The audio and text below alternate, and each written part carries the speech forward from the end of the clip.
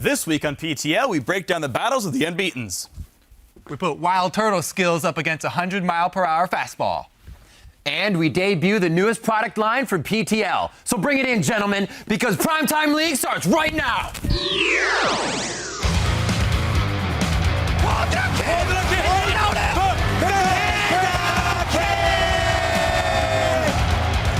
That is it! Rocket become the first team to take down Origin. Unlimited potential, ending EDG's spree. They just beat the best team in the world. Hey everyone, welcome to Primetime League. I am your host, Rivington Bislam III, along with my co-host, David Freak Shirley, who hopefully got his voice back after turning on Beast Mode in the North American LCS past week. Yeah, no, I can't be silenced. No, my voice is indeed back. It's going to be great. And honestly, it's a whole bunch of fun to be here today. We're going to check out a whole lot of League of Legends excitement from around the world. Yes, we are. And we are going to be heading over to the LCK to start things off, where SKT took on CJ Entus in the head-to-head battle of the LCK's only undefeated teams in the last week's BF Game of the Week. So undefeated teams, Coco and FLICKR, two of the most dominant mid laners we've seen so far this split. And game one starts with FLICKR being not in the mid lane. He's going to go gank top, level 11 on Victor, and 2 kills with Bengi taking the turret. Already has control. Even though he's getting pushed into the mid lane, he's always going to be grabbing stuff around the map, and he knows where to find it every time. Here going into Ambition, little edgy on the turret dive, but he knows his team is on his heels and would have given him safety anyways. Yeah, a bit of an ambitious dive, but FLICKR gets so far ahead. He rushed the tier 2 enchantment, got a Lich Bane as well, so his Qs are just stupidly strong, and he just one-shots so many people around the map. You're seeing just highlight clips of FLICKR evaporating tanks the entire game long. One more. Yeah, he's going to pick it up. FLICKR playmaker coming through 22-9. You can see how much of a bloodbath this was. And CJ really not able to put up with SKT here. It looked like they were going to be the ones to be defeated. Yeah, I mean, SKT are the dominant game one, and of course FLICKR, one of the best champions in the mid lane, Victor. He says, you know what, let's make it a little easier on you. Let's go for some mid lane. Master Yi gets a ton of help from his team and starts picking up kills. Great roam from Wolf here to start setting things up. Yeah, Bengi goes down, but it meant FLICKR got started. And when FLICKR gets started, he doesn't stop. Flash, one auto attack, turn away, cool guys don't look at ignite kills, and FLICKR starting out wonderfully, and everyone just keeps showing up mid lane to get FLICKR just a bunch of more highlight reels. This is the thing that gets me, is he just plays in his opponent's mind. They think they have the kill. FLICKR still knows he has the upper hand. 2v1, then a 3v1. FLICKR knows what he can do. Yeah, he goes down here, but he gets the better of the entire situation. That's one of those worth it in all chat things. I love that he didn't dive Urgot at the very beginning, knowing he gets swapped under the turret and waited for the position to be better. Absolutely. Like, knows his limits very well. This one is actually, FLICKR's not even in this one. It just shows how far away SKT is ahead now. Yeah. He's split pushing top lane. He's Good job, doing his own thing. Doing Master Yi things, but that's going to be the game. And 2-0 for SKT cement themselves as obviously the best team in Korea. Right now, they look too strong to be beat. Yeah. Kind of like that Worlds team we saw a little while ago. Yeah, it's looking that way. Used to be. During that completely dominant series, FLICKR channeled his inner mundo and just did what he pleased. Sounds like FLICKR. And it was tough, of course, for CJ right from the start of game one, as FLICKR ended with a 19 KDA on Victor. Yeah. Then, as we saw, he pulled out Master Yi, did it all over again. And in this 11 games so far this split, he's played 9 different champions, including like Aurelia and Master Yi, stuff that's like completely new, really. His only losses on Orianna. Not exactly a bad champion, though. Well, whatever he plays, Kino plays. So we get to see a few of those picks over in the LCS anyway. Great. It just goes to show you that FLICKR doesn't really live by the metagame rules. In fact, in a recent interview, he said that any champion can be viable in the mid lane. 저는 언제나 어떤 챔피언이라도 좀 미드에 사용할 수 있다고 생각하기 때문에 뭐 언제나 다른 픽을 사용할 수 있다고 생각해요. Makes sense. I feel like FLICKR's that guy that you could put him in any car against like a Lamborghini and he's going to be better. you could go same cars and it could be the car you've always owned for your life, but he's just going to be better. He'll beat you in a tricycle. That's right. He'll just pedal really hard. But that's like FLICKR. He's super confident, like in all of his interviews. Exactly. He's like, I've mastered every champion in the game. Have you really? But if he has, he has. He knows that max capacity for every champion, and he shows it on the Rift. Korea is now 2 matches into their 5th week of the summer split. So let's take a look at the standings. SKT, of course, remains undefeated, now out to a 6-0 start. And after sweeping CJ Entus this morning, Jin Air is right behind them at 5-2, with Najin EM Fire, KT Rolster, and the Coup Tigers rounding out the top 5. And while SKT remains undefeated over in the European LCS, 2 more undefeated teams were headed into Week 3 and looking to buff their win columns. The new Fnatic and some of the old Fnatic, a.k.a. Origin. First up was Fnatic, who had already taken down Elements before they faced the 4-1 Giants. So here we go. Giants actually have to a pretty damn impressive start to their split, being 4-1.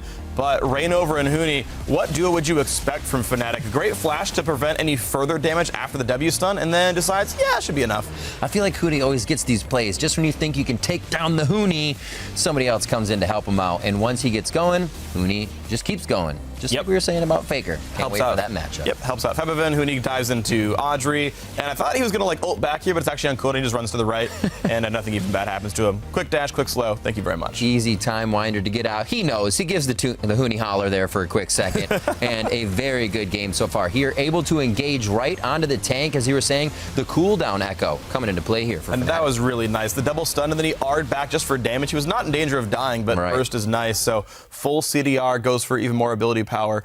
Squishy low cooldown echo worked really nicely in the top lane there. Absolutely. Those 2 wins have put Fnatic out in front with a 6-0 start to the summer split, and that's just 1 win shy of their best start, which was in the spring of 2014 when they went 7-0, and it's dead even with their start last split. And of course, they also had 2 5-1 split starts mixed in there. And don't forget that they hold the European LCS record for consecutive wins throughout a split, which is 9. They also came away as the split champions in every single split, other than that one last summer where Alliance beat them in the finals. So Fnatic still living up to that pedigree of best team in Europe. That's right. So it looks like history could repeat itself this week, although Origin might have something to say about it. So Fnatic did their job to set up a match of undefeated European teams. Now it was up to Origin, who had already topped Unicorns of Love. They're sitting at 5-0 into the 1-4 Rocket. But guess what Rocket has? Jankos, the First Blood King. Jankos, the First Blood King, coming in big on this one. The Lee Sin plays really helping out the team and really helping out Woolite this game. He was going to start padding the stats throughout this one. I can't believe that poor headbutt actually knocked him right into range of Amazing to get the second kill over. 8-3 in this one. Another great hook on a Mythy who ults slightly late, is so low that Ignite will actually take him down throughout this battle, giving more and more gold over to Woolite. And this was really just a great game of control. You can see already 3 dragons to 1 right now. Woolite picking up another double kill. These guys are confident right now, and it shows in the play in this game. Yeah, they are absolutely crushing, and it's a bunch of whole dive champions, right? Sivir plus a Nautilus plus a Lee Sin go and hit people. So as unfortunately Zero over the wall. ended Playful Trickster before the Nautilus will hit him, so still gets stunned. And it's just cleanup crew. I mean, Rocket just tenacious, a lot of damage. Who needs tanks when you're this far ahead in gold? Crushing Origin in the back line. 7-1-10 Woolite as they make their way onto the Nexus and take it down, taking down Origin and taking out that perfect record. It's very impressive that Origin kept their composure throughout the loss and even sent out this tweet after the game. Yeah, they definitely do need to get back into training if they want to build up some more steam. And rest assured, we will track their progress and blow the whistle if we see any more mistakes. That's right. As the teams now prepare for Week 4, here are the current standings of the European LCS. Fnatic continues their reign over Europe, riding on the shoulders of their 6-0 record. Yeah, who needs a loss, really? Meanwhile, H2K and Origin are dueling for that second spot with only 1 loss. Giants Gaming is surprising everyone, looking to challenge with only 2. And that brings us to our BF game of the week. Second place Origin versus first place Fnatic. And even though this is no longer a battle between the 2 undefeated teams in Europe, it remains a banner match between 2 of the top squads in the LCS. Plus, you can't deny the excitement that will hit the Rift as Peke and Soaz face their former teammates Reckless and Yellowstar. This BF game of the week will take place on Thursday at 11 a.m. Pacific, 8 p.m. Central European Summer Time. And now to help us shine a light on that match, let's bring in Effia Shaks de Portre to Primetime League. How's it going, Shaks? Well, I'm a year older, but none the wiser, Riffington. Indeed. Happy belated birthday. So before we talk about BF Game of the Week, you wanted to talk about Origin's loss to Rocket. Yeah, definitely, because a lot of people actually, frankly, expected Origin to go into Week 4 undefeated 6-0, but they got a loss from Rocket, which is quite unexpected because Rocket had not been on a roll up to then. But but the way Origin played was not very convincing. And to illustrate this, normally on average in the 5 games they played before that, they were 4,000 gold up at 20 minutes. Now they were only down 818 gold versus Rocket at 20, which is not even 1K. But the way they played off of that was just really, really telling. They hadn't played from behind in the LCS yet, and they kept funneling into these positions that they shouldn't, taking fights they shouldn't in choke points versus a Rumble or versus an Azir, and Rocket was just able to completely roll over them. I do feel like for Origin, it's a good thing that this happened before their matchup versus Fnatic, and at least they can learn from their mistakes and learn from playing from behind. That's an interesting take, and hopefully they do have enough time before they face Fnatic to shore up those problems. But let's bring Fnatic into the mix now and talk about this matchup. Yeah, well, obviously, Fnatic versus Origin, there is a bit, or I should say a lot of history there, because Xpeke and Soaz, who were members of Fnatic for so long, Xpeke left, built his own team in Origin, only Yellowstar was left, and now Reckless, of course, in Fnatic as well. And now these two teams are fighting each other for the top of the tables in the European LCS. What I know for sure is that it is going to be a very aggressive early game. Both D teams have shown to be very, very feisty when it comes to the early game. As an illustration, Fnatic up to now has had 27 kills and 19 deaths in the early game before 15 minutes. Origin is up there with 24 kills and 12 deaths. So if there's anything that's going to happen, it's going to be bloody, and I hope it happens as well. If we look at this matchup lane to lane, every single lane has an incredibly interesting story and just has a lot to look at. We start at the top lane. Soaz versus Huni. Soaz, for a long time, regarded as one of the best top laners in EU, but now Huni has taken that spot. He has shown a lot of champion diversity. There is some overlap there with Soaz in the Rumble, in the Hecarim, but it will be very interesting to see what he goes for. Will Huni be up there and step up and carry, or will they play more team play oriented or counter pick like they did with the Cho'Gath versus the Ryze?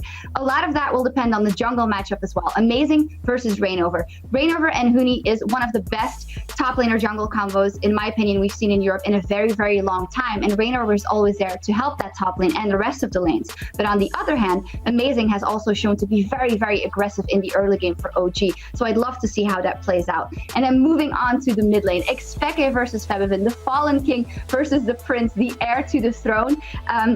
If you look at both of their playstyles, actually, they have been going for champions like Cassio, like Orianna for Xpeke, like Azir for Febiven, that haven't really been that explosive. But when it comes to the numbers in the early game, Febiven has definitely been more active. 5, 6, and 3 so far before 15 minutes, and Xpeke only 2, 1, and 1. So we'll have to see what they decide to do if Xpeke decides to be a little more aggressive in the early game, also coming off that loss from Rocket, and what happens. Then turning to the bottom lane, what an interesting matchup we have there. Niels versus Reckless. Niels, our week 1 MVP, exploding onto the European LCS. A fantastic Vayne we saw in his second game of the split, up versus Reckless, who has, of course, returned to Fnatic after his stint on Alliance and Elements, and, well, is now looking to show his true talent, because he's always been looked at as that fantastic AD carry in Europe, but now there's Niels there in the opposite lane against from him, who has been putting up fantastic numbers, and they wouldn't be anything without, of course, their support. Mithy on the side of Origin has been showing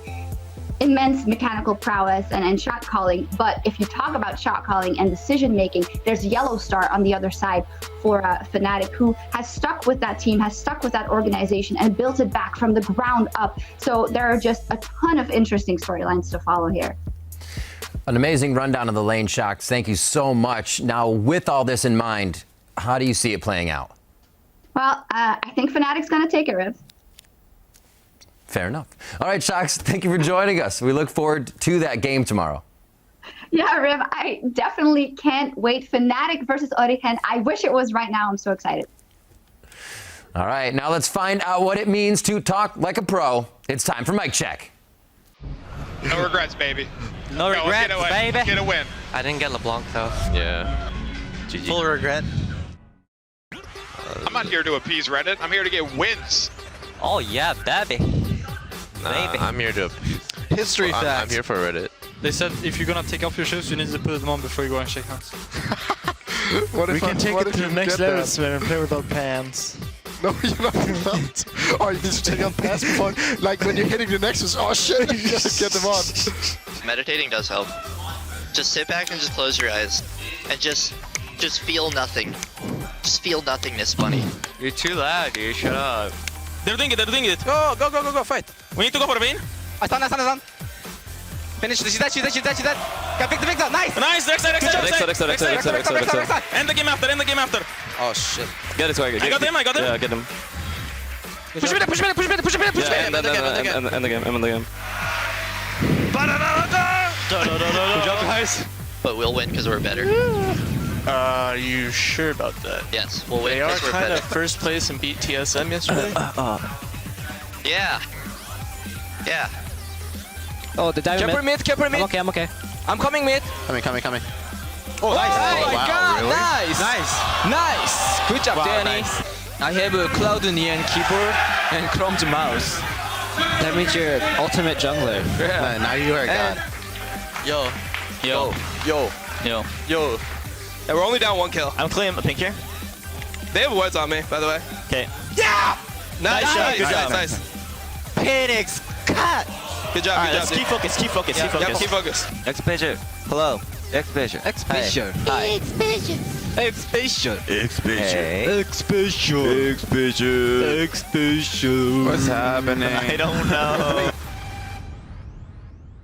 Well, that was especially fun. Let's turn to something a little bit more serious, though. China's LPL, and it's where Invictus Gaming aim to stay at the top of the table when they face down LGD. These are two of the very best teams in the spring split. They're certainly two of the very best in the summer as well. Star-studded lineups. All right, let's kick it off in the top lane then. Imp has some work to do. Defending world champion Imp gets a bunch of guys helping him tower dive. First, they go for level 3 jungler Kakao. He goes down. TBQ takes the exact right number of turret shots. Then it's Acorn's turn. Kites away. 1 turret shot away from dying. All right. Good start. Great juggling, great jumping. Let's do it again. It's like a circus. PYL. Summoner heal flash. TBQ takes, again, the right number of shots.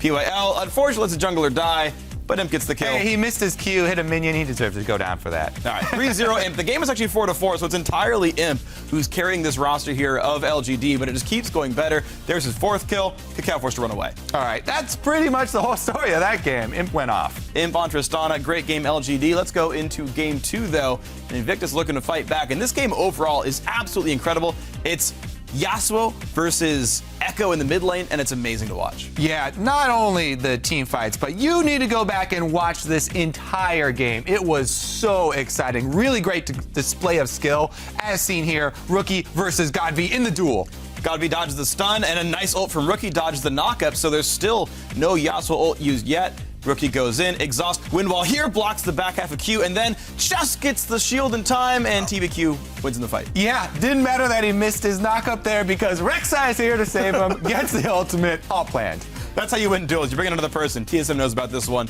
And again, the engage comes back in all over everywhere in the Dragon fight. Rookie ults back to the back line, then goes once again for the 80 carries, and just everyone keeps dying back and forth. Godv here, he's going to be the last man left after the pit here, though. Gonna run away. They take out PYL, and this is where he gets full credit back. Sweeps the ward, can't hit him, jumps over. Aurelia will not land a single ult the entire time. Shield comes back up, knock-up kill. Godv, beautiful 1v2. My goodness. Whew, the wind wall and dodging one of the Aurelia ults, so good. All right, here we go. The game continues. Such a close one. We have to do the fights and fast forward because they're so hectic and everyone keeps dying back and forth. But mid lane pick kills to start things out. Rookie now on the run, but able to dive back in, use the shield, get a whole lot more damage done. And Invictus Gaming, off the back of Rookie's Echo, just start killing everybody. Yeah, what a beautiful game. Sad that it's over, but they are not, so gonna take home the victory there. And we have someone on hand who couldn't stop talking about that last match, Julian Pastry Time Car. How you doing, man? I'm excellent, freaking Kobe. How are you? We're absolutely great. All right, Pastry, we've been talking about this game. Take us a little bit deeper into it. All right, so let's just talk a little bit about mid laners in the LPL. Everyone knows about Pon and how good he is. And, you know, there's plenty of other good players sort of hanging out there as well. But we look at Godv and Rookie specifically, quite probably the 2 best mid laners in the LPL. One's Chinese, he plays for LGD, that's Godv. And, of course, the Korean superstar, formerly of KTRs, that's Rookie there as well.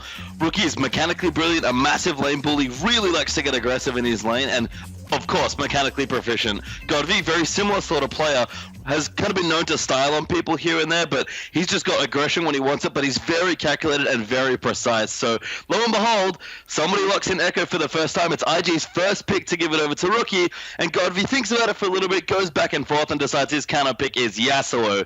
Now, these two champions, I'm sure you can imagine, really mechanically intensive, lots of really hard decisions to make, and what happened in this game between the two was just cataclysmic. Like, both teams played excellently, don't get me wrong. It was a super hype, 40-minute long, high execution, really, really close match of League of Legends, which is why it was so good. But these two mid laners literally went at it just for so long. The first duel in the mid lane was ridiculous, only just ending with a Godv victory based on TBQ coming in at just the last second. But if you go back and watch that, you see passives being dodged, you see Q's tornadoes being dodged by Chrono Break, you see like just so much interaction between these two teams. So that 1v1 duel was already pretty crazy. To top it off, Kakao manages to steal a dragon to start the next fight, which eventually leads to IG snowballing up the dragons and actually winning the game towards the end of it. And despite the fact that LGD are losing that team fight horribly, Godv somehow finds it in himself to literally 1v2 towards the end of the fight, with just some of the most insane mechanics I've ever seen. He's win-walling time winders. He's denying vision using a sweeper that we only caught in the replay of the fight. That's how insane it was. Like, every team fight was off the wall. The duels between Echo and Yasuo are awesome. I never thought I'd see two champions just go at it and be so much fun to watch. It was like Dragon Ball Z levels worth of epic as far as their 1v1 then. Just everything that happened in the game was awesome. Both teams played great. It's some of the best League I've ever seen them play, and for me, it was my favorite match at this point that I've ever seen, usurping even the Heimerdinger jungle game, which took a long, long time, but finally found a game that did it. The game, if you haven't seen it, just go watch it. It's awesome. Well, it's good to see that someone could top the Donger. Thank you very much for joining us. We'll be watching the games later this week. Yeah, I definitely agree. No worries. Thank you very much, freaking Kirby. I'll talk to you later.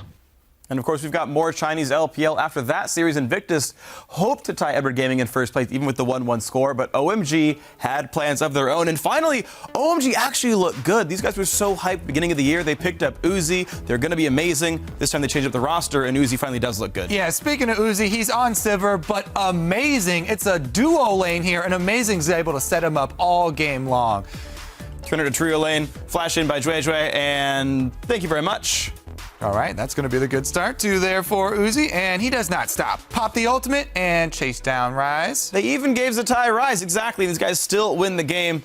Another kill picked up, 7-1. Uzi's in another fight. All right, Rookie died too. Mid lane, Riven not going the hottest, and a 20-minute surrender. OMG take game one. Oof, so many stuns and knockups to set him up. All right, game number 2. They get a lot of the same picks. They got Sivir again, they got Maokai again, they got Rek'Sai again. A lot closer of a game, though. Yeah, Zatai tries to be as tanky as possible. It's actually pretty close coming into this fight, but still easy to pick up. Xiang becoming the top laner for this team. Starts the game out well. All right, going to be a similar story up on the top side. Trundle all by himself. Does take a long time to go down, though. A lot of Hydra sustain. Yeah, really, really tanky, man. Just keeps hitting minions, keeps siphoning off stats, but eventually Uzi on Sivir doesn't have to pick him off. All right, so that's going to be another one for him. Down bottom, after they've gotten Baron, the siege begins. Yeah, 9,000 gold lead, 35 minutes in, and OMG actually play it pretty resilient. A Shockwave buys some time in the back line, but no one really overstays. The turret aggro's juggled pretty well. Xiang even survives in the back. Survives in the backside of that one. And Kid just gets wrecked by Sai and Cool. Oh, yep, and they'll be able to finish it out after that. So OMG able to pick up a 2-0. Over Invictus, very impressive. Speaking of impressive, Edward Gaming, #1 team in the world versus Unlimited Potential, the very bottom team in the LPL. Let's talk about surprising games here. Definitely the underdog coming into this one, Unlimited Potential. And here goes EDG. Pawn's going to start it off, but gets hit with the reverse. Yeah, and Scatch on 80 carry Urgot actually does some pretty good cleanup on the backside. Plenty of damage being dealt. Mako goes down thanks to Loong on this Hecarim, and there's just no pickups left available. So, okay, pretty decent early start. Now 8-4 in kills. Unlimited Potential still down in gold, by the way. But Def can't really go very far. Yeah, Loong all over him. Just sets him right up there for Echo. And he's going to find that last hit as well for Hecarim. 9-4 in kills. Now it's 15-8. Another dive, and it just seems like these guys can always disrupt the back line and start picking up kills with all the damage these guys have. Yeah, just charge right in here, tanking turrets, and they're going to finish off Mako as well. Really impressed by the Echo. He just sits there holding Turtle Dagger for the rest of the dive to happen, then backs out when all the champions are done. So somehow, game 1 got won by UP. Yeah. What's game 2? They took a game off the #1 team here. Oh, Fnatic Rush. They're going to surprise Koro. Yes, he was able to take away Hecarim, but not quite the same effect. Now, Heart gets thrown in by Kalista and helps him make that start well. Pawn can only cleanse and run away, try to survive as best he can. UP up 3,000 gold, and they find just more engages. Punish trying to run away. He will get killed for this one, but there will be some counterattack. Yeah, look at this juggling and the control of Koro right here. All of UP are going to give him distance until Twist Advance comes back up, goes right back in at the perfect opportunity. And look at Sketch. 10, 1, and 9 on Kalista. Make that 11, 1, and 9 on Kalista. The double lifesteal Hurricane. Hard carry Kalista. What an amazing 2-0 bottom over the top. Definitely very impressive performance and an upset. Absolutely. Now, after 4 weeks of games, here's what the LPL standings look like. Despite getting swept up, Edward Gaming remains at the top with 16 points, but QG and Invictus are right behind them. Meanwhile, OMG and Snake round out the top 5 with teams from Royal on down looking to move upwards. And let's head straight from China to the LMS, where a rematch of the spring playoff finals took place between an unbeaten AHQ Esports club and the Flash Wolves, looking to get a little bit of revenge. AHQ now unbeaten on a 6-series win streak, so the Flash Wolves really wanted this one. Actually subbing in MMD for Stake within this game 1, and it did not help in the beginning. Maple did have to come up, repair a few things in the top lane. Carso would also be there for the help, but Flash Wolves were able to actually turn this play out very nicely for themselves. First Dragon actually came right before this for them. Second Dragon came as a result of that play, but AHQ had something on their plate. They knew what they wanted, and they would focus to sub. MMD, like I said, in for Stake, he would kind of be a factor of AHQ to get back into this game. You see, once again, Righteous Glory, Mountain comes in right onto MMD once again, and some heck of a lot of lockdown coming in from AHQ there. They take him out. Maple trying to make plays now, but he himself gets outplayed in the top lane. The man in the mid cannot bring Flash Wolves back into the game. Outplayed here by Albus and Ann as he tries to use the Shadow to get back in for the kill, resulting in just too much of a lead. 13-5 now, 39 minutes in. Ziv 100 more CS in the top lane coming out of that game, and they were just able to completely take it over. Flash Wolves would try as they may coming into game 2 here. On to Maple, the first strike. They do keep him alive. Looks good for them in the beginning. This might be the game. Maple once again getting carried in. Stake, however, now back in for MMD, is a bit of the focus for AHQ to get back into this one. A misstep there by him as he gets hooked by Albus, and AHQ, as good as they are in skirmishes, are able to come up with more kills, one after the other here, right on the second tier turret in the top lane, and Flash Wolves are now on the back heel. As Flash Wolves was getting dragons with their good kills last game, AHQ is picking up all the dragons this game, making the pushes even stronger and the comeback even harder for the Flash Wolves. Sword out, even with Unbreakable Will, gets crowd controlled to death here, and you can just see how strong the composition was from AHQ coming in to bring out the 2-0 and stay undefeated in the LMS. After 4 weeks of matches and 2 more this morning, here's a look at the current standings in the LMS. With a sweep of the Taipei Assassins earlier today, AHQ remains the only undefeated LMS squad, and they own first place. They also have a 10-point lead over the Flash Wolves as the rest of the team struggle to find their game this split. Now let's turn our attention back to the European LCS for a minute, where the 3-2 Unicorns of Love hope to turn things around against second place, 4-1 H2K. Unicorns of Love bringing out Echo in the jungle. Kikis always with his ridiculous picks in that position. Let's see if that helps him out this game. It would be H2K starting things off early, already 3-1. 9 minutes in, and it looks like Power of Evil could actually pull off a play there for himself, but too quickly taken down. And Ryu on that Lulu, always quite a big focus for H2K, getting him fed. Not too many teams have good results with this. Here they flounder in the mid lane, back and forth. H2K have lost their mid, but a triple kill here coming up for Ryu as he gets another help picks Glitterlands, and a quadra kill for Ryu's Lulu in the mid lane. You don't see that very often. This guy, still the same smile on his face as always. 11-2 now, second place H2K, going even harder on Power of Evil as Hjarnen's able to pick up the Megadeth Rocket kill. It was a quick highlight, and it was a quick 38-minute game as H2K were able to take out Unicorns of Love. And that final match in Europe provided our 5th Echo pick of the week for the EU LCS. Now, guys, remember, we asked you last week to tell us how many total Echo picks would there be in the LCS. That answer was 10, 5 in Europe, 5 in North America this weekend. Now, 5 of you got that answer correct, so congratulations to the winners who guessed that there would, in fact, be 10 Echo picks this week in the LCS. And we also had a bonus question to get into the PTL Hall of Fame. That was how many kills would Echo get this week in the LCS? That answer was actually 47. Unfortunately, none of you guys got that answer right, so apologies. No new Hall of Fame members this week. That's okay, though. Let's talk about Echo a little bit more. In his 10 games in the LCS this week, we got to see just how he performed. He was 2-0 in the top lane, 1-2 in the jungle, and 1-4 in the mid lane, despite a monstrous 4.5 KDA. Just unfortunate they didn't win those games after all. But, top laners 2-0. Maybe you guys want to add him to your pool. Anyway, speaking of mid laners, earlier we heard FLICKR say that any champion in the game is viable in the mid lane, and that got us thinking. And in turn, it made us want to ask you guys, what champion do you want to see FLICKR play in the mid lane next week? If we really like your answer, we'll put it up in the show. And maybe if it's really good and it's really special, we'll put it in the PTO Hall of Fame as well. I'd like to see FLICKR go back to, if he has played at a mid-Kennen. Maybe not in professional, but I'm sure he could. See? It's a good pick. It's a good pick. Let's bring it home now to North American LCS.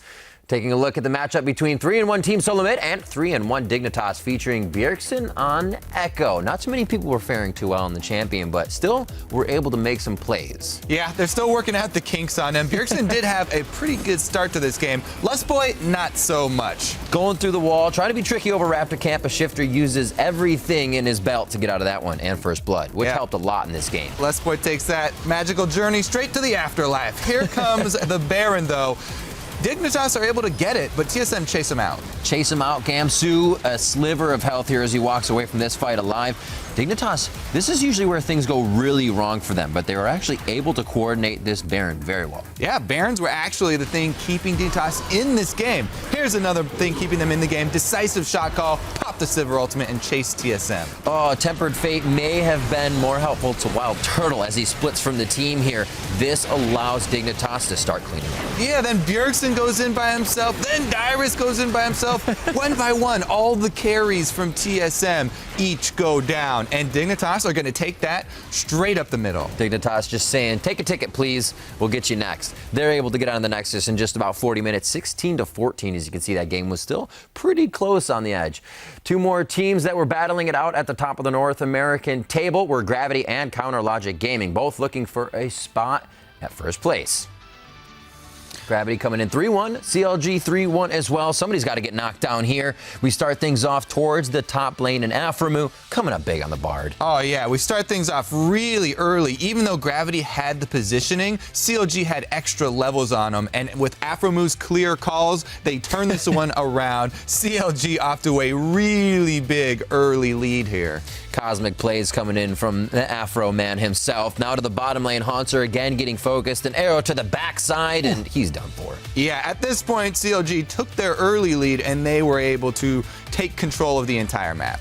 Gravity here kind of going for broke. Bunny Fufu actually goes back into this fight after the fact, and it looked like Gravity was okay, able to stave it off, and they just kept losing more. Gravity kept trying to fight back, but too big of a gold deficit. They weren't able to make it work in the end. Valiant effort, though. Counter Logic Gaming staying to their old ways now, keeping the rotations going, picking off teams when they can, and coming up with wins all around the board.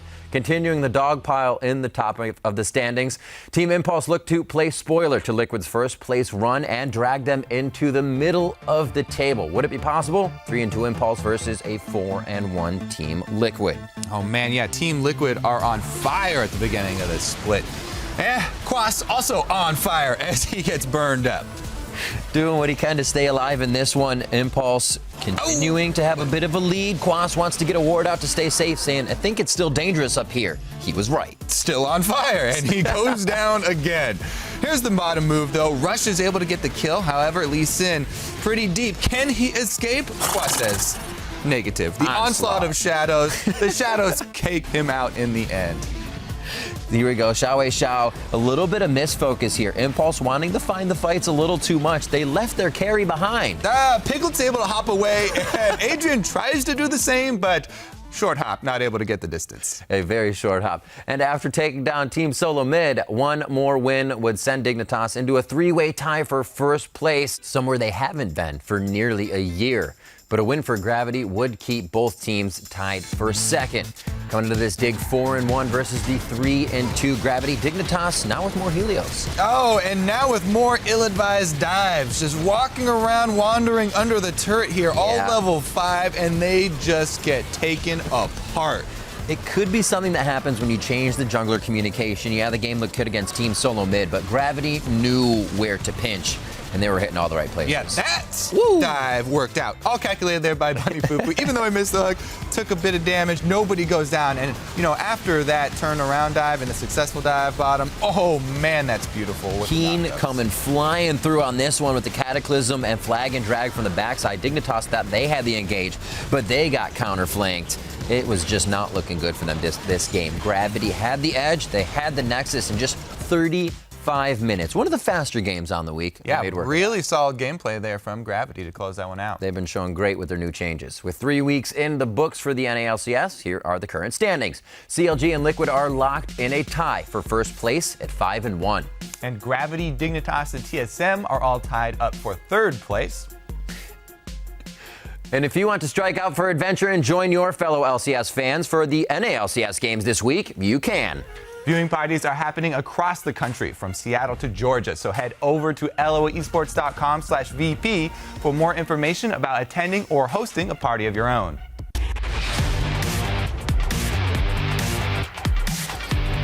Okay, everyone, let's head over to the League Laboratory and take a look at things by the numbers. Today, we want to look at the reaction time that Wild Turtle had on that Kalista game, dodging the flash ult from Malphite that Smoothie was playing. Even if they have Wild Turtle down here in the bottom lane. Whoa! What a reaction time. Holy crap. So we had the observers go back over the footage frame by frame, and they found that Wild Turtle's reaction time in that play was 0.34 seconds. Now, I want to give you a little perspective on that. A batter in the major leagues has only 0.38 seconds to react to a 100-mile-an-hour fastball after it leaves the pitcher's hand. And it takes a 150-mile-an-hour tennis ball serve 0.35 seconds to reach the other side of the court. Plus, the time that it takes for an average human to blink is between 0.3 and 0.4 seconds. So if you blink during that play, then you missed it. Now, there are a couple of things that you can do to make reactions like this easier to pull off.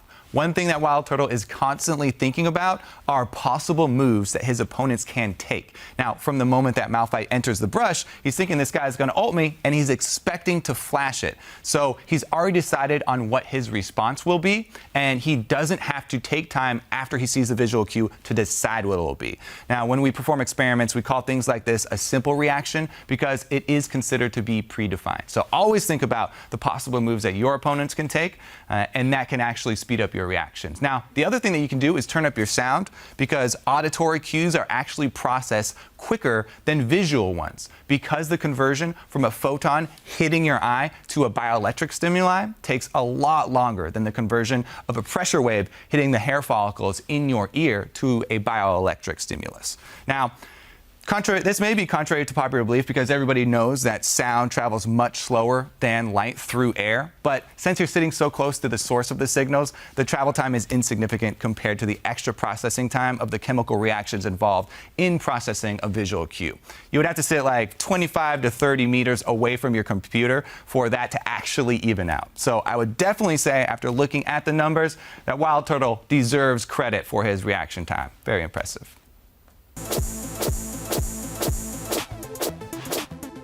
Now it's time to check in on Primetime League's Fantasy League of Legends Legendary League and see how I'm doing. As you can see, I crushed Chandler last week, and as you can see, 95% of you were also with me in this one, so thank you very much for remaining faithful in light of the zombie apocalypse. Now, rounding out last week's action in the league, Mark Merrill took down Gordon Hayward, the Dragons narrowly lost a quick shot, and Rick Fox trounced Dante Basco. Looking ahead to the matchups this week, either the Dragons or Gordon Hayward will get their first win. Rick Fox faces down Chandler Riggs, and Dante Basco and Quickshot will do battle to see who has the better hair. It's obviously me. Now, the head-to-head of the week, though, features myself, naturally, and I'm going up against Mark Merrill in a battle of undefeated teams. So, GG. Congrats on your win, Mark. You'll have the trophy at the end of the season, etc., etc. No, but seriously, I'm not throwing for anybody. So if you think that I can win and somehow keep my job, tweet #FreakWin. Or if you think one of the founders of the company can take it down, then tweet #MarkWin, and that is Mark with a C. Now, while you tweet your predictions, let's turn to the Fantasy LCS and help you get your rosters ready for this week. Up first, we've got the studs, and Hjarnan is the brain. He was the studliest of them all, earned 80.7 points for the week. H2K, of course, crushed. They've got 4 straight wins. CLG Doublelift was right behind him with 74.4. And by the way, Doublelift is the highest earning player in fantasy period right now across all the weeks. Finally, Bjergsen rounds out the top 3, 64 points for him. And even though TSM went 1-1, Bjergsen continues to put up absolutely great numbers. Obviously, you're going to keep playing this guy. Now, on the flip side, there are the duds. Now, the Unicorns lost twice last week, and so Vardogs is the guy who hurt the most. The ouch column, 3.8 points for him per game. Pretty rough. Now, despite Dignitas doing fairly well, Core JJ was lagging behind, averaging only 11.6 points, and Elements have now lost 5 games in a row. Their last 2 losses from this last week saw Froggen only finish with 11.8 points per game. Not great stuff. Now it's time for the alert horn. It is sounding for these players, so continue to take immediate action when we give you these warnings. Slooshy is taking a leave of absence from Team 8. Golden Glue stepping in. If you have faith in Team 8, maybe play Golden Glue, but definitely don't play Slooshy. He wasn't even doing very well in the first place, so whatever. Next up, Rocket is looking to continue improving, but they're benching Woolite. He's gone. Mr. Rollis is in, so even though Rocket's a good team, this player is going to score you 0 points. So, Mr. Roz, if you want it at all.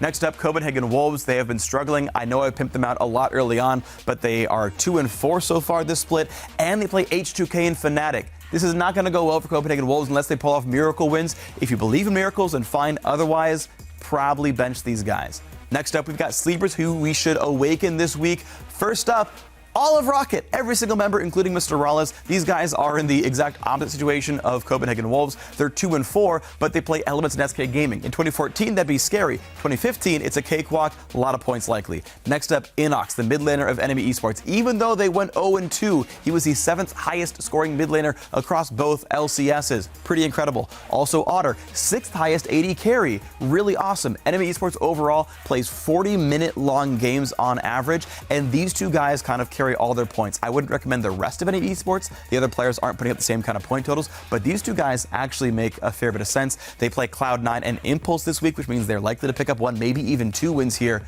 and it's not looking too bad for these two. So smooth out your lineups with these notes in mind, and hopefully your own game will improve. If it doesn't, just remember it's all a fantasy. We've gathered up the top plays from around the world and mashed them together for you in an easy-to-digest format. So prepare to be amazed in what Smeb's Ribbon can now call the Penta. In a quick flash, Wild Turtle dodges the unstoppable force in our number 5 play. Whoa! What a reaction time. Holy crap. Jeez. Rumbling in at number 4, Shy's enemies went up in flames in this 1v2. Down the ultimate as well. Shy drops that equalizer. Mara getting very low. Barely gets out of that flame spitter. Can Shy finish him off? The shield is not quite enough. And it looks like Bengi's going to clean this one up, but Shy able to grab himself. Oh boy. Whoa! Shy with the 1v2. At number 3, Rookie and Godv's duel took our last breath away. Parallel convergence goes down. Timewinder hits in there as well. Godby beats the wave, but the Chrono Break dodges the tornado. Rookie now going to dive back in, but Rookie chances with the phaser. Godby coming through. Timewinder gets cancelled. Glenn's flash there. Godby still alive. Ulti there from TBQ. Ridiculous. How do we even comment on this 1v1? Because it lasts so long. You can see 2 stacks on the tornado knocked up now by Yasuo. Actually dodges it with the ultimate. Turns back around, uses the dash to get in. The passive just ran out there from Echo though. Big factor in this 1v1. The wind wall stopping the second half of that Q. Massive save. Oh my god. But at the same time, the Rek'Sai knockup giving Yasuo the ultimate. Dashing in at number 2, Smeb's top lane Riven picks up the first pentakill of LCK Summer.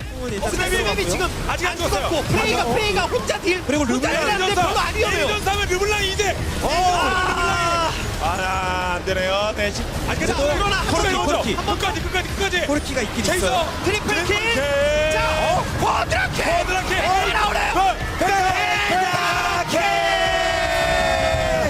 And Godby is back at number 1 because he's a god. Yasuo gets the knock, rolls down, gets the kill, drinks out the tie, gets his flow back, and kills the tie, somehow gets the double. Unbelievable. He gets that second ultimate, uses the sweeper, denies vision, knocks him up, gets the auto attack into crit, dashes through the wind wall as he places it down a second time. And he has the shield, gets the knock up. So much work there from Godby. Really amazing stuff there. Next level sweeper plays coming out of the LPL. Godby indeed. Yeah, right there. As always, we love it when you help identify your favorite big plays from the pros. When you see a moment worthy of being included here, tag it with #ThePenta and send it to us at LOL Esports. That's right. And it looks like we're finally at the end of this episode. Thank you for joining us, and everybody... Not so fast, Kimosabe. Before we leave, Kiwi Kid shows us how to nail Flash Tibbers in our last hit. Dignitas, the question is, how do you get yourselves back into the game where you're so far behind, aside from just waiting for Azir to power up? I'm going to say they need to make a flash play from Kiwi Kid. That's what Dignitas always turn to in their times of need. They really need a big play from Annie. And this is the type of character that Kiwi Kid loves because it's a game-changing character. He can turn the tides of an entire game by landing a multi-man stun. Oh, there's the... What? Not the play I was looking for. What? He sees saw a ghost. Hello?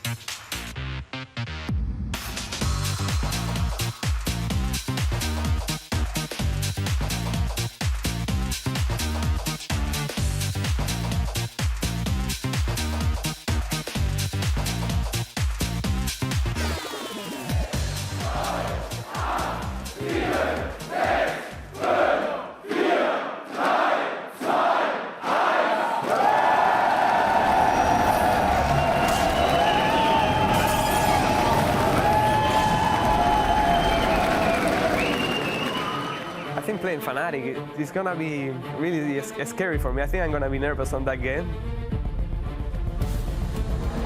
Last year was Reckless, Yellowstar, XPK, SWAS. Everyone was the same teammates. There will be something extra there. Even if you say there's not, there's always this thing that you're like, I just want to win even more, you know? You have a lot of hype. You don't want to disappoint people. I think both teams will put their best to win. They are not gonna want to lose to the whole team. Some of the Fnatic players against the other half of the Fnatic players. What are you going to root for, you know?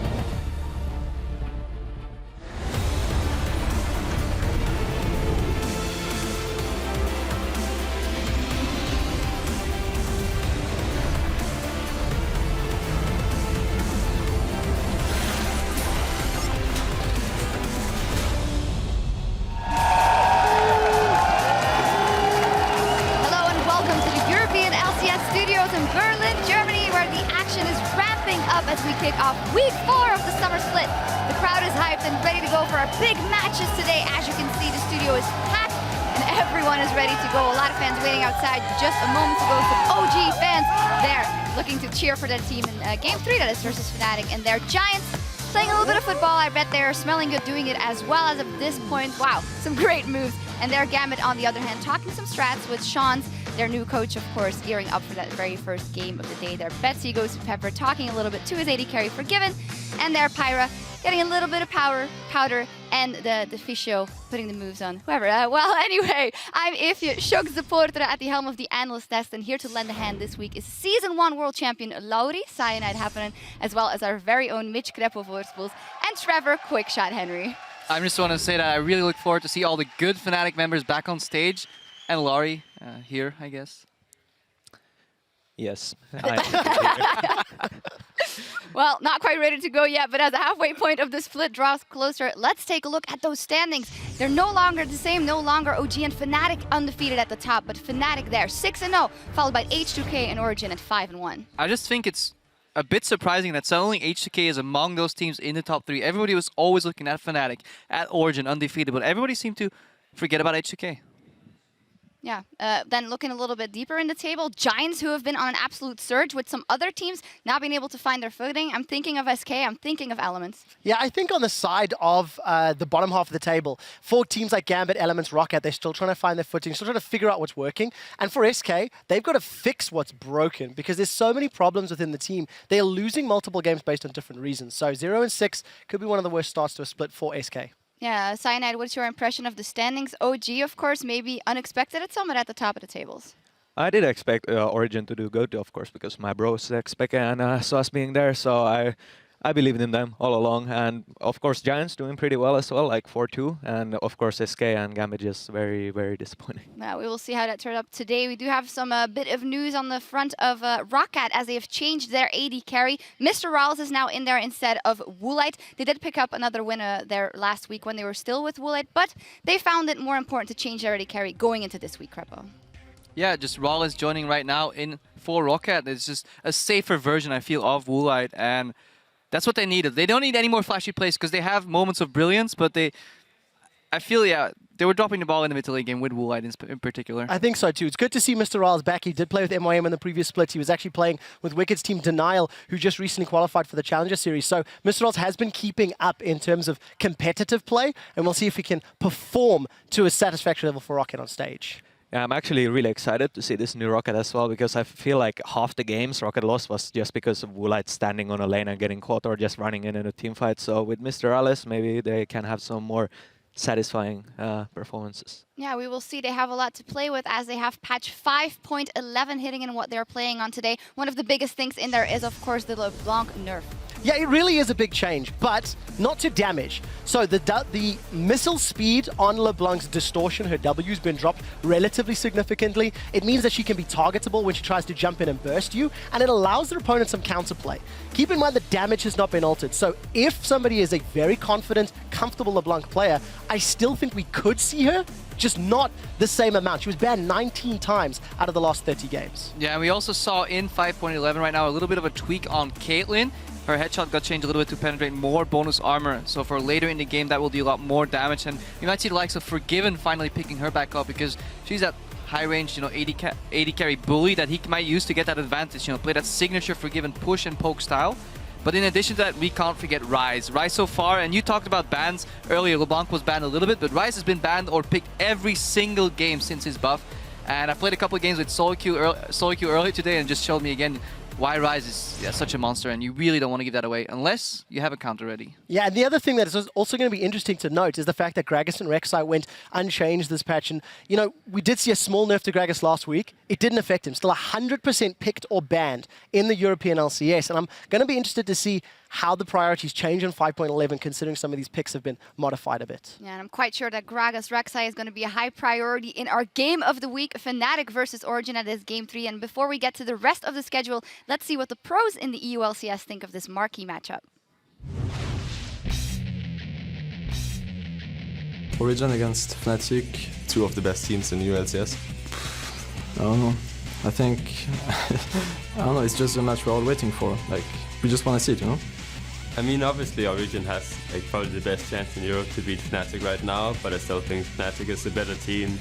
I'm pretty excited to see the 1v1 in that lane. It's like a revenge kinda, you left me, but I'm gonna beat you because now my team is stronger. Yo creo que el duelo entre Fnatic y Origen no se decidirá ni en el top ni en el medio, creo que va a ser más entre botlanes, porque la botlane que salga ganadora va a reventar a la otra. Fnatic versus them will be a bloodbath, I think, but overall Fnatic will come out ahead. I still think Fnatic overall are the better team. Yeah, as winner of this, might be considered the best team in Europe, but they still have to face H2K to prove themselves. I'm just joking. Well, a lot of the pros calling it for Fnatic there. You, of course, have some super special insight into both of the teams, so what's your prediction? It's gonna be super exciting. I'm so hyped for this match, seeing the bot side of my old team playing against the top side. Of course, the Brad Pitt lookalike jungler is missing, which is kind of disappointing, but we have him here, so. We will see, but we do have a full slate of matches today, starting with the Giants versus Gambit, and then Elements versus Roccat, as said, our game of the week there, OG Fnatic, and we're going to be ending up today with the Copenhagen Wolves versus H2K. And with Cyanide on the desk this week, we wanted to share him with you folks at home in the Twitterverse. Tweet at LL Esports throughout the day with the hashtag AskCyanide, and we'll pick his brain later in the day. And if you have a question? I actually do. I want to know how actively you're watching LCS at the moment, because you've seen you streaming. I know you were in DreamHack last weekend, but are you keeping up with all of the teams in summer and spring and whatnot? I try to watch most of the games, the most exciting one, of course, Origin Fnatic. So I probably watch around 80% of the games. Sometimes, of course, I'm playing at the same time or whatnot, but I follow. That game hasn't happened yet, so you're saying you're watching nothing? You're saying Origin and Fnatic Oh, games. sorry. Anyway. I can also see the future. Oh, okay. Ooh, there we go. But for now, it is time to look at our very first matchup, which pits Giants Gaming up against Gambit. And we're going to start with a look at the 4-2 Giants on the blue side. Warlip, Frederick, Pepinero, Adri, Godfred, and Lothar. So they went 1-1 in week 3, and what we mainly remember is the fact that versus Fnatic, that big matchup for them, they decided to go for a role swap, which didn't work out. Just to illustrate, usually they are 1,700 gold ahead on average at 20 minutes. Versus Fnatic, they were 7,000 down at 20 minutes. You could say that was a failed experiment. Yeah, and not only a failed experiment, I just feel like it was a missed opportunity. When you finally get against a team that is on paper so much better than you, both in micro and macro level play, you just want to see how far away you are from them. I would have liked to see Giants play their signature style, try their hardest, maybe even pull out a win and just see how close they can get. And then, okay, if you swap, then at least go full cheese. They went Lucian and Lulu in different roles. That just ruined it for everybody, because Adri didn't leave a mark. Pepinero, he got 1 kill, but that was mostly due to a misplay of the Fnatic bottom lane, in my opinion. So just disappointing for Giants. I would have liked to see them try harder and see just how big the difference is right now, because we don't know how good Giants are at the very moment. And definitely squandered opportunity. You should make the most of those. I do remember you guys with the old Fnatic going for quite a risky role swap a long time ago. It wasn't that risky because we were playing against this guy, so we knew we would win anyway. But so yeah, we had role swaps. Actually, Soas went as Blitzcrank bot lane, and Yellowstar went top Shen, I think. So that worked out pretty well for us. Soas totally carried that game. That was the time when Forgan was Anivia God. So every time he was just putting a wall, he was getting hooked, and then the wall kind of backfired. Yeah, I can't believe who does that. Swap roles, puts a Blitzcrank on the bottom lane played by somebody else. And then hypothetically put another Anivia God in the mid lane. Yeah, that just sounds so One weird. game. You won one game as an 100% win rate. Every day. Stats don't lie. Yeah. The nice trip down memory lane here. For now, though, we got to concentrate on the teams that are very relevant as of now. Giants, as said, they have the good run so far, but we have to look at how strong they really are, knowing the teams they've beat so far, SK, Copenhagen Wolves, Roccat, and Elements. Yeah, and when you look at those 4 teams, the combined tallies of their records in the Summer Split is 5-19. So what that means is the teams that Giants are currently beating are predominantly losing the vast majority of their matches. So yes, it's great for Giants, but it does mean they've got a few more challenging games ahead of them. Gambit have been looked a little bit scarier, who they are facing today. They still also have to play H2K and UOL, who are still above them in the tables. So let's see how Giants are going to handle themselves against some of the stronger teams higher up. Yeah, as said, their very first test is up right now versus Gambit. So let's take a look at what they're up against exactly. It's Cabo Shard, Diamond Prox, Betsy, Forgiven, Gosu Pepper, and their coach Sean. So they're on the up and up finally, probably for Gambit fans. They did have that 2-0 last week. Slight improvement across the board for everyone, but the biggest thing was Diamond giving his attention to more than one lane. I think so too, and I think Diamond has been a player this year especially who has been more hit and miss. He's either had game-winning performances or he's had game-losing performances, itemization, champion choices. These are a lot of things we've been questioning of Diamond, but last week in particular, I liked his focus on some of the other lanes. I like the fact that for the first time on Friday's games, he actually went back to helping out Caboshot, who was playing on Gragas at the time, and I just think it's good to see Diamond when he's playing well, but he needs to find that rhythm more frequently. Yeah, well, you say Diamond Prox, I say Caboshard. I think his improvement and his progress from week 2 to week 3 was such a massive change. And yes, one game we had the signature Diamond Prox is camping Caboshard, but you see right here as well, his KDA went from less than 1 all the way up to 8.0 KDA, and then his kill participation in addition to that later on also increased. Even though one game, yes, he had Diamond Prox camping for him, but the other game he was playing solo split push, one man driving the map, and he's actually what started the map movements for Gambit, and it made them seem like they actually had more of an idea what they were doing on the map, split push-wise, macro play-wise. So I really hope they can continue that trend coming into this week. Yeah, I like that you mentioned the macro play because obviously 2-0 last week doesn't mean that all the problems are fixed. They did take a really long time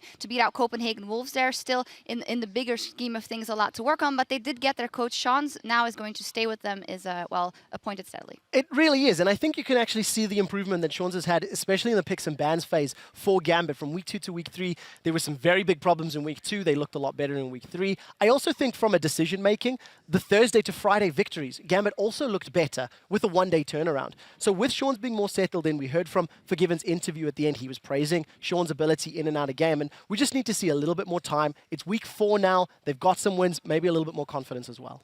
Yeah, Shouns is also a jungle main, so it might help Diamond as well. Like you said, he's doing different stuff. He's not like randomly picking something strange and feeding, so maybe he helped a bit with that. We will see. In any case, pivotal matchup for both Gambit and Giants in this one. While some may think that Gambit hasn't caught up to their new AD carry yet, their mid laner Betsy thinks it's actually the other way around.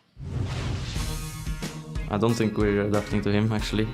He's adapting to the meta, and he plays Sivir right now, and he's trying to learn new champions, which is good. You need to give him some farm because it's like his role.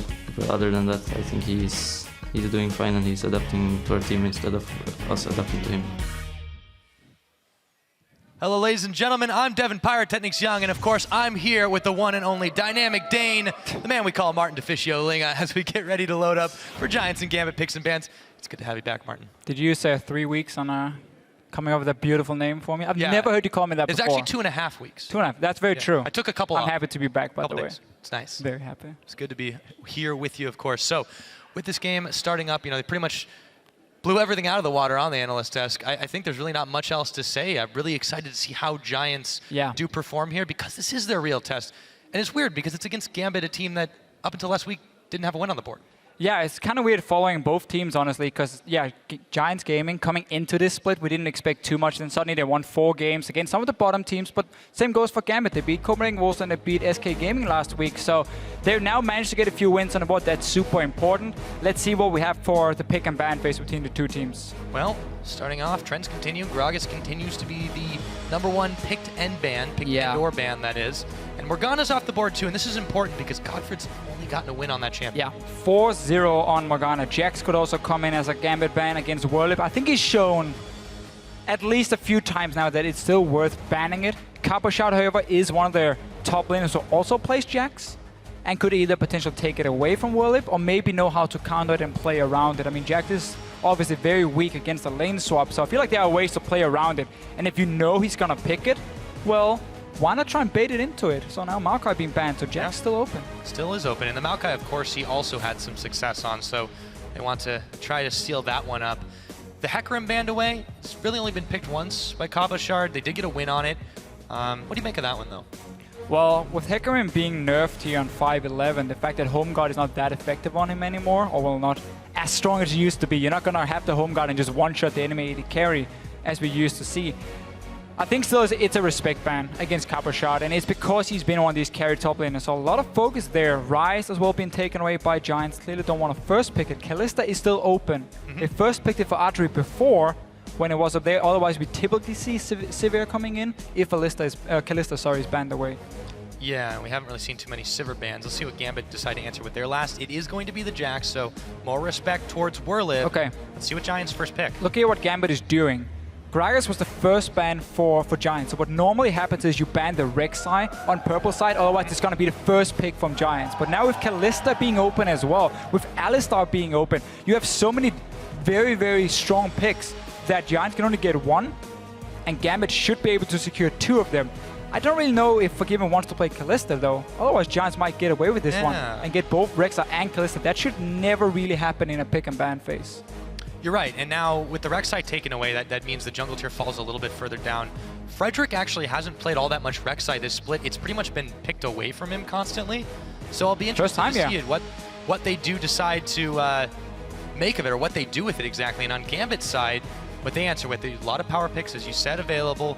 But on the other hand, yeah, I don't think Kalista's necessarily what Forgiven might want to be going towards. Remember, Caitlyn did receive a buff this patch. She was a bit of a monster on it when he couldn't get his hands on Lucian or Graves last split. But also if they want to play the likes of Nidalee, we could expect Corki to come in. I was just about to say it and then he switches over, because poke compositions have been fairly strong the last few patches.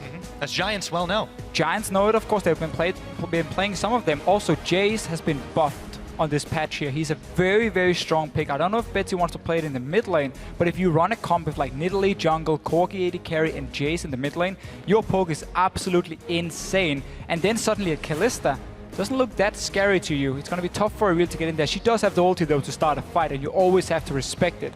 So Giants, they're still going to get a lot of strong picks if they want to in this pick and ban phase. So Gambit definitely taking a chance. Not only that, they're relying on the prowess of, I think, Diamond Prox here. He had a very beastly later game jungle Nidalee last split when he did the Rod of Ages build and just kind of like let it sort of stack up and be very effective.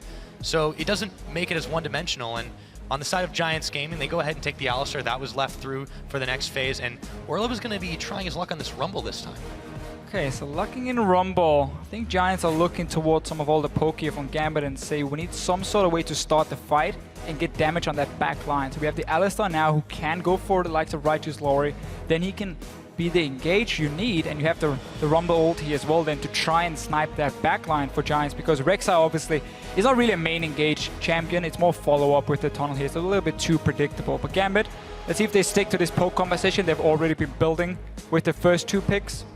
I'm still expecting Kalista to come in for Adri on Giant side. Kalista, Alistar, great lane. Throw that Alistar in there. You have two ways now suddenly he can engage on. That could be very, very hard for Gambit to deal with. Yeah, it's a wombo combo in the making. We'll see if Gambit do, as you said, stick to their poke and see if they can overcome that potentially, or if they plan for it. Looks like, wow, okay. So we got a Bard lock in for Gosu Pepper. And then there's that Fizz. We've been seeing him quite a lot up in the top lane. Yeah, definitely expecting that one to go to Cabochard. And that's what we see from time to time when people build these poke comps. You don't want all 5 members together. Instead, you need someone who can apply pressure on the map in the opposite lane of where your 4 guys are grouping and poking. That's going to be the Fizz here from Cabochard. He also doesn't run Smite normally. As we can see, he's already sitting on the Ignite for himself. So he's going to have more focus on the early pressure in the lane, rush that Trinity Force and be as powerful as possible in the one-on-one. Try and see if they can get a few kills on the Rumble. Giants, however, they have the option to lane swap on it, which is one of the downsides when you play this assassin or Fizz, the bruiser assassin, I guess we can call him, in the top lane. Rumble, of course, needs a lot less gold to be efficient compared to Capushot in this one. Right, but doesn't this make Gambit a little bit, I want to say one-dimensional, just because they don't have really a tank? The Fizz, the Cinderhulk Fizz that we've been seeing is a little bit tankier. It can sustain a little bit, but this is Bruiser. This is completely different. And I feel like if Giants, well, they lock this one in, they've got the Diana, they've got the Callista, that is a lot of potential all in and dive. Again, it's Gambit showing what they're building very, very early in the first 2 picks, and Giants saying, okay, we need enough ways of engaging onto you. Diana as well, dive into that backline, Rumble ulti, throw in an Alistar from the Callista, tunnel in from a Rex side. There are multiple ways for Giants now, either to flank around on Gambit or just try and engage head on with so much mobility they have on that team here. Callista is also one of these AD carries who can handle herself. She can stay alone, you know, in the backline. She doesn't need a lot of help, just kiting back. And we might see a lot of fights between Archery and Capushot in the big team fights. Let's see what Gambit decides to pick in the end. We have to remember Fizz is a flex pick.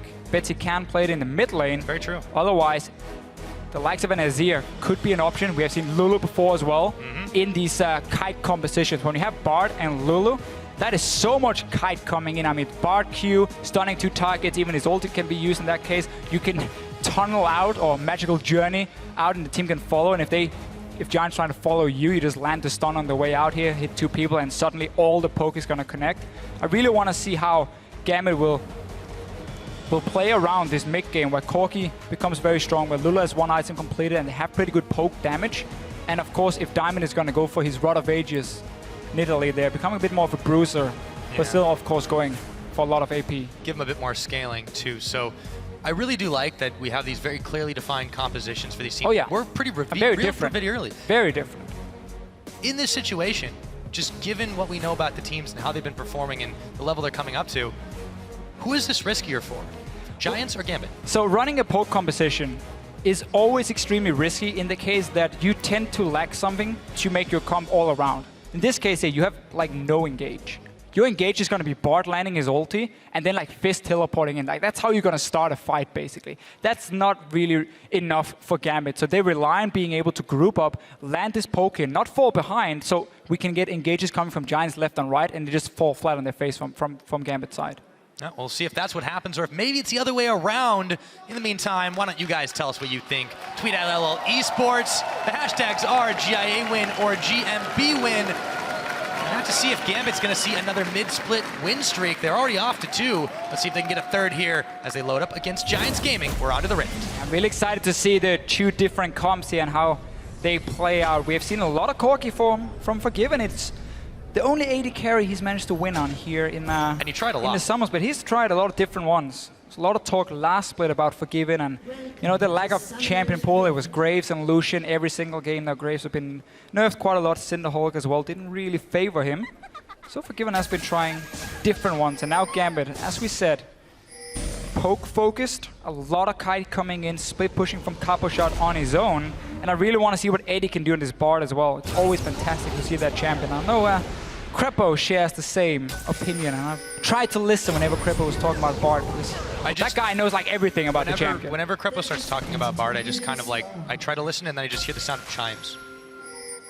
So, speaking of, we'll see how this one starts off. Right now it's a line of scrimmage. Nothing super unusual, but a lot of warding, just trying to feel out where everybody is. I don't really feel like there's going to be a lane swap or an attempted one this game. We've seen a lot, though, in the last few weeks. It's only if Giants wanted to try and shut down Capushot a little bit. They've seen now he's not running Smite, obviously, so he's going to be weaker in a 1v2 situation. But for now, it looks like we just get the standard lanes instead. Callista, Alistar. I want to see what Adri and Godfrey can do on it.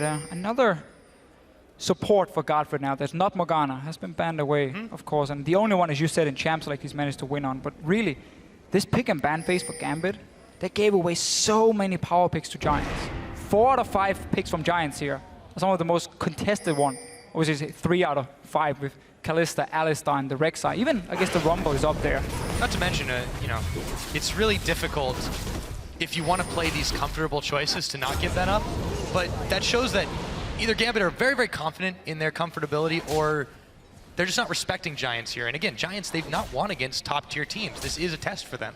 Well, I don't think it's about disrespecting Giants. I think it's Gambit saying, we really like poke in this current meta here. We really feel like we can play these compositions out. Betsy has shown many times that he's very comfortable on the likes of Lulu. So I think it's more Gambit saying, we have a clear plan, and we don't mind giving up some power picks. Godfred. Talk about a clear plan. So Eddie managed to get a lot of XP from that Grump they took here. Forgiven still didn't hit level 2. I didn't manage to see how they did it or how they messed it up almost. Neither of Audrey or Godfred right now. Now the Forgiven's hit 2. They're zoning them away from this farm. It's going to be really, really hard for Audrey if this keeps up for a while. We'll check in on that as it develops. Pepinero is taking a bit of damage. A lot of harass from the Glitter Lance and the help picks of Betsy.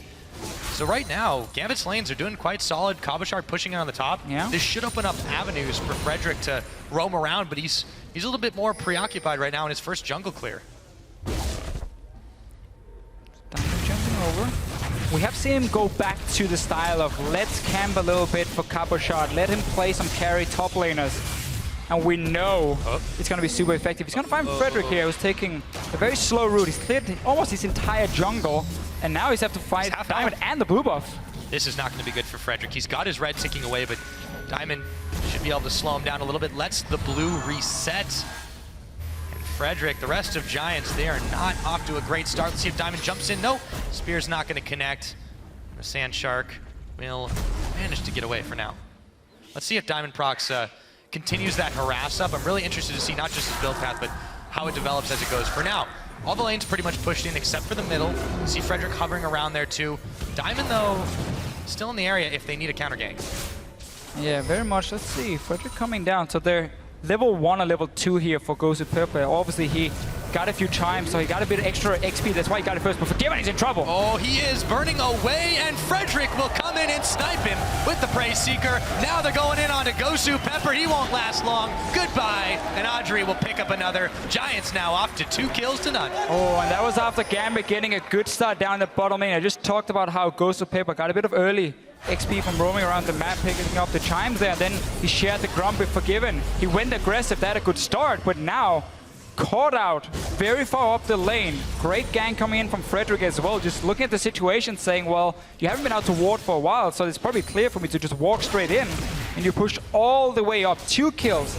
And he got every single summoner as well on that gank. Yeah, and this is the problem with being as extended as they were. They didn't respect the fact that Frederick could come in there and pick them up. They didn't respect the damage that Audrey and Godfred could put out. And as a result, that fantastic start for Gambit's bot lane has turned completely against them. And this is a problem for Gambit. We talked about one of the risks here if you run these poke kite compositions. If you start falling behind and you're simply not weak enough to take team fights, then whenever you start grouping and poking, there's a lot of chances for Giants to just force a team fight on you and win it because they're simply that much stronger. In this case here, Gambit has to rely on the fact that they can land enough poke and they can force Giants to hesitate when it comes to starting fights to then get the advantage. It's not even about killing people for Gambit, it's about poking them back to base so you can take towers, you can take objectives, and that's how you start snowballing your lead. But they're gonna wait till the mid game here. You want that Trinity Force on Forgiven, you want one item on Betsy as well. Cabochard now is gonna jump on Wooly. Both junglers are near the top lane. Yeah, so we'll see how this Cinderhulk less fizz develops, but Frederick's up there. It means he's going to have to take the expressway back to base and grab himself a little bit of respite. What do you think of Cabochard going on this? It is kind of a him champion, but I'm really surprised at the lack of Cinderhulk. Well, here in Europe, we never really got to see too many top laners really favor Smite. Like let's say when it comes to Hecarim, a lot of guys were running Igniter as well because they want more early pressure, they want more lane power. Diamond Prox here, he might be in trouble. Yeah, there's the Equalizer going down, but Diamond Prox doesn't take too much damage. Meanwhile, back to the bottom side, Gosu Pepper is the one that Godfred and Audrey decide to target as Godfred picks him up. Audrey sitting in the bush trying to kite away from Forgiven. He's very low and he avoids a phosphorus bomb. A 1-for-none pickup. Giants continue to roll forward.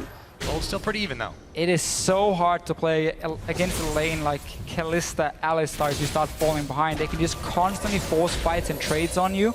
The Kalista will out-trade the Corki. In this case, the Alistar is tanky enough to just jump in on Gosu Pepper every single time. And Giants are really taking full advantage of that stuff. Forgiven though, he's sticking to his true style of always farming like a madman, and he's still 10 CS up, but Adri's gotten the kill and 2 assists. Yeah, so it's really starting to trend towards Giants right now. Gambit are still trying to make these moves. Well, Prox is moving around, but they're not really getting anything for it. Giants have the kills, but if you look at the farm, I mean, look at the top lane here. Cabochard is destroying that lane for himself. The Lulu in the mid lane are also beating out the Diana here. So Gambit, despite giving up a lot of kills, it's very close in goal, and Cabochard is going to be such a key member because he's the only guy who's going to apply split pushing threat from Gambit here. And nobody's going to be able to stop him from Giants, especially not if he continues becoming this strong here. I mean, he's completely free farming, denying a lot of farm as well from Whirlip. So Giants have to worry about that lane.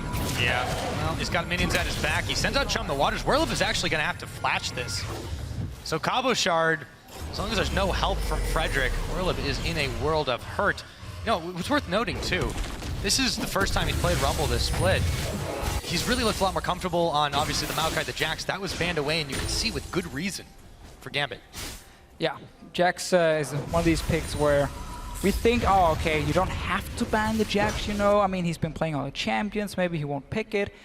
Teams left it open. He took it twice in a row, and he just performed really, really well. So it's back to being banned. Too bad for you, Whirlip, on that one. Diamond trying to see if he can go for a dive. This is what you often see in the top lane. If these lanes here start putting a lot of pressure on them, the junglers can then move in behind him, but in mid lane as well. Speaking of junglers, Betsy finds a Sand Shark in his lane. He has to use his ultimate just to try and stay alive. Peppy has to back, doesn't have any more gas left in the tank. Whirlip will get a brief break as Diamond went down to deal with that Rek'Sai from Frederick, and he'll get some free farm as, of course, Cabochard backs to base. Yeah, Cabochard a little bit too low to really do anything there. Didn't want to risk pushing it in. He had Diamond, of course. Could also just be him sitting ready in case Frederick showed himself towards the top lane. He was sitting there in tri-bush. Quick trade he could have taken, but Frederick decided to gank the mid lane instead. Bottom lane, Forgiven, still ahead in CS, but giving up kills, him and Gozu Pepper together. And it's really been a bit of a problem for them. Both him and Cabochard obviously aiming for that first Trinity Force before Gambit really turns on the power. Well, despite the fact that you know, one of the kills was Frederick picking it up, he sniped it away.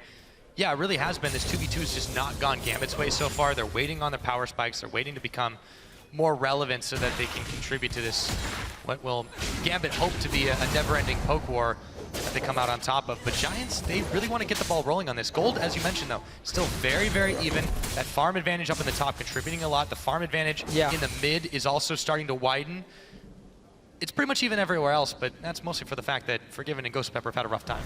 Yeah, so as long as they just play safe now, like, don't risk giving up more kills. Then Gambit are still looking great by the fact they're winning these 2 solo lanes, especially the top lane is so, so important. Keep mentioning how Cabochard is going to be a key member in this game here. He's already on his way towards the Trinity Force. This is what we talk about when you don't run the smite, which we see some top laners simply decide not to do here in Europe, to be stronger in the early game, to be stronger in the laning phase, and it's paying off for him. Diamond, he's looking for Pepinero. It's paying off for Diamond right now as he keeps leaping on in. Peppy is under tower range, dodges away from the spear, but now he's back to the mid to help Betsy polish off this tower. And this is Diamond Prox. He's really let the top, other than a few times he's hovered around there to its own devices, and I feel like this is one of the things that's helping this team grow over the last couple weeks. And I really just like the focus from Diamond saying, I don't need to go bottom lane. Yes, they died a few times, but they can just farm now. I'm just going to leave them. Instead, I'm going to play around our strongest members at the moment, the Lulu and the Fizz in the top lane. I'm going to play around the solo laners. Frederick, he's jumping right into them. Yeah, that was not necessarily the best Void Rush as he's about to find out. Really low, burning away. In comes Peppy, and he dashes in. Luna Rush, there is going to be the Wild Growth, and Pepinero will back off. An ultimate burned. The ultimate of the Rek'Sai. Not the smartest ulti from Frederick. No, but Peppy was there to save his bacon. Just managed to stay alive. Got a flash from Diamond as well. But this mid tower went down. Just beautiful play around the pressure from Betsy, pushing it down.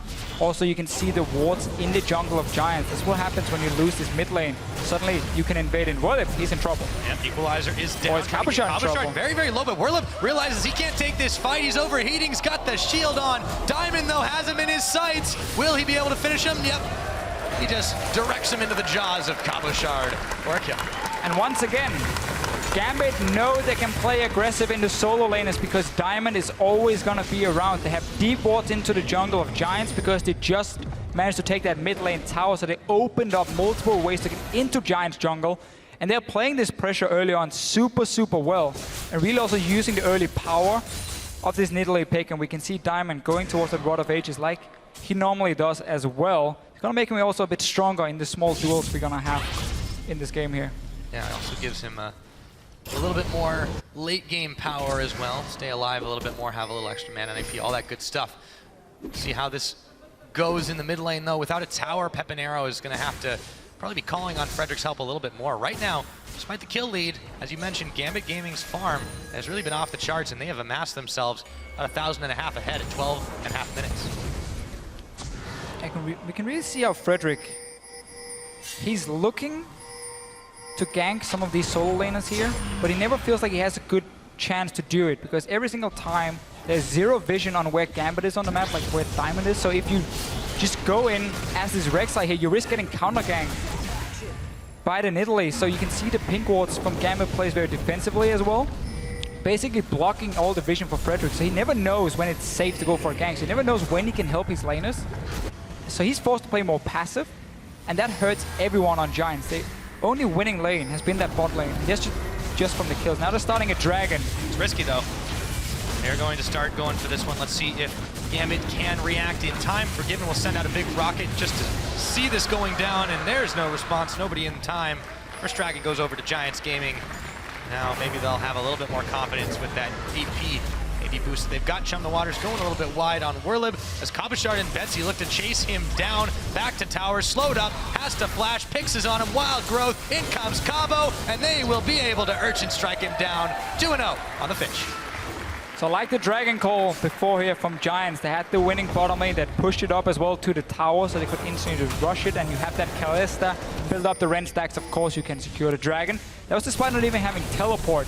But then Werlib just had to back away. As soon as Betsy left the mid lane, there's only one place he can go, and that's to the top lane. Because obviously he's not going to run down alone to that Dragon. You have full vision of the river. Werlib should just backed away beforehand. He gave up another kill now. Trinity Force completed for Kapashot. 14 minutes in. Nobody's going to be able to stop him in the split push. So if you're Giants Gaming right now, what do you have to do to try and wrestle control of this game back in? The Dragon seems like a good step one, but what's next? Well, I want to play around my strongest member, and that's going to be the Kalista at this point here. BF Sword completed for him. You have an Alistar who's so good at diving towers. So for Frederick here, he honestly has to just say, I can't really help top lane. I can't really help the mid lane either. Gambit is controlling that side of the map. I need to go bottom lane then, have them push it into the tower, use the Alistar to dive that and get more kills on Forgiven and Eddie. Take that bot lane tower as well and get some gold for your team. Trying to constantly help a losing lane often just ends in you doing nothing because you are so afraid of jumping in and just giving up 1 or 2 more kills because you get counter-ganked by a stronger 2v2 lane, which is their Nidalee Fizz in this case here for Kapashot and Diamond. Right. Let's see if learn the lesson in time as Frederick has taken the Void Rush up. Trying to stop Betsy. They're in the jungle of Giants Gaming. Frederick and Werlib a little bit afraid to move up here. This tower is going to get free pushed on. Maybe not exactly free as Kabashard finds a Prey Seeker in his face. Still a wave incoming. Werlib. You can tell he's feeling a little bit nervous though and just requesting that backup. Werlib hanging around there. Meanwhile, down to the bottom though, looks like we're back to the 2v2. Yeah, but notice how every time Frederick shows himself top lane, it buys more time, or it buys time for Forgiven and Ghost of Pepper to just sit and farm and push out the wave and don't really be too afraid of a gank coming in. So despite losing all the summoners, despite dying, they have been okay. And Frederick has basically left them alone for the last 5-6 minutes and not really been able to accomplish a whole lot. The Dragon though was a good play from Giants. They're still though falling very far behind in gold, only 16 minutes in. Yeah, and I think it's actually been really, really effective that Gambit, especially Diamond Procs, have done so much to try and worry Frederick and try to take away, counter jungle him and keep him on the back foot. And I feel like that's maybe prompting him to go and Void Rush up top all the time. Yes, there's Gambit members in the area that he wants to chase off, but they're also taking away as much as they possibly can. They're warding it constantly. They're trying to make sure that he's not comfortable or not welcome in that side of the jungle. And right now, as you mentioned, he hasn't really been able to do much in the bottom. He's left it alone. Yeah, no. It also bought a lot of time for Eddie to start warding off the bottom lane. We can see Giants, they keep being able to push in this wave here because they are so strong 2v2 together. Need to be a little bit careful if Madrid is taking a lot of poke from Forgiven. But look what they can do with the wave. Always pressured into tower. Now Frederick is down here, setting up for a potential dive. Nobody's close from Gambit, but Cabochard does have teleport ready. That's going to be the saving grace in case a dive should happen here from Giants. Waiting to see if that does occur. Frederick not quite going around the side. Audrey's checking very far forward once again. He did heal up a lot of the damage. There we go. In comes Godfrey, knocks back, goes to Pepper. Instantly, Frederick comes in, but the Tempered Fate falls down. Audrey is going to get chunked pretty low. Goes to Pepper, the heal up, Forgiven, able to make it happen. There's a teleport, guys. He's got the auto attacks, teleport coming in, Whirliv, and there is another one from Cabochard. Fish coming on to Audrey, but still, no one's down just yet. Very close calls. Betsy moving around the side, and he picks him up. Audrey's gone down, and now the Wild Growth on Betsy as the equalizer is thrown down. Goes to Pepper, gets the kill credit. Cabochard gets another, and just like that, 3-for-0 Gambit. And that was such a great ulti from Gosu Pepper here. He delayed everything. He even hit himself, so he was there. They couldn't kill him under the tower. He bought time for Cabochard then to teleport, and for the rest of Gambit to come down and help it. They turned it around. Giants, they suddenly realized what they could do, where they might be able to get a few kills, but it's just too late for them and almost too predictable at this point. And Gambit then punished him. 2 towers, more kills. Pepinero, let's see if he can do anything to clean up. He's all alone. He's going on Diamond now. Yeah, Diamond could be in some trouble. He's going to go over the wall, trying to heal up Peppy. That works. Slices him down. Frederick comes in as well. Dragon's a minute away. This game has gotten bloody fast, Officio. We're not 20 minutes in. 4 to 5 is the only kill so far, but a lot of them occurred in just the last couple of minutes. Now Peppy and Frederick look to add to that tally. Frederick, though, he's stunned under tower a little bit too early, but Pepinero tags in, forcing the Wild Growth from Betsy, and he's got to back away. Pepinero is looking for some blood here. He knows he needs to start getting rolling. They need someone from Giants who can be the carry. Your top lane has been shut down completely. Your AD carry, while got the kills early, that's been about it. Let's see it again here. So Giants, they know we can use the Alistar to dive, so we're going straight for Ghost Paper. Right now, they want to try and kill him as fast as possible, but that ulti from Eddie buys so much time for the rest of Gambit. You can look at your minimap. Betsy's roaming down, TP from Cabochard as well, and suddenly we have the rest of Gambit killing him, and Whirliv, he might die again. Speaking of suddenly, Whirliv's gone down as Cabochard was behind enemy lines. Another solo kill for him. Whirliv is just not having a great game on this Rumble. Meanwhile, though, Giants will take the incentive to go ahead and start off Drake number 2. Gambit clearly doesn't care about these dragons here. No. They took a tower in mid-second tier.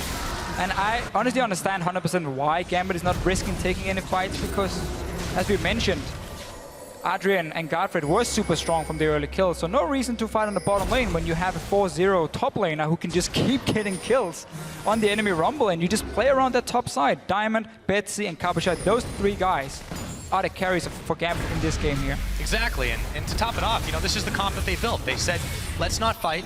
Let's poke where we can. Let's try to make plays in lane. Let's try to build ourselves up a lead that the Giants cannot come back from. And look at it right now. 20 minutes in, their gold lead is pretty massive. Even if they're down 2 dragons, 5 towers to 1. Yeah, it was like for Gambit, they didn't even have to make any plays in the early game. They could have waited for that Trinity Force to come in here, wait for a mid-game spike, then you can start grouping with Lulu, Corki, and Nidalee and like land that poke here. But because they've been able to outplay Giants on this side of the map here, where we see Diamond dance around once again, it just snowballed the whole game completely. I mean, Cabochard is so far ahead in items compared to what you normally would see him be, that you can just continue to play around him because he's not exactly going to fall off. He scales really well into the late game as well in terms of his one-on-one potential. Well, I asked you about the Bruiser Fizz, you know, why it's not Cinderhulk, and clearly that's the answer right there, because Cabochard can just do this over and over and over. So, but we have to remember, Giants had the option to lane swap on the Fizz once they saw there was no smite.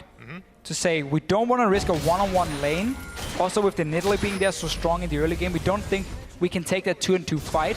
So we try and shut him down that way, deny him some farm early on. They took standard lane. Obviously paid off for Adrian and Godfrey. Surely didn't pay off for Whirliv in the top lane. Speaking of swaps, though, you know, we're going to see Cabochard go down here now, while everyone else from Giants is more interested in the top side. Frederick's backed away. Pepinero had already come on down to defend this one, but it seems too little too late for Giants to try and do anything on this top side. Meanwhile, Pepinero is caught up. He's going to dash in onto Betsy. Wild Growth, you're not going anywhere. But back to Fountain. Cabochard with his 5th kill of the game. I guess Freak was right. That Trinity Force does do tons of damage. It does indeed do tons of damage here. And whenever you split up your team, you're just waiting for that one kill. So suddenly, Giants has to send down members to defend the lane where you just lost someone, and it opens up something else on the map. In this case, the Baron is open for Gambit. They have so many wards around it. They're going to spot Giants coming there. Just dying at 3 members because look at the bottom lane. 2 guys from Giants trying to defend, and Pipinero is dead for another 10 seconds. Cabochard's just too much of a threat. Giants can't push out on the map at all. They have really not been able to get rolling as a result of how well this Fizz has. So 3 members of Gambit on the Baron, uncontested. They managed to pick it up at 22 minutes into this game, and the lead extends 10,000 gold ahead to Fischio. And Giants is a team, if you look at how they've been playing in the last few weeks here, where they of course picked up 4 wins, so they had a great start to the LCS. It's often been built around a strong early game. Frederick has been very active on his jungle champions, mainly the Evelyn. They get a few early kills, and they use that to really snowball either Pipinero or Whirlip into more leads. This game here, and also the game against Fnatic where they had the role swap, they got completely shut down in the early game.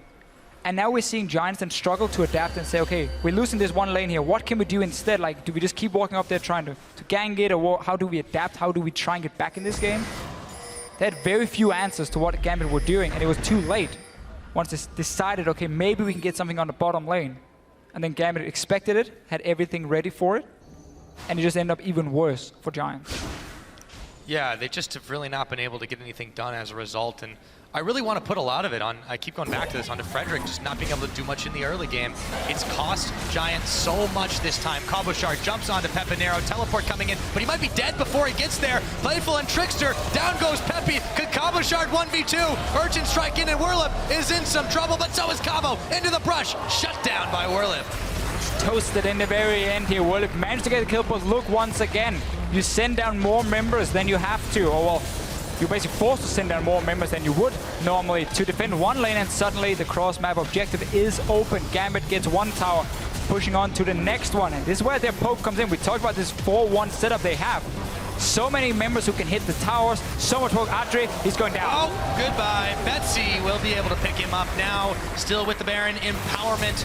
Betsy tanking Whirlip, he's gonna have to flash away. Spears and everything are flying their direction. Giants scrambling to defend these inhibitors, going all in. They don't need to worry about the poke game anymore. Godfred, he can only headbutt 1.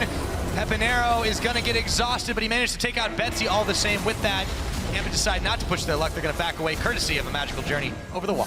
And I just realized, Diamond has been around nearly every single kill, but he's not gonna kill himself on assist. He's not hitting those spears, man. He's just been putting pressure, being there for potential counter ganks, or forcing other people off the towers, and then he's been killing the towers instead and taking away the jungle camps. He's not been able to get anything for himself. If you have him in fantasy, I'm sorry, but he's not going to give a whole lot of points. Well, here in reality, he's doing quite well for Gambit, even if the score doesn't indicate. That's very true. 30 seconds on this next Dragon. Gambit could easily pick this one up. Giants, however, are pushing out of their base. The problem is they have a glaring weak side now in the top, which Pipinero's looking to remedy, but he's going to be a little locked up dealing with that for a while. And Gambit uses this opportunity to go back and stock up, ready themselves for the next fight. We talked about how the pick and ban phase for Gambit. It looked very risky what they were doing, giving away so many power picks to Giants here. Was so tunnel on. We need to have this kite siege comp or poke comp here with the split pushing from Cabochard. But they've just been playing the early game so well. They've been using Diamond so well as well to decide, you know, where do we put the pressure here? Which lane do we need to make sure wins? And they basically said from the start of the game, okay, who's our most important member in the early game? That's going to be Cabochard right now. We need him to win the lane. Let's put a lot of resources into him. Betsy roamed up there. Diamond was nearby. And that allowed Cabochard as well to really get a good start. Yeah, the start just kind of kept on going in this game. It's hard to talk about it being late because we're only 26.5 minutes in, but Gambit are already knocking on another inhibitor, or inhibitor turret should be. Peppy's going to go back. See if he can get back in time to defend this one. All of Gambit Gaming are down on the bottom side. Equalizer will be able to clear the wave away, but the tower is half its health gone. Still a very tense situation for these Giants as they're hemmed into their base, awaiting the Gambit push. Given is moving, getting the shield from Betsy. You still have all that fantastic poke, and in case and engage should happen. Giants have no way of really getting a flank. It's just try to throw in the Alistar. If you see someone like Forgiven hitting the tower, and that's basically what you can do. Goes to Pepper. We haven't seen too much from him because he hasn't really needed to do anything, but whenever he was needed, the tower dive in the bottom lane beforehand, he had a very, very good ulti to buy time. Yeah, gets those cooldowns back up and ready, gets everyone a minute to assess. Look at those healing shrines too around. A lot of sustain available. Prox throws the spirits, dodged by Peppy. Meanwhile, Gambit go right back to the poke game, chipping away at this tower. And for Giants, I mean, what can they really do? The game has just gone so far out of their control, and they can't jump on Gambit anymore without suffering some serious repercussions, Deficio. Well, yeah, you're at the point where you just gotta try and all-in engage, honestly. Pick up Godfred, throw him into the face of Forgiven or Betsy, and just try and see if you can one-shot a target from Gambit, instantly make it a 5 versus 4, and then try and clean up a few kills. Like, it's all you can do. You cannot just sit back and just wait. Your tower is gonna die, so Giants, they have to go soon. There we go. Soon Godfred, he's coming on in. They find Gosu Pepper. Down goes the Tempered Fate.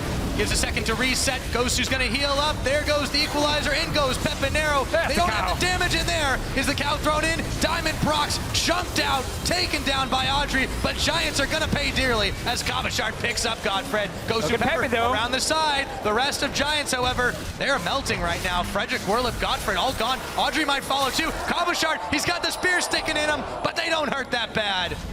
And Audrey's got it back the old-fashioned way. He may not have a base to go to, though.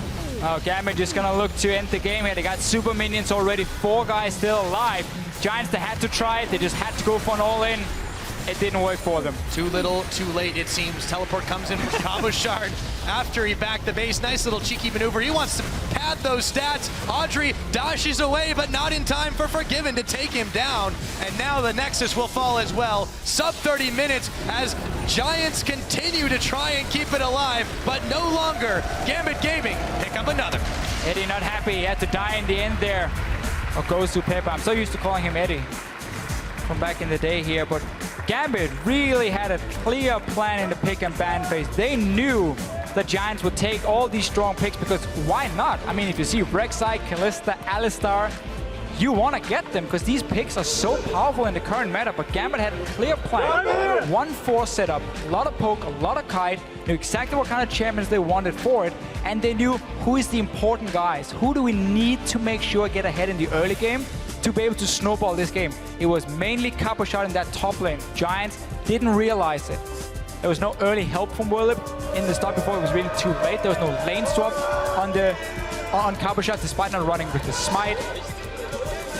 So the whole strategy just paid off despite giving 2 early kills down the bottom lane. If you just remove that part, it was almost a perfect game then for Gambit.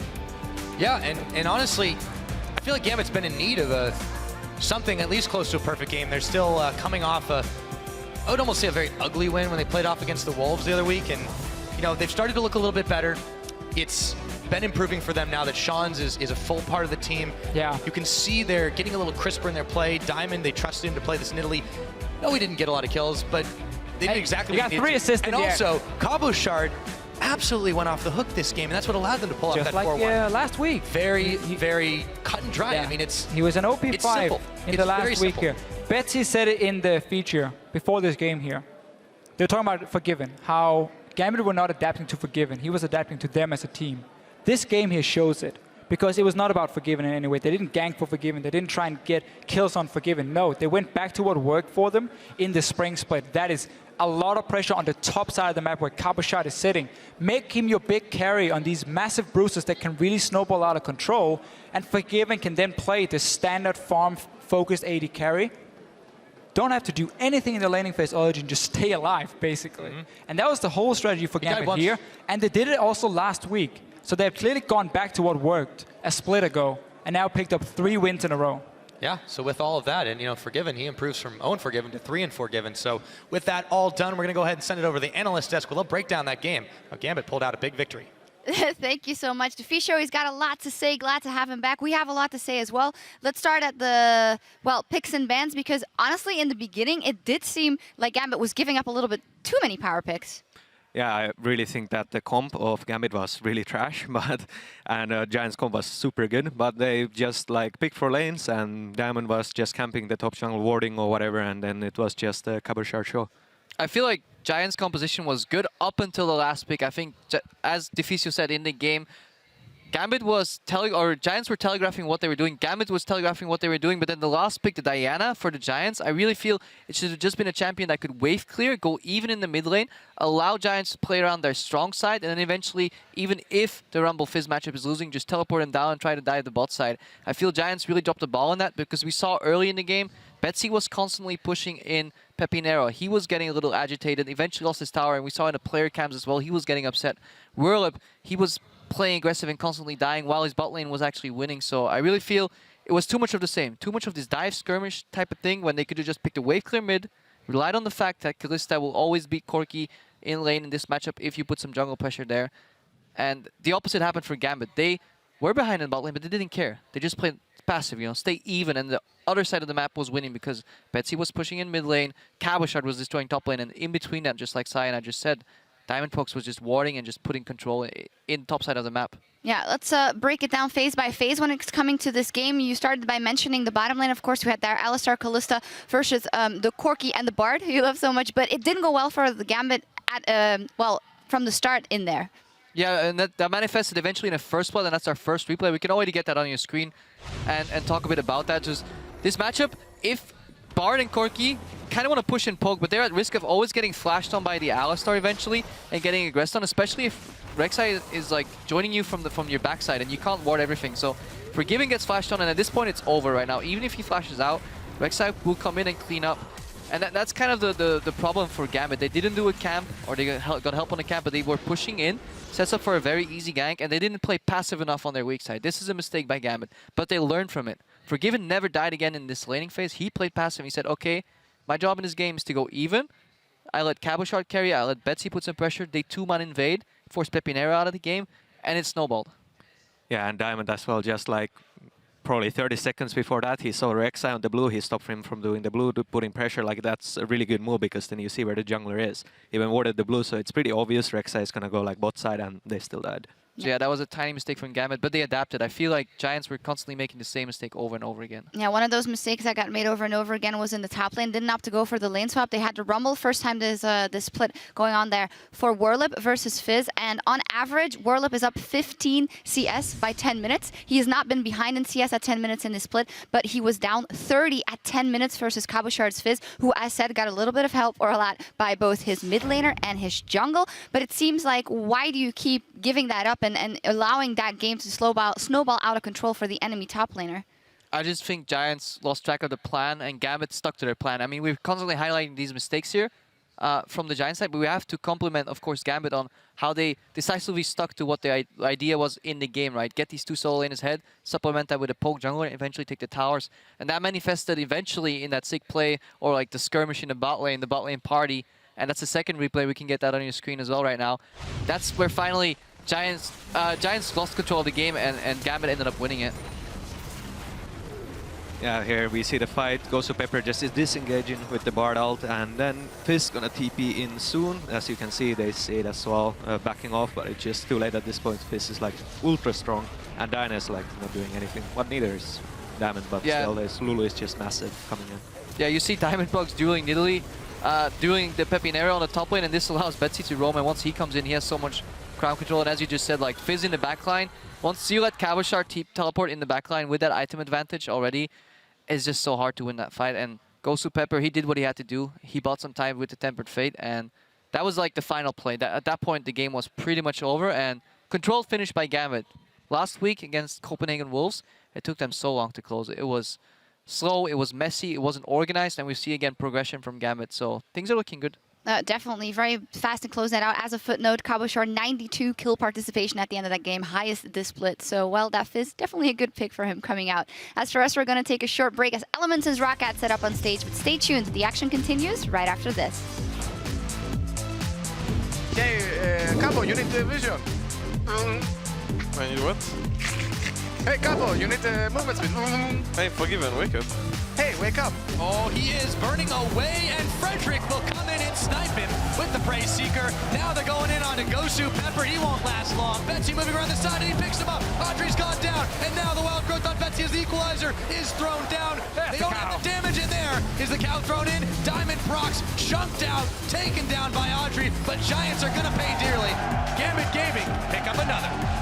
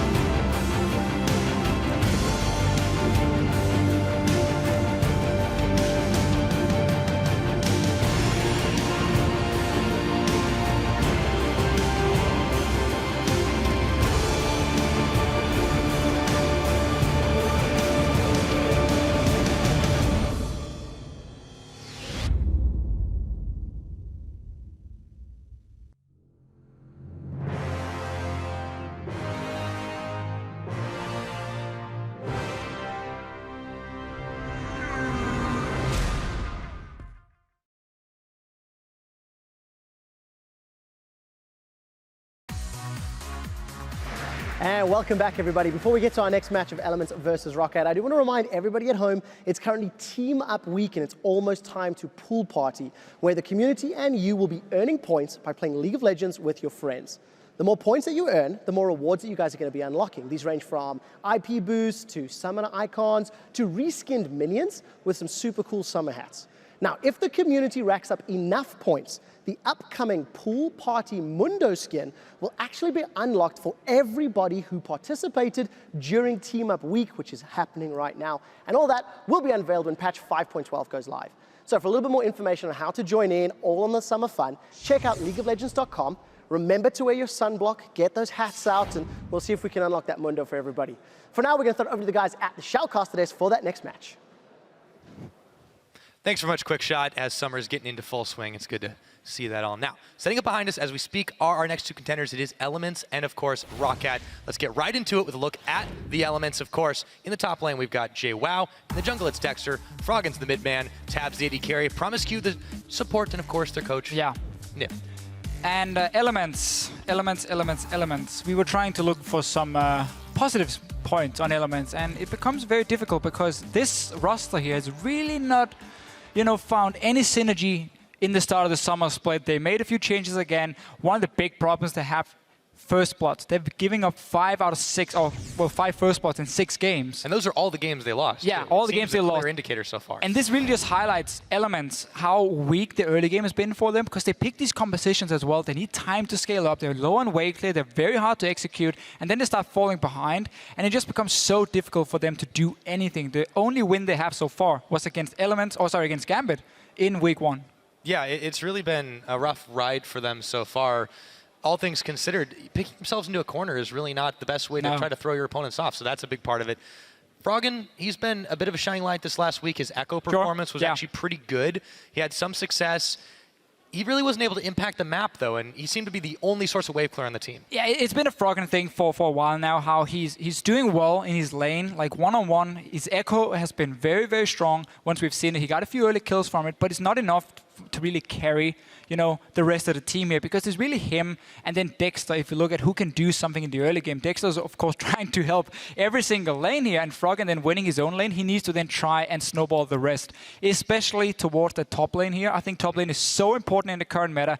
JWoww and also Steve, honestly, from Roccat, both these top laners, they have been underperforming. They die way too much in the start. I mean, look at this here. Before 15 minutes, 11 deaths here from Steve, 7 from JWoww, and also they're down in CS at 10 minutes in every single, on average, we can say, in their lanes. Yeah, but also, to be fair to Steve, he's the one getting camped all the time. That's true. So there's at least that, but no excuses, I suppose. These two top laners definitely not really as much up to the hype.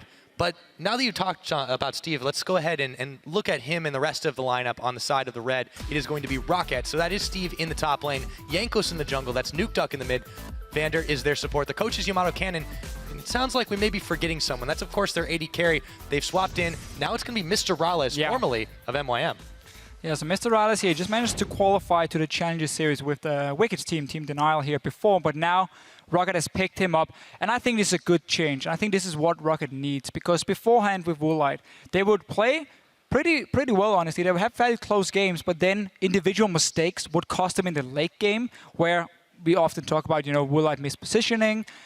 Mr. Rales is a safe AD carry. He gets the job done. He's not the most flashy one, but he's great in terms of positioning, and you can trust in him late game. I mean, look at the stats here, even last year against Medium Makers.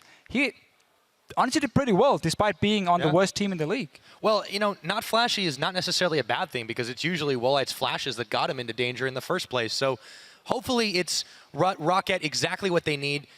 To be honest, though, the record, I feel, doesn't necessarily indicate how strong this team is. True. Their opponents in this summer, they have a combined record of 25 wins versus 11 losses. They've played against teams that are really good. So give them time, I would say. Give them time for sure. Roccat, I mean, they keep showing just a little bit of potential here and there, so you keep believing in, okay, this team here can do really, really well. I want to see if Mr. Rales is to change they needed, if they now have, a more safe AD carry in the late game, if that is enough for them to start winning. I mean, they beat Origin, obviously, last week. Great huge performance. Boost in momentum. First team to do it. Fantastic for them. Great pick and ban phase. Something we've seen from Yamato Cannon time and time again. When he was on Medium Makers, even though they lost a lot of games, the pick and ban phases, they were really, really strong. It was the same against Origin. They shut down the early game. If they can do the same here against Elements, they should be able to snowball out of control, because like Elements, they lose very, very fast when they start falling behind. Yeah, and that's really been the trouble for Elements, and I feel like Roccat, they're a team that can take advantage of this. Even though their games are, on average, a little bit longer, I feel like sometimes they've been pushed into a corner themselves, especially in their tougher losses. But give them credit. Again, those are against the strong teams. They keep fighting. They never give up. And really, it's been coming down to making some mistakes. So on paper, Rales seems to be the perfect member to insert. And it's not like he's not worked with Yamato Cannon before, too. So that's true. He should fit right in. Yeah, for sure here. We have to see how him and Vander will work down in the bottom lane. We have seen a lot of teams, though, not rely on that 2v2 lane. So swapping in an AD carry or a new support is almost easier right now in the current meta in that sense that you don't have to be a lane bully and you don't have to like play around the 2v2 lane being super strong. You can play around your top lane, play around your mid laner maybe instead, and then just have this safe AD carry for the big team fights. Quite a few teams in Europe are already playing that style.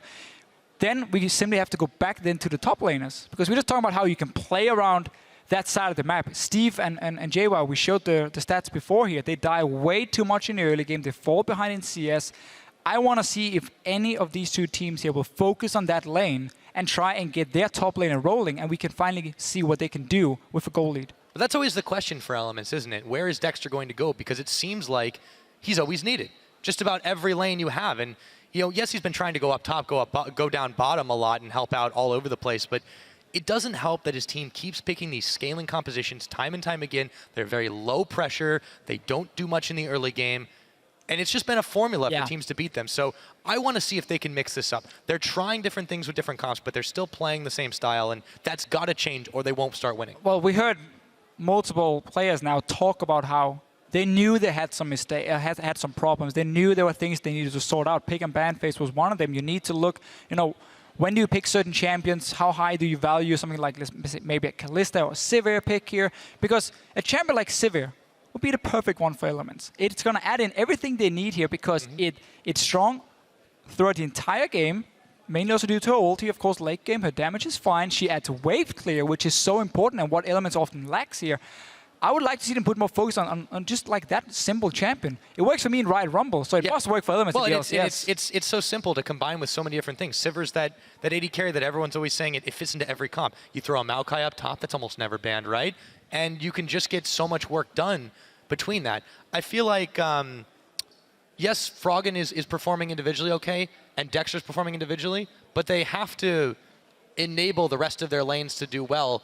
Not just that they haven't been performing on that level, they need to give them the tools to be able to succeed. I think Sivir's definitely a big one, but hey, that's just an option, obviously. It's just one. There are other things they can do. It doesn't have to be the AD carry pick. You need to change up for Tapsy. I mean, he's played 6 different AD carries, though, so he's not really been settling on anything, just trying to constantly change. Okay, it didn't work. Then he went for the Ashe in the last week here against Copenhagen Wolves, and they died early on, and it snowballed out of control completely. So we have seen changes from Elements, but it doesn't seem to be in the right direction. It's just we change it, and we don't really know what it is we're aiming for. Yeah.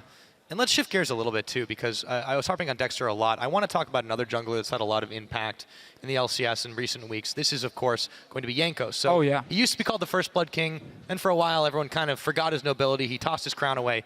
But now, he's really been stepping up to the plate. His Lee Sin games, he's one of the few junglers here in Europe that still prioritizes it. So his jungle pool is a little bit different than some of the others. True. And he's been getting so much work done. In the previous 2 weeks, he set up a number of these big picks, combined up with Vander also. I want to highlight him.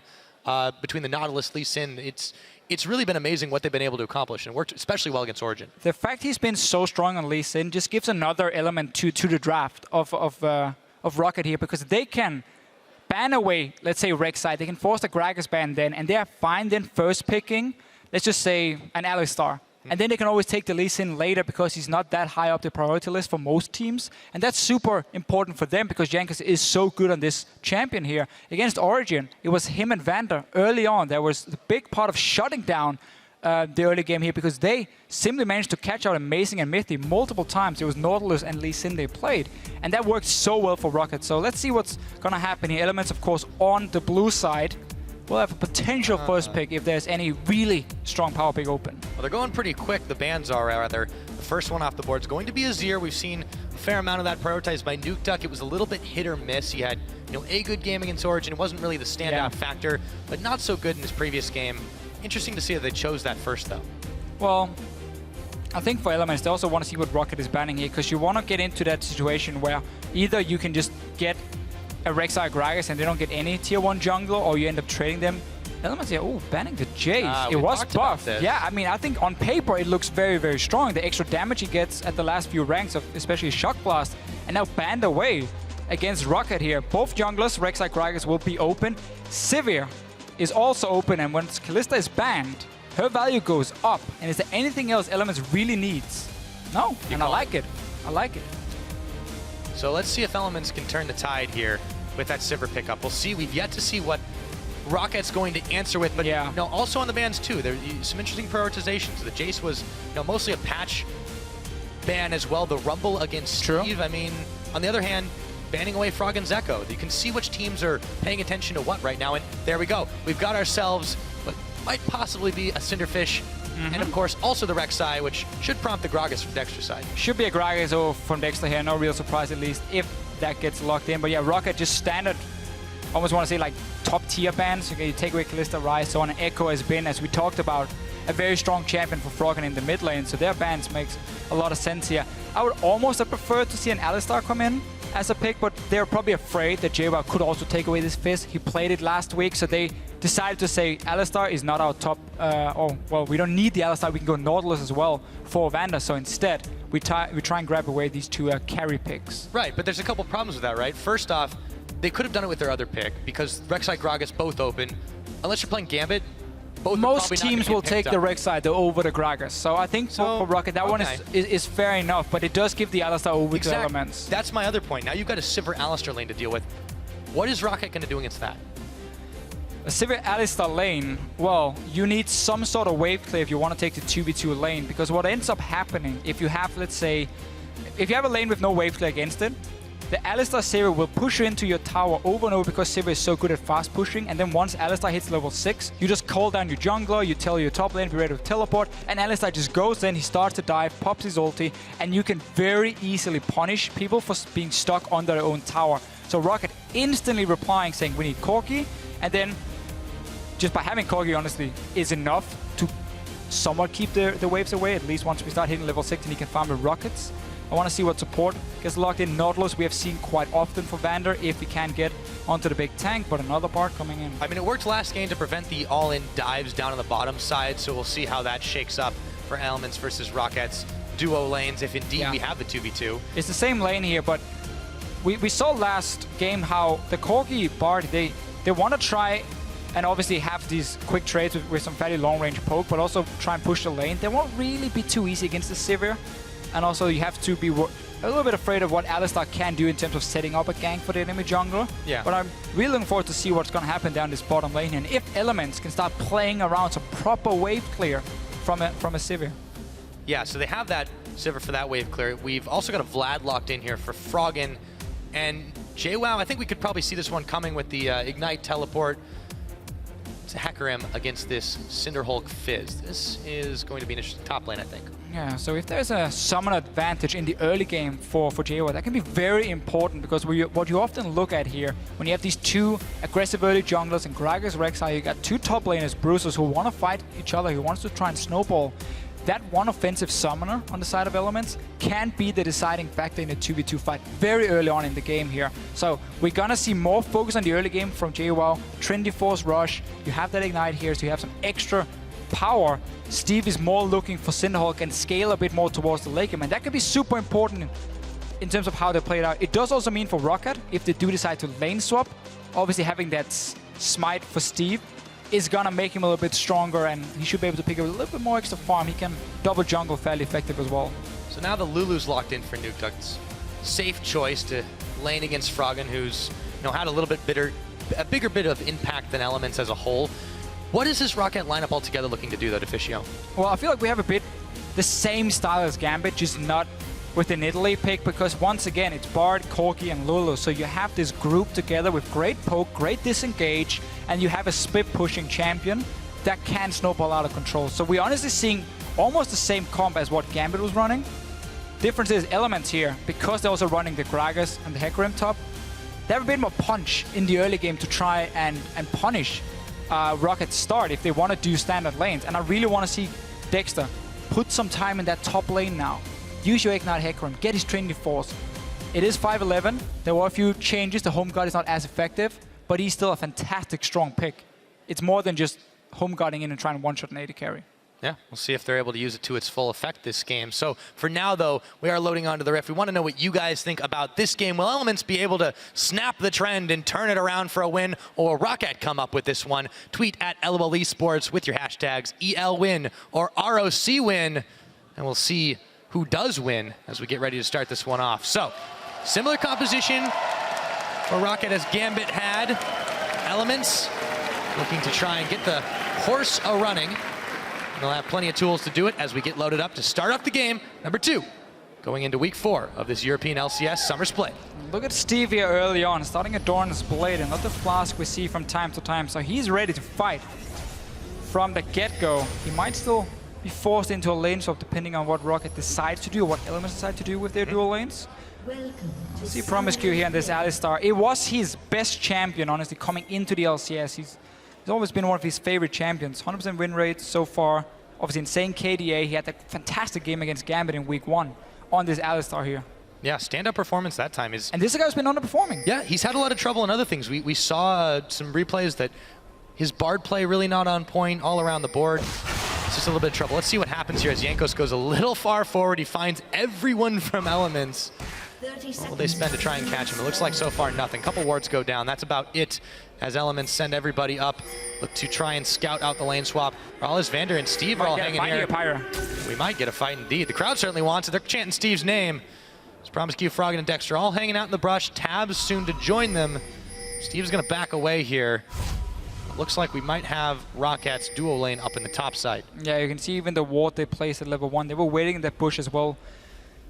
Getting ready to set up a potential freeze whenever the minions would arrive, and also spot if anyone from Elements were hiding in that bush here or showing himself near the tower. So Steve is going to head down towards the bottom lane. We talked about it with the smite for him compared to what JWoww is running on his side here. So he's going to be a little bit more effective in a lane swap in that case. And you also don't want to risk falling behind because of that offensive summoner in the one-on-one lane.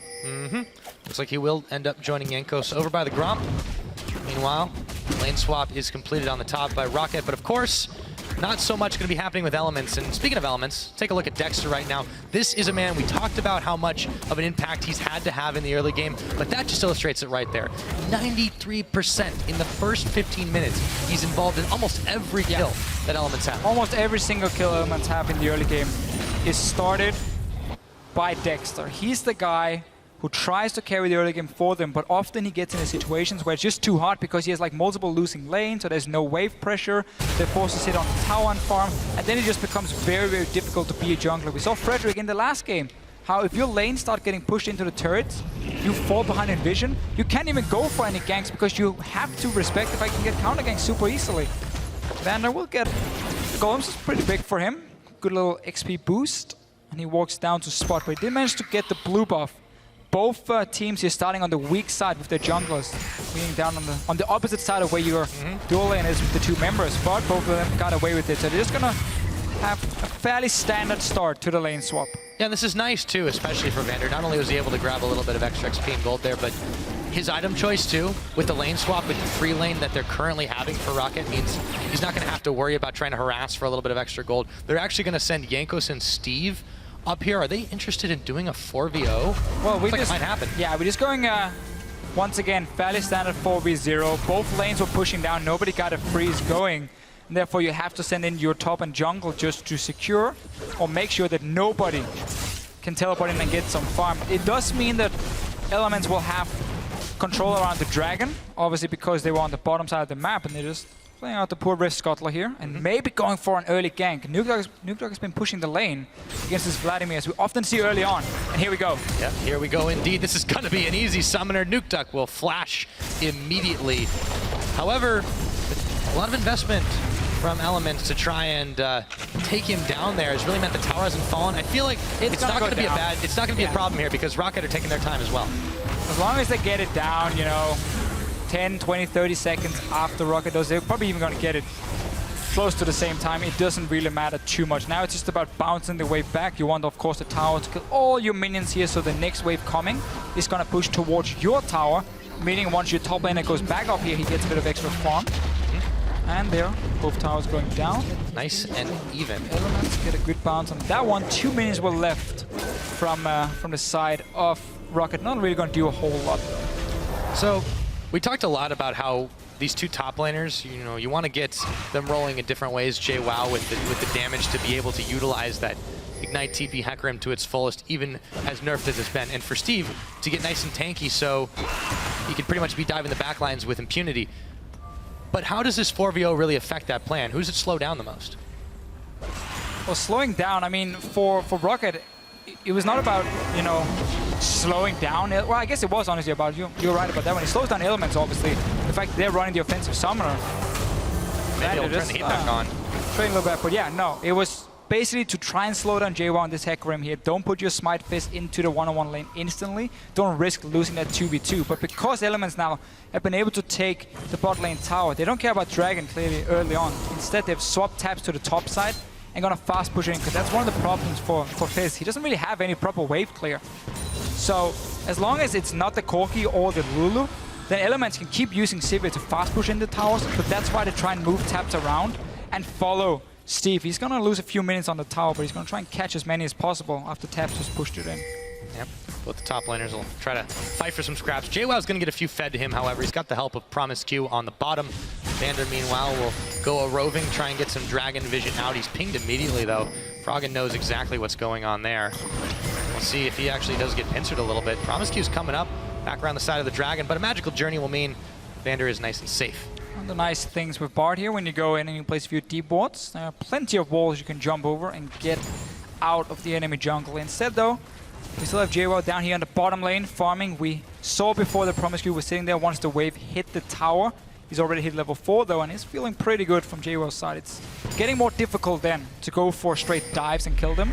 Instead, we saw how Rocket want to try and get in a position where they can poke him out and at least deny him the CS. He will still get the XP, long range of course, but if you deny him the farm, he needs to get to that Trinity Force point. He needs to get towards a tank item later to be super effective, and that's what Rocket is trying to deny him. Yeah, and Steve on the meanwhile, he's got the CS lead over his lane opponent, even though the two haven't really met. Jankos is coming up to the top side to see if Steve does need a little bit of help. For now, seems to be fine on his own against this Tabs and Promisq lane, and their fast push isn't really going to be happening right now. Well, if Jankos ever leaves the lane, the Sivir will be able to get in and hit the tower very, very easily. Tabs can just keep pushing it in, but because Jankos is staying on the top side, it of course, as you just said, becomes a bit more difficult, unless you send up a third member. So you can see in the minimap, Dexter is on his way here, but it also means that now JWoww is left on his own on the bottom side. So both teams sacrificing the top lanes a little bit here, allowing the dual lanes to start getting some hits on the tower, and they both play around him.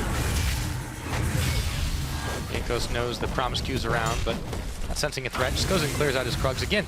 Steve's still holding strong here. We'll see if he continues to do it, because there really isn't that much pressure from Elements topside. No, I really like this a lot more for Rocket, what they're doing here. With Jankos staying top, at least he's providing some security for Steve so he can stay on the tower and farm. You saw the bottom lane. Once it hit the tower, JWoww just ran away. He was like, I'm not going to try and stay here. I don't know who's around. I don't want to risk getting binded by Vander and killed or something. So he backs away, meaning he lost a lot of farm. And then Radis and Vander got a lot of free damage on the tower, while Jankos, he's saying, I'm here with my top lane. I'm not going to let him die. I'm not going to let him lose more CS. And again, we talk about how Rocket, they want to slow down Elements in terms of the Hecarim pick here. They don't want him to get that Trinity Force early and be a bully. And it's working for them. They trade towers, but look at the CS difference between Steve and JWoww. Yeah, it's all good for Rocket right now. Meanwhile, Froggen himself is going to be trying to get a little extra CS by farming out in the jungle. Nukeduck will find him, and now it's a fight over the Raptor. It looks like that one's going to go to Nukeduck. Been very quiet in that mid lane since they've been focusing up and down rather than right in the middle, and that's really what I feel like is proving to Rocket's advantage right now. They're making Elements dance around. Lulu Vlad is not exactly a kill lane. No, not exactly. They tried to kill the Lulu. Yeah, Froggen really wants to turn it into a passive farm lane in the start. He wants to level up in this Vlad, but then he hits a point where Nukeduck is going to struggle to trade with him, because Froggen can then start out-sustaining him, especially once you start hitting towards that level 9 here, get rank 5 on your Q, and then you can also walk into the minion waves and just clear them with your E. So Froggen is happy trying to neutralize the lane, but both teams have been trading towers. Top wave didn't get bounced by Elements, it got pushed into towers, so Steve is going to get even more CS now, while JWoww has to try and make something happen elsewhere. It is slowly pushing back though for Steve, but he got level 6.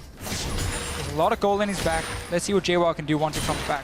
We'll have to see what JWoww can do. But for the time being, Vander really, really roving around here. Let's take a look at what they're trying to get done. Another magical journey over the Dragon Wall. Speaking of Dragon, take a look at that difference between when these two teams get it. Clearly, Elements have historically picked it up about this time. Rocket takes a lot more time to do it, but we know that they've had a lot longer games. Yeah. And I feel like right now, Rocket are in the better position to secure this one up.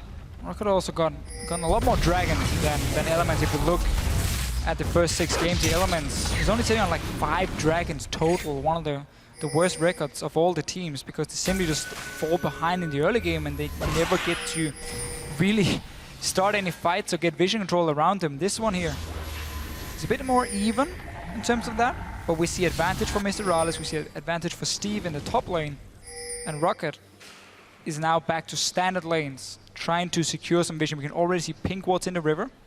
Happens very often against a passive mid lane champion because he's forced to obviously sit and try and last it on the tower, and then you take control of the river, which then gives you, of course, potential of a dragon, or roams between the two lanes, the bottom mid lane, very, very easily, where it becomes, once again, hard for Elements to respond. But Froggen finally got to push it out, and he gets the pink ward. 30 gold in his pocket, not too bad, but let's see if he's able to really do that much with it. You have Jankos hanging out in that rush. It's spotted, of course, but now this might open up the dragon possibility. No, they decide to back away as they see Dexter standing on the ward in the back. Promiscu helping out Froggen in the mid. But Jankos is the one who's roving around, and JWoww could be in some trouble. I really like this setup for Rocket in terms of having all these pink wards in the river and then have a Bard sitting down in the bottom lane. Because when you then time the charms on the way and you take them and even the Rift Scuttler, you get such a huge movement speed boost that you can move between the bot lane and mid lane super fast and like join in case there's a fight going on and maybe try and set up a gank on Froggen. And that was what we saw Vander at least try beforehand. Now Elements has secured pretty decent vision. JWoww, he's in trouble. Yep, Smite's on the fish. It's going to be ulted over as JWoww spends 1 for 1. Take a look. Still at that difference in CS, falling further behind. Steve Jankos helping to keep that gap widening. And speaking of widening gaps too, these AD carries, it seemed like it was pretty mirror for a while, but Raleigh is the one who stayed in lane, who's continued to push it.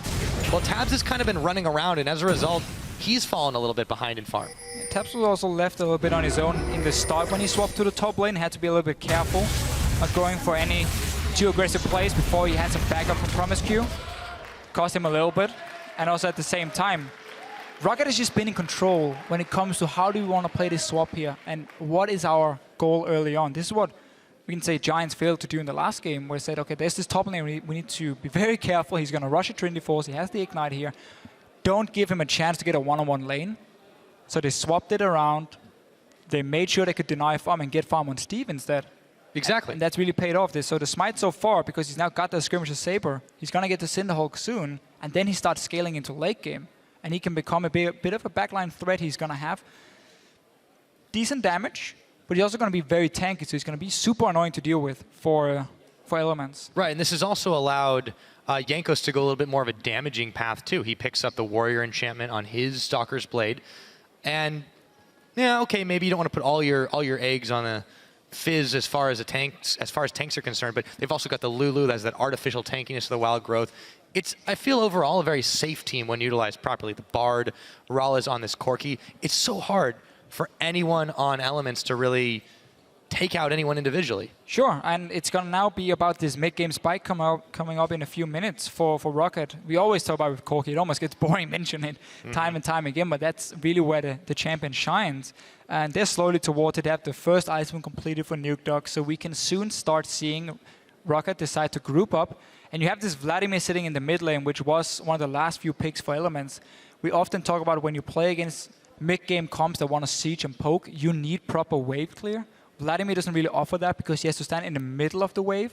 So that's why it becomes a very risky pick. It's fine in the one-on-one against the Lulu because, again, you will get to the point where you can just out-trade her and you will out-sustain her as well, and she can really go toe-to-toe with you, but you can always push the lane, and that's what Rocket needs. So once they start sending in Mr. Riders to that mid lane, there's not a whole lot Froggen can do, and that's why Elements need to react as well and have taps be ready. So you suddenly start moving around the map, you move the pieces, you say, oh, you send your AD carry mid, okay, we need our wave that has taps in there, then we can move Froggen to the side lane. And if Elements fail to do that, the mid tower is going to die. But that's the problem, right? We've seen Elements, this is another game now where they have a sole source of real wave clear. This time it's on their AD carry instead of their mid lane. And that, it just seems so easy to exploit considering how well Rocket have been able to run Elements around the map to their advantage in the top lane and also in the AD carry position. So at this point, as Elements, how do you respond to that? Do you just, what do you do with Tabs? Do you just try to keep him close to mid so you can send him wherever you want? I mean, what do they do? What do they need to do to stay relevant? I mean, I think here for Elements, there's not a whole lot they can do right now. I mean, they're still waiting also to scale a bit with the Vladimir in the mid lane. what you want to do most likely is you want to have that Trinity Force completed for JWoww. You want to get home guards, and then you still want to try and rely on having a fantastic engage where you have an Alistar sped up by a Sivir and you have that flank coming from the Hecarim. That's how you are going to stop the siege, because whenever then Rocket groups up, you should have a ward behind them, or at least on the side.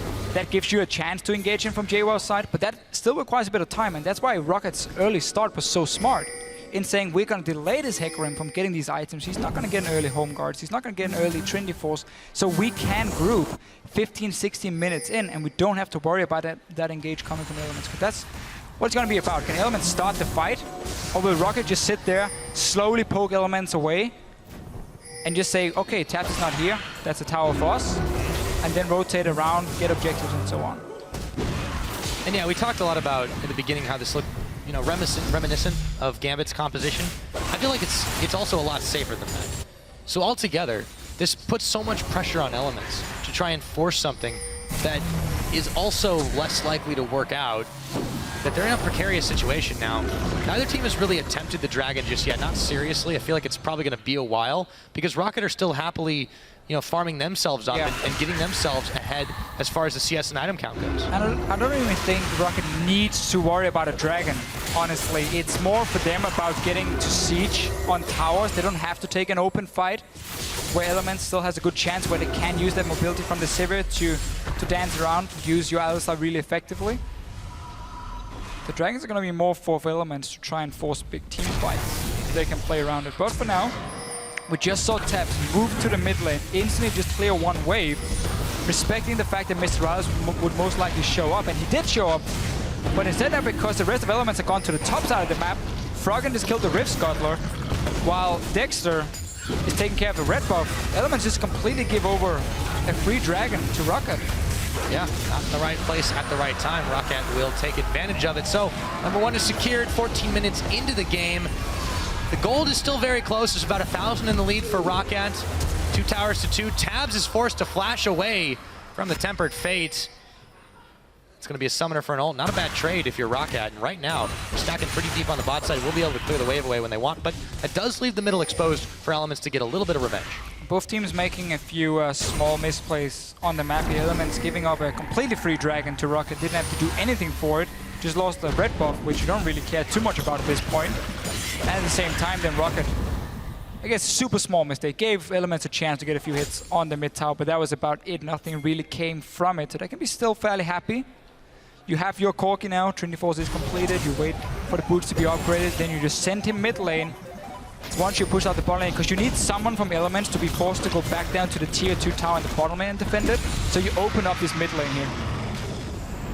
And we'll have to see if they're able to bait Elements in a bad situation. Rocket on the bottom side, eyeballing the second tier bottom tower. Elements are caught in a moment of weakness as they spend a couple of backs just to try and get away. Or just to rather get back and try to defend this one. Tabs is moving in position, but no one else is there just yet. They're not going to be able to get some serious hits on this tower, while Nukeduck does the same thing in the mid with only Dexter to defend. Yeah, get a few hits on the tower here, and as soon as the wave play arrives, you can even rotate to the mid lane now. You have the jungle fully warded up, so you know there's no chance of you getting caught out. You can spot Elements on the way, and then suddenly Rocket now can play around 2 lanes at once and a jungle that they even control because of all these wards you see placed early on for them. So they have very nice setup here. They use the Corki really well, and also Nukeduck getting that last rod here. So he's very, very strong 15 minutes in. And if Froggen is left on his own, we talked about it, then the wave is going to get pushed down, and Rocket can get at least a few hits on the tower every single time. Just slowly chip them away. Keep control of that bot side jungle as well. These towers will eventually go down if Elements makes a mistake. Well, Elements has made several mistakes to split so far, Deficio. We'll see if Rocket can find more openings to punish them. For the meanwhile, let's take stock of where we're at right now. Rocket, they have a lead. They've extended a little further now. 2 towers to 2, still the count. 1 Dragon to 0. Gold lead, not that significant. However, they are making Elements really dance to their tune. Steve defends this ward, this pink ward they placed down. Promise Q calls some backup from Dexter. The stun comes in. They don't want to take a fight, though. We'll see what happens as everyone's just dancing around and trying to make sure that they have the numbers advantage themselves. Yes, Elements just get the pink ward at least. Small victory for them. Let's look at the rest of the map. I mean, Rocket is just back to doing exactly the same. Rallis is pushing down the bottom lane. He wants Taps to go down and clear the wave, and then he just want to swap with him and go into the mid lane. Taps might be setting up a little bit of a gank. Potential fast push on this mid tower. 4 members from Elements around it. JWoww sitting in base. He got the home guards. Didn't complete the Trinity Force first, but nobody from Rocket is overextending. Elements aren't really being given an opening here, but you know, with regards to the way that they've opened their split, really disappointing over the top of things. I feel like Elements are playing a little bit better here than we've seen in the last couple of weeks. Is that a fair statement, you think? I mean, it's been a fairly passive early game, which has been more about denying the enemy top laner, slowing down the enemy top laner. So Element's not really been put that far under pressure, but they're still 2,000 gold behind. I mean, 7 out of 7 games, they've been behind at 10 minutes in gold. So they're still not getting even just a small advantage in the early game. They fall behind time and time again. We need to see what they can do now with Sivir. They get time though from Rocket. Rocket is not playing super aggressive on the towers. So there is time for Froggen and so on to slowly scale up here. Well, and for JWoww too. He's been held pretty far back just because he wasn't really able to do much in the wake of the lane swap. But now that he's had some chance to free farm it up, he's getting closer and closer to his Trinity Force. But he's still not there. He's still sitting on those 2 items. So I feel like it's still going to be a while before he can really get a whole lot done. Yes, he's got the home guards, but as you mentioned, in 5.11, it's not quite as deadly as it was. It's not the same punch. It's not the same one. Yeah, still strong. Out of it. Still strong for him. Still going to be a big part of just how JWoww can engage from the flank for himself. But once again, we are back to the same as before. Rocket looking for an opening, looking for Elements to miss position and give up a free mid tower. And at the same time, you can wait potentially for next Dragon spawn. You got the first one gifted to you for free. You didn't have to do anything. Your Fizz is slowly scaling in to be a big tank. Just give up, again, as we said, a bit more time for Elements to scale up, which is what they need. We haven't seen many games where Elements managed to get to late game. Yangas gets a ward and jumps out. He likes to live dangerously. So let's see what'll happen. We're getting close to the 20-minute mark. Baron will hit the field. The Dragon is not more than a minute away. So for Rocket here, it feels like they're doing a great job of just keeping Elements away from any point of interest on this map. But they're not, as you mentioned, not extending that Goldie that much. Take a look at the time it takes them usually to secure those Barons. It's still some time away before they usually attempt it. Yeah, nobody wants to rush it in at 20 minutes. Nobody really looking to do that in this game here. Instead, we are pushing out the lanes. Rocket. The ward kills, man. Those are exciting ward kills. Got here for something here. Elements though, I mean, this mid tower is fairly low. Rocket doing a good job keeping someone to defend. And they've got wave clear. I mean, we are really just waiting Elements right now for the next Dragon to spawn. Elements this time around shouldn't have to give it up for free. You got 2 items complete on your Vladimir. You got a vintage on your AD carry. You have to be ready to take a fight for this one. You cannot let Rocket slowly but surely get them. Yeah. Both teleports available for our top laners right now. JWoww is actually left the base. Promiscue's going back, but the Dragon is procced. This is a mistiming from Elements. It's going to be another free Dragon for Rocket. Maybe now Elements can get something done in the mid tower. So Elements rather try and trade for mid tower. Nice ulti coming in from Vander. At least trying to buy some time. It will go down though. But Elements saying we don't want to try and risk a Dragon fight. Instead, we want to trade for something else. We want gold over the Dragon stacks. And this is something that is okay to do, honestly, from time to time. I mean, the first few stacks from the Dragon, we always talk about it's a super slow snowball coming in. Like, you need the 5 stacks for it to really be super, super important. Obviously, the first one is great. But the goal here is what Elements is saying. We want more gold. We need items to scale up for the Vladimir, for the Hecarim. Let's see a fight, though. Yeah, Vander might not be able to get involved in it, but Steve Shirley can as he jumps onto tabs and turns his attention over to Promiscu. Ignite's sticking on him as a teleport comes up. Headbutt. In comes JWoww. Holds the fears on Steve, and that is going to be a 21-minute first blood. And it goes into Elements' pocket. And Elements had everyone around that side of the map here. Remember, they just took a mid tower and moved slowly towards the top side. And that was a Rocket deciding to fight. Rallis was on the bottom lane pushing in. Let's see what happens mid now. Yeah, Froggen's in 2v1. I don't know if that pool is going to be able to get him out of harm's way. Wild Growth knocks him up, but he flashes, and now Promiscu has drawn the attention of Jankos and Nukedog. He's going to be fine for now, but the rest of Elements are going to be coming around. from the Roccat side. They've got the stun up, and Jankos is knocked back into the team. Froggen on the very edge, trying to stay safe as JWoww plows in and takes him out. This game just started to heat up, but it took a while, Officio. Rallis. Goodbye, Promiscu. Wanted one kill at least, but Rocket here, a few times now being caught out, and they were the ones looking for the fights, not respecting how many members Elements had around the map here. Remember, Rallis was on the bot side before, but they just get to see the small tap coming down. Longest first blood in the EU LCS has been a very slow-paced early game. Nobody's really tried anything until that fight we just saw. Yeah, it seemed like both teams were just sitting there, sort of like in an old Western, when they're getting ready to pull the guns out. Instead of that, they're just sitting there polishing them, and all of a sudden they remembered, oh wait, now it's about time to go. There we go. So as it stands, then Rocket shot themselves in the foot. Yeah, at least once. Hopefully that for them that doesn't happen again. But Elements have even the gold up, close to at least. They're still down by about 900. They were down by about 1,500. So, but key members getting kills. Yes. Key members getting kills. Vladimir in the mid lane. Yes, we know how strong his late game, and the Hecarim who was falling behind. The entire lane swap from Rocket was about slowing down the Hecarim. It worked for them at first, but now with these poor engages, they've now given over some much needed gold to Elements. Hey man, JWoww's got 100% kill participation right now. And he's got his Trinity Force too. So yes, it doesn't pack the same punch that teleport home guards Hecarim as it used to. Elements are still able to use it. They're still getting a little bit of pressure now.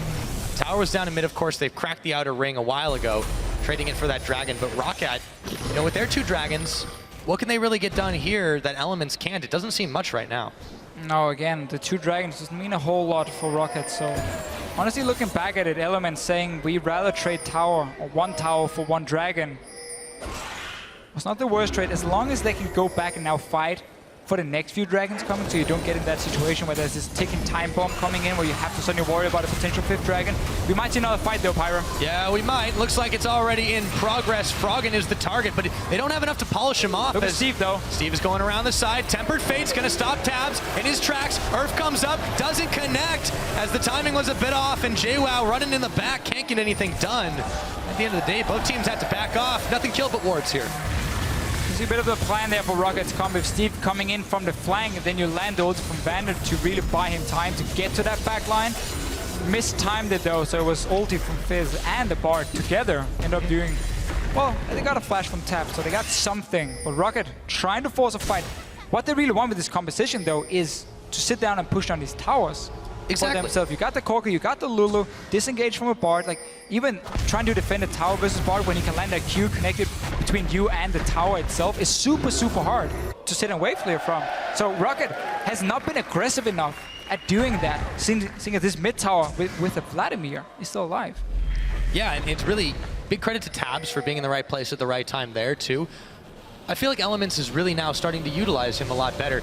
Yes, he's the sole source of wave clear. I guess it's maybe a bit of a overstatement because they have a little bit. It's not a ton with Vladimir, not a ton with Gragas, but they can get it done. And the problem is Roccat, they're not securing these kills. They're not pushing Elements really far enough away from these towers to be able to do anything. So as it stands, Elements still has that tower in the middle. And everyone on their team is actually starting to hit a comfortable point. This is what Elements have wanted to do all split long, is scale into a comfortable position. This is the kind of games Elements have wanted to play every single time, but what has always happened was they would fall behind early, they would give up first bloods, they would get ganked in the lanes, or just honestly be out-pushed in the lanes, and they would fall so far behind in gold that at 20-25 minutes, there were barely anything they could do, and they would just end up losing like 30 minutes. This game here, because Rocket has been so passive, honestly, and because Rocket now took these engages where they were 4v5, 3v4, it has bought time for Elements, and it's exactly what they want. Yeah, and harkening back to the very beginning, we talked about Elements giving up first bloods and how that seemed to kind of be the curse for them. Well, they secured it this time. Maybe if things hold, they'll keep on pushing this game in. So, more wards being cleared away. The Vision game continues. This time Elements on the front. And now we see the push. 9 seconds. But now Rocket, they're able to respond to this. Nobody in position from Elements to defend. Tower finally goes down. The goal leads back a little further in their favor. Dragon spawn now. Let's see if we have another fight here, Deficio. Really what Rocket wanted to do 5-6 minutes ago. Tabs was on the bottom side, and they could instantly just 5-man go and take the tower. Straight onto the Dragon. These are going to be important for Rocket. They want to go towards the number 5 here. Elements, they're going in for the fight. They are going in for the fight. Vander realizes too late that it's going to be a huge amount of trouble. Tempered Fate gets thrown down right in the middle to only stall things out. Froggen knocks over Rales, and Nuke Duck is going to fall. Jankos picks up Tabs in the meanwhile, but it is going to be a 2-for-1 as Rocket are scattered to the winds, and Elements will claim the spoils of the Dragon. And Vander ended up trapping his own backline right there. Elements could easily collapse onto them. The damage from Froggen and his ulti even came in after the ulti faded away from Vander. Rocket losing the fight, grouping up 5 members, not respecting the fact that JWoww can teleport in behind them. He gets a fantastic flank. Great team fight from Elements. They stopped the potential 5 dragons now, so them trading tower early on for dragon is now very worth it. Let's see it again here. Look at how Elements engaging with the Alistar first. 3-man knockup, then Vander. His own backline. He's trying to basically save them here, but in the end, it just buys a lot of time for Elements to position around them, and the damage from the Vladimir comes down anyway with the ulti after. And they can just clean up the fight. The cruelest fate is a tempered one to Fischio. 2 kills from for Froggen in the mid lane. 3 items completed. And not to mention, JWoww's had a big hand in this as well. Again, we've talked a little bit about the Hecarim nurse, but clearly that's not having a problem. JWoww right now, well, I was going to say he's having a great game, but he got the blue buff taken away. Jankos, however, will pay for it dearly and sends that one right over to Froggen. Watching Promise Q on Alistar compared to the other supports we've seen him play, it's a completely different player. He really seems so comfortable in starting fights. He a beautiful setup here to, a beautiful headbutt honestly, to deny the tunnel from Jankos. And Baron being started straight away from Elements. Look at the front lane. Steve is sitting there, has teleport ready, but there's no jungler. There's a pink ward around it from Elements. Rocket is going to have to face shake in towards this one. This is confidence, but this is also controlled. Now they throw down Tempered Fate. Vander is able to stop that Baron thanks to his key use of ultimate, but Elements have maybe baited Rocket into a trap. Wild Growth, will it be enough? No, as Froggen takes his 5th kill of the game. Dexter throws the big barrel, slows down Vander for just a second, but still Rocket lose a member just trying to stop the Baron attempt, and now Elements are on the 2nd tier in the mid lane. Yeah, nice play again from Elements. After they create a pick, they start the Baron saying, we're just going to disengage if Rocket moves in and try and get a kill instead. We have so much mobility with, funny enough, the first pick Sivir. And of course your Hecarim to just get onto Rocket, secure another kill, mid-tower down. You finally really get to see Elements, like in week 1 against Gambit, where they get past the early to mid game. They're now heading goal. 30 minutes in, 5-0 Froggen in the mid lane. This is exactly the kind of game that Elements want to play. They need this win. They haven't won a game since that Gambit victory, all the way back in week 1. Rocket, though, scratching their heads a little bit about what the hell is going on. They haven't been able to stop these Elements. Still holding on, no gold lead around anymore, actually, and maybe stop the Baron attempt, maybe keep stalling the game out, but that's exactly what Elements want. Just enjoying the music a little bit. Yeah. One of the joys of living in Germany here. Something we get to experience on a regular basis, that is for sure. So. Do you? I don't hear that kind of music very often. I hear it on the train, actually. All the time. Some guy gets on with an accordion. Anyways, back to the game, though. We've got, right now, Wave pushing in favor of Rocket on the top side, but Tabs is there to stop it. He seems to just be everywhere he needs to be. Yes, he's been behind the Corki in farm all game, but it's Sivir. You don't need to be a carry. All you need to do is press R while your team's grouped. Again, it's what I do in our Riot Rumble tournament, and it's working. For our team at least, it's working for Elements, and this one here, Taps. Yeah, I mean, if the Bishop can do it, you guys can too. I mean, that's how it works, right? I will say though, for Sivir, she does have the ability to have fantastic damage output as well. If you get one of these fights where you get your AoE damage on like multiple members, she can do really well, but she's not exactly a hyper carry in the late game. But we're gonna see Elements once again back towards this Baron. There's a lot of wave play on the side of Rocket, making it very difficult for Elements to just start up and siege a tower. Instead, secure vision in the jungle. You want to bait Rocket now into a fight here. No home guard possible for JWoww, no teleport ready. What I want to know, though, is as big as Froggen is getting, and, you know, with this tanky Gragas, with this Hecarim, Will they be able to, I mean, I guess baiting the fight is the way to do it. I wanted to talk about diving, but forget that because Baron's been started by Elements here. The damage is not that high because, well, also Froggen's not here, but all of Rocket, this is very risky for Elements. Can Rocket stop this? All they're going to go around. To start a fight. They do, and Chum the Waters is going to slow down JWoww. Steve jumps on in. However, he's surrounded by Elements. See if he can get away. In comes the Hecarim ult. Steve's down. It's Dexter who takes him, and the barrel is rolled out. Flashes away from Rollins and Vander as Jankos now. Hemo Plague taking on him. Froggen ignited. Duke Duck, though, is getting chased down by everyone. Again, Rocket still lose one member.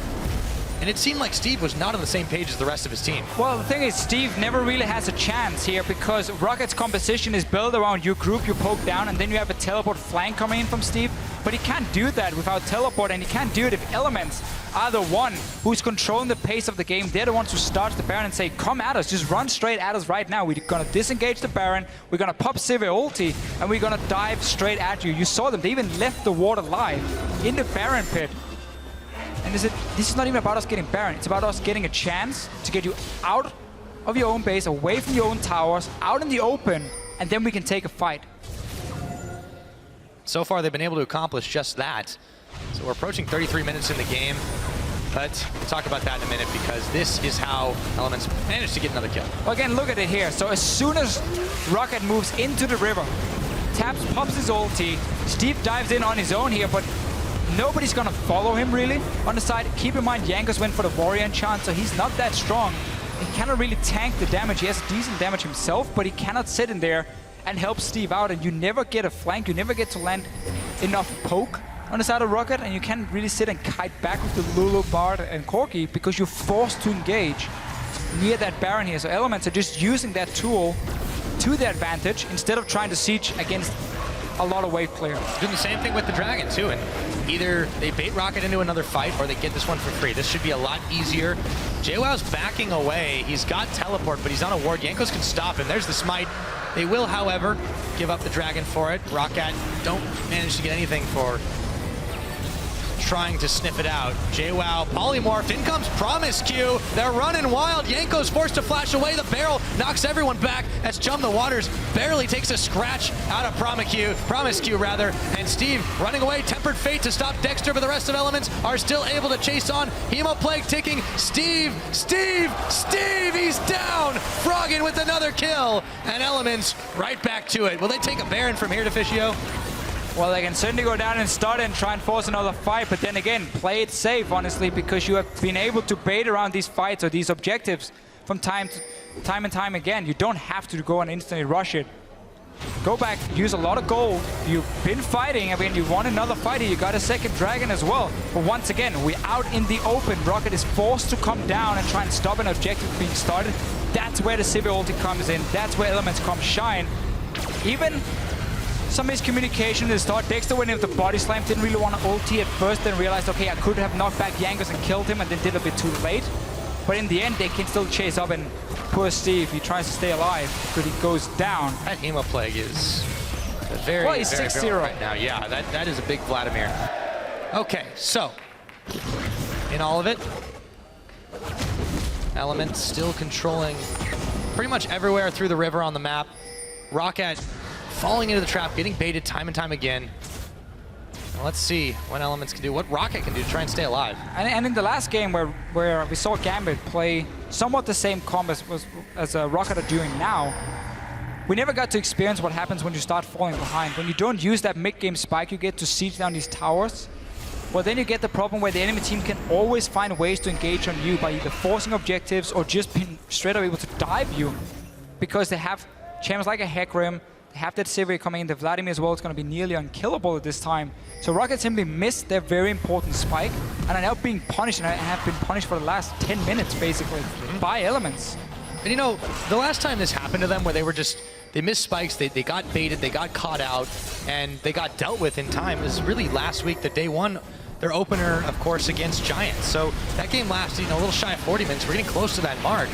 And we're in danger, at least Rocket is, of seeing that happen to them again. If this Baron does get secured, no one from Rocket are going to stop it. No, everything is warded up from Elements, so you have to face check so many different pushes getting into the Baron. Also, two guys are showing themselves mid lane. Rocket has absolutely no clue. Well, they might know this Baron is going on, but they can't see it go down at least. And now they notice Uh-oh, Yankos! They're just too many elements right up in them. Tabs is going to take that kill.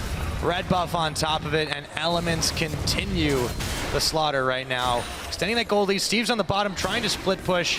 The Cinderhulk Fizz won't do nearly as much, though. He can just go ahead and try to poke down the tower, but there's a tier 2 being fired down by elements in turn in the middle. JWoww going back to defend it. Or rather, topside, excuse me. Trades the bottom tower for the Baron. Look at this massive wave on the way on the top side. Elements will easily be able to catch that one, buff it up, and that's where the AP wave clear becomes fairly difficult once these Baron buff minions come in there. It's a lot harder suddenly to play them. Lulacorn, you won't be able to do a whole lot, so Elements can just ride this massive wave here. And look at the base as well. JWoww sitting ready with his home guards. He's just waiting to teleport in. Steve's backing off, so he's going to be coming to the defense here. Froggen stepping up forward, but look at the damage that Elements have there. Tempered Fate used just to slow down the tower. Teleport coming in now for JWoww. Rocket, no, they have to back away. Dexter going to force it. Nuke Duck evaporated. In comes JWoww, but he's got nothing to do but look for Steve. Playful Trickster on him, but he's just going to get knocked up and locked up. Inhibitors down. So is Steve. JWoww running all the way to Fountain. And the rest of Rocket are trying to save the game, but it looks like it might already be over. 38 minutes, and Elements will seal Rocket's fate with a victory here, their first since week 1.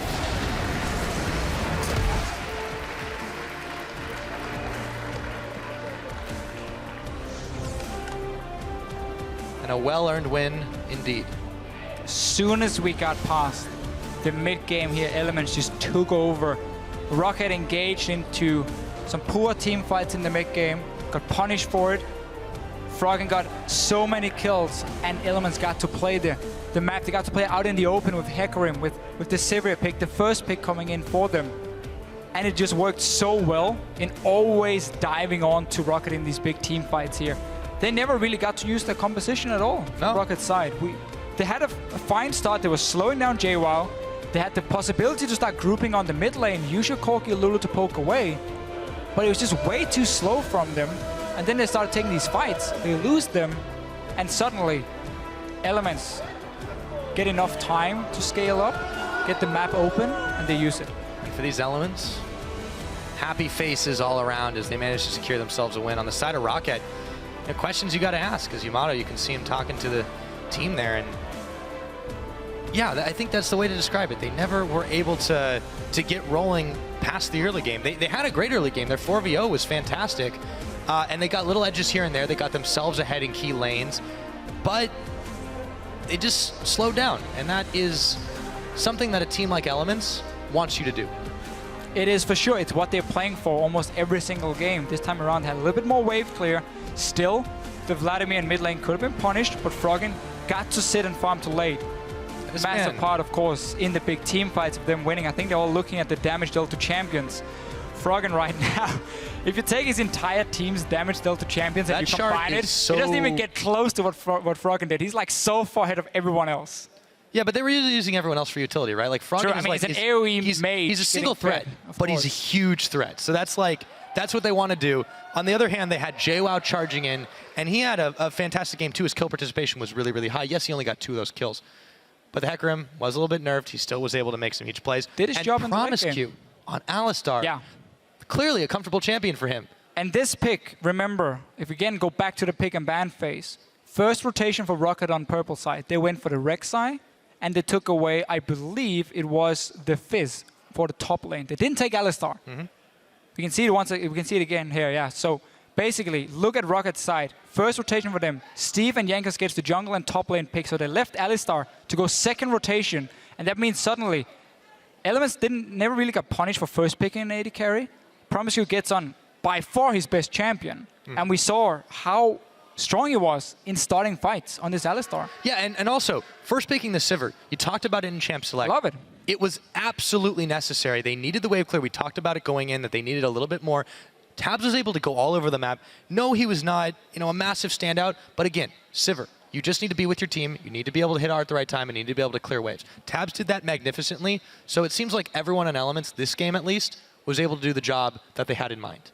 Yeah, I agree 100%. I mean, it's why when we have Sivir, we always talk about, the tempo she brings, how you can fast push out these waves here so you can force someone to go defend. You can start the team fights with your ulti here. And of course, you can also defend your own towers, which is what Tabs managed to do here. But also thanks to Rocket simply not really committing, honestly, in the mid game, saying, now we do this, now we focus this one tower here. And maybe a lack of communication a little bit. Coming in and had to start the fights. I mean, Steve is still fairly new on this team. He was the guy who went in a few times, but the rest of the team couldn't really follow. Vander's ultis with the ulti from Steve as well sometimes, collapse together. So it was a bit of a tricky game for Rocket, and it seemed like they weren't on the same page, at least, in terms of team fights. It does seem really strange. It's a complete 180 from their game versus Origin last week, where they were just clicking on the same page all the time. So definitely some kinks to work out for Rocket as they go forward in the split. I still think that they're a team that their record doesn't necessarily indicate how good or how strong they really are, but you have to put up a more convincing performance than that. But on Elements... That's the weird thing about Rocket. I mean, suddenly they show up, beat Origin, look fantastic. We're like, oh, this team here, they have great players on paper. Everyone talks about how well they perform in scrims. For the last year, pretty much. For the last year. And we see like, okay, great game. Start talking about what can they do.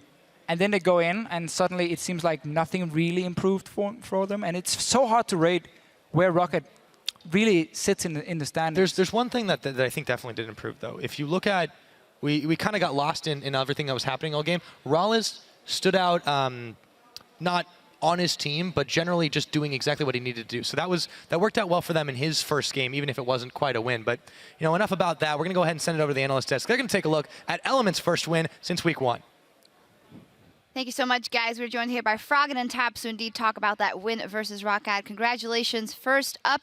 And, well, let's talk a little bit about picks and bans because they prioritized their Elements and you guys prioritized the Sivir pick for you. How happy were you with your draft overall, Tabs?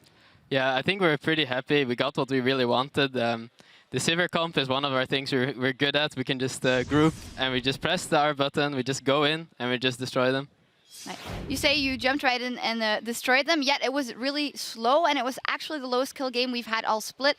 Do you think that reflected your style overall, that even with the Sivir comp can't come through, or was that because of how Rocket played? No, I think that was because our comp was scaling really well. Like right from the beginning, we identified if we just go equal and we scale up to the late game, our team fight will just become absurd. Whereas they had more of a mid-game team fight comp, where they wanted to group up and take our towers, but they just couldn't. Now, a lot of fans on social media and on the likes of Reddit criticize Elements sometimes of playing too many of these slow-scaling comps and getting punished early. Do you think that's a fair assessment, or do you just feel maybe just the early game just happened to go wrong every time? I think it's pretty unfair. Slow-scaling comps is the only thing we've won with so far. So, I mean, I don't mind playing slow as long as we win, but I think we played especially safe this game because Rocket, the only way they could win was if they actually got an early lead or could push down all our towers. So if they were better at forcing it upon us, we would probably have seen more team fights early on in the game and a lot more skirmish fighting. But they just didn't force it, and we wouldn't want to, like we can just even farm them and then outscale them really hard. So that's just what we tried to do. Yeah, you did actually outscale pretty well. On Vladimir, we got a stat from our stats guy. Apparently, Froggen did more damage than his entire team combined. So, the Froggen show? I mean... yes. Yes. Well, it's actually an interesting point because obviously we talk a lot about how stacked the mid laners are here in EU. How do you feel as a player? What is like the biggest adjustment you had to make coming into this season in this meta? I actually think mid laners in Season 3 was better than it is now, because right now it's not so much about mid lane actually. You see both Fnatic and Norwegian, none of them are actually like playing mid lane centered. They more play side lane centered because they're much better at lane swapping than the rest, or it looks that way at least. They're really good at punishing mistakes, going for tower dives on side lanes and all that kind of stuff. So it's much more about the side lanes than the mid lanes. And Season 3, it was more about actually being super, like, really fucking good on assassins and stuff like that. So you'd always see these skirmish things, so you just always see big plays. It's not so much the case now. Now, Tabs, you rejoined Elements, formerly Alliance, after not being in there the spring split. What's the biggest difference been for you, or just like in Elements compared to, of course, it's a lot of different team members, but what has changed so much for you? Not so much the team, I think. I think a lot of us have like this similar strength to Alliance. We have pretty good individual skill, and we use that to outplay our opponents. What changed more is the meta, I think. It's much more, like Froggen said, it's much more side lane focused, where it's especially heavy about getting the teleports and just playing bot lane utility.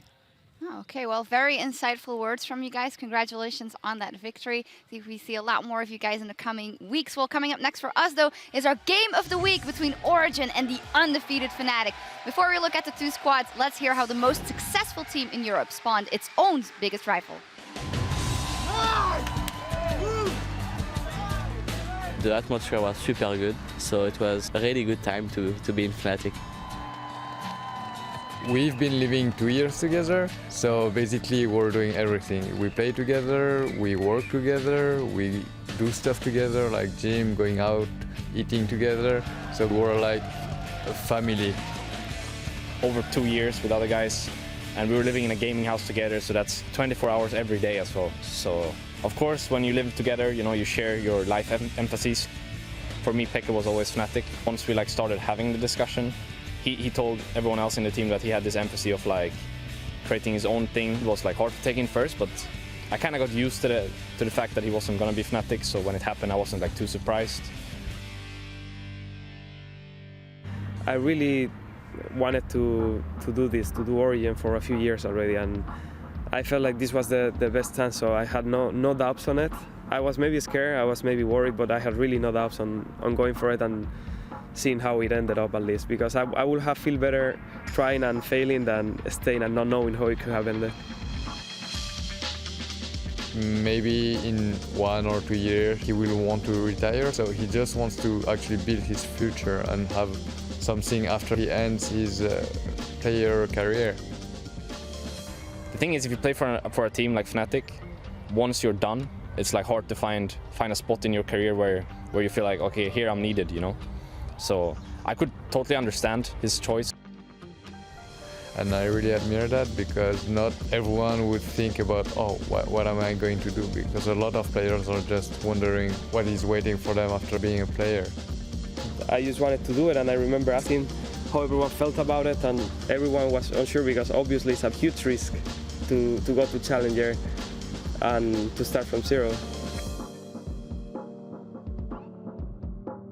He asked me if I wanted to come over to Origin as well. I guess I was kind of childish in that sense, because how I saw it was LCS has this huge attention on it, and the challenger scene is a bit lower tier. So I told him I wouldn't mind playing challenger scene, but at the same time I felt like it probably wasn't the correct decision in my life. But I had it clear myself, and I wanted to do it, so I was just gonna do it, and then contact SOAS and see how he felt about it. I felt it was a good opportunity because it was from Challenger to LCS and things like this, and to prove that we can still do it. At the end of this day, we will know the team that will get into the LCS. 3-0 double kill for FLICKR. How convincing can this get? Origin are winning. FLICKR is pecking the Nexus. This will be going down here stretch. And Origin, welcome to the LCS. Congratulations.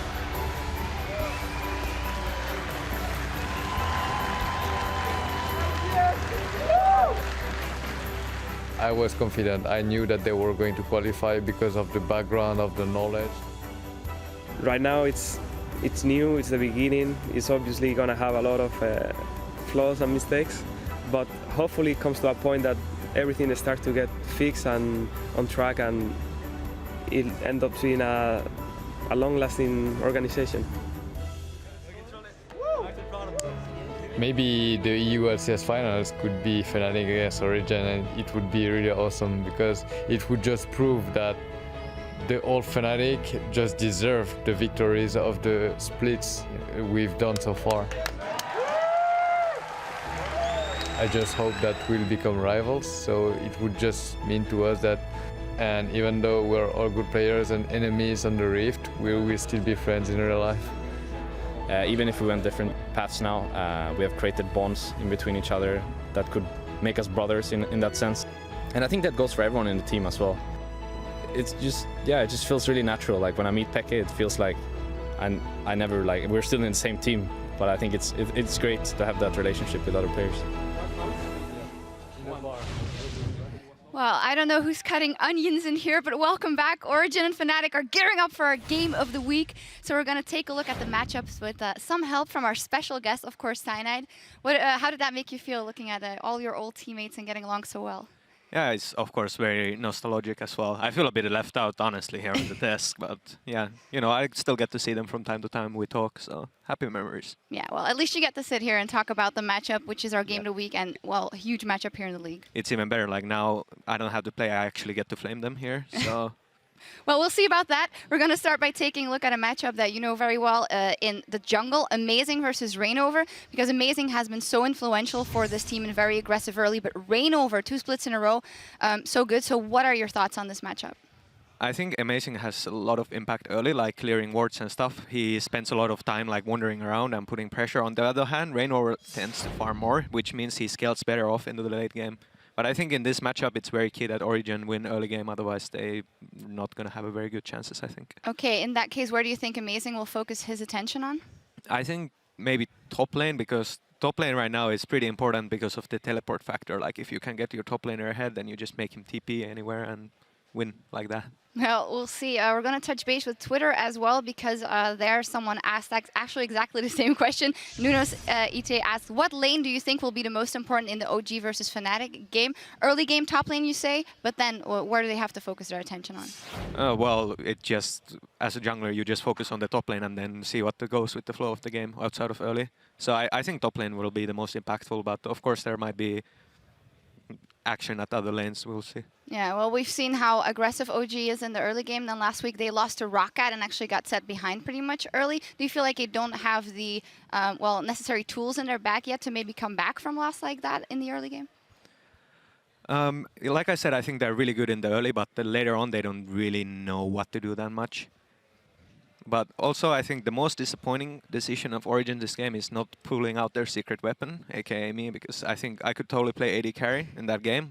I'm Diamond 3 on my Smurf, playing ADC only, so I could totally like wreck Yellow and Reckless super hard. But yeah, we'll see about that. Nice that you mentioned Yellowstar. Of course, he stuck with the team from the beginning, kind of built it for the ground up. If you think of leadership, who would you think is maybe better fit for that? Yellowstar and Fnatic, or picking in OG? I think Yellow is a really great shot caller. In my opinion, I think in Origin, Mythy is doing a lot of calls, but as far as I know, like they're all calling more or less. Okay. Well, a lot of people have said it's like seeing your parents fighting, Fnatic versus OG. It's very true for you, but if you have to pick? Let's go with Origin, because more people seem to be supporting Fnatic, so I want to be different. Well, good guy, Cyanide. Well, thank you very much. And for a deeper dive into the lineups, we're going to check in at the caster desk. Thank you very much, Sharks. Crepo and I have joined official here on the caster desk to take a look at the teams currently dominating the European League Championship Series. Let's start by taking a look at the lineups. Over on the blue side, it is, of course, Origin. Soaz, Amazing, Peke, Niels, Mythy, and Leduc. And we'll need to see whether or not Cyanide's faith in them will help them take out Fnatic, who are, of course, going to be over on the red side. It is the #1 team, Fnatic, at the moment. Huni, Reignover, Febiven, Reckless, Yellowstar, and Daylor. Let's start. We've already heard a little bit of introduction here about the jungle matchup. I've got my eyes set on the top lane battle between Soaz and Huni. I feel Huni is definitely one of the big players that Origin have to shut down. Yeah. And take a look at that. Of the 18 bans that have been thrown at Fnatic, 12 of them are targeted at Huni. Yeah, so we see this very often, obviously. Rumble, Hecarim has been taken away, Rise a few times, and this just opens up so many more picks for Fnatic. I mean, we always see Reignover get like Rek'Sai or Gragas, because again, Huni, he pulls so many bans. Source, a few towards him, but not the same amount as Huni. Yeah, and this really opens up that synergy, just like you said. The way Reignover and Huni work as a team, it's not only in the game, it's out of the game as well.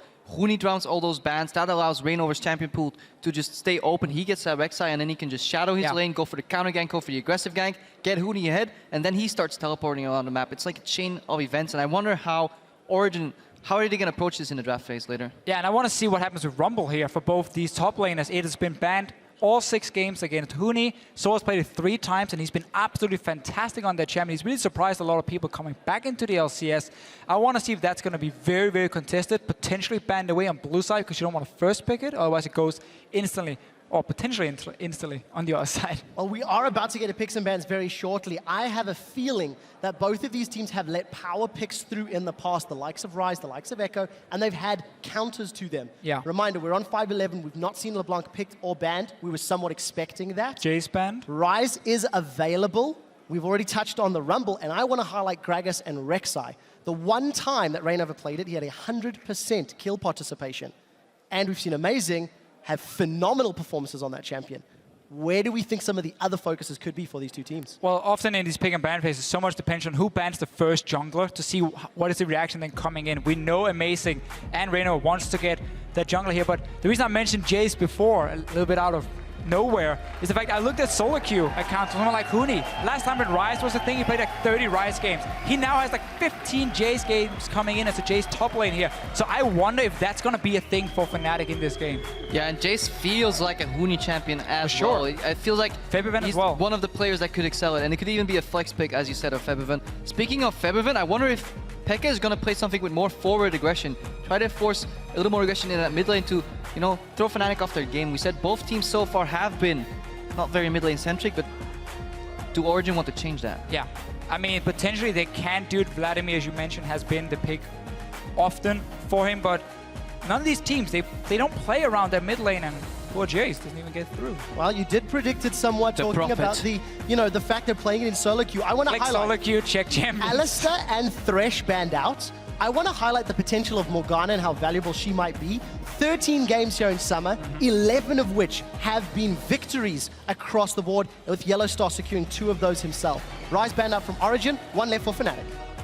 Both junglers open at this point. The Origin doesn't want to ban a jungler in the end, so take away the Rise. Don't want to risk like going in first rotation on the other side. Perhaps a Kalista? Kalista is open. It's a massive pick for both AD carries. And whenever it's open normally, especially because now you can trade, you can give them the Rek'Sai, you take the Gragas for yourself. I think Kalista is a fantastic first pick then for Origin here.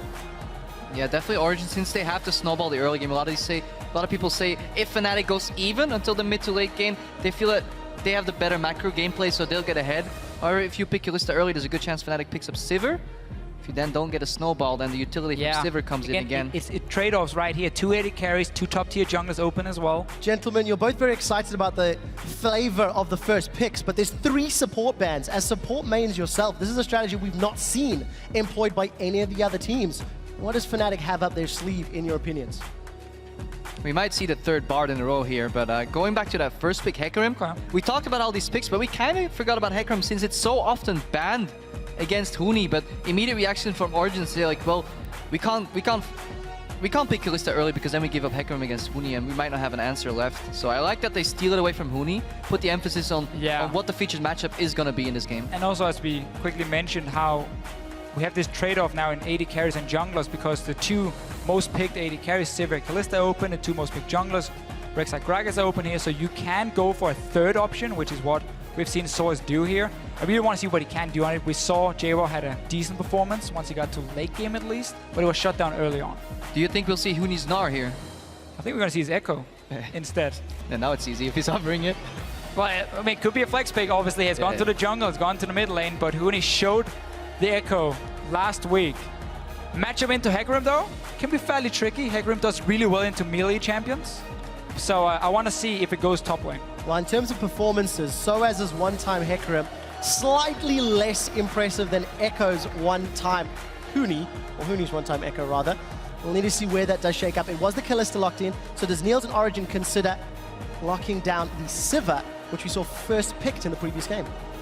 Yeah, I wonder what support Fnatic's going to pick with that Kalista, because we usually see Kalista Thresh, Kalista Morgana, Kalista Alistar, but they're all out. We've seen Leona a few times coming in from Yellowstar. Could work with the Kalista then in terms of having a lot of engage, even maybe pull Yellowstar back out if needed. And when you run Echo, in that sense, if you have a lot of hard engage to set it up for him, you might be able to time it with your W, then jumping in, and you have this massive CC chain you can use. And again, we know Yellowstar is an old school Leona player, so it is at least an option. When you ban 3 supports, you must have something ready. feel like Origin wants to hide their bot lane a little bit here to wait for Fnatic to pick the support so they can react accordingly, because it's a different thing when you have to lane against Kalista and anything or Kalista and Annie.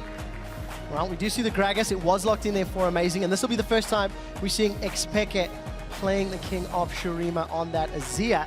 But Origin locking in their entire top half of the map. They have hidden that duo lane, considering all of the bans targeted towards them. We'll see what they opt into. Very true. It can always be a little bit risky showing your soul laners early, but it's fairly safe once. I mean, Azir mid lane does well into nearly everything for himself. And we were looking a bit at FLICKR's picks here. The fact he hadn't locked in an Azir at all beforehand. He's clearly been saving it. But now also takeaway from FLICKR, of course, his most played champion in the split so far. So I like to pick up Origin, building up a fairly standard but very strong team composition already.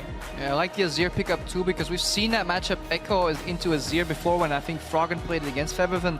So both mid laners would be, I guess, well versed into that matchup if it comes out. I just want to see where that Echo is going, and it's a good plan by Origin because Fnatic will be forced to reveal more of their bot lane and match the jungler, which is going to be Rek'Sai, of course, because they want to keep Echo as a flex. Whoa, this is a good read by Origin. whoa. Rek'Sai was there. But then she wasn't. And then you take Olaf. Okay, what is Fnatic trying to build here? With the Janna coming in, clearly they want some sort of kitey. They want a way of disengaging away from the Hecarim.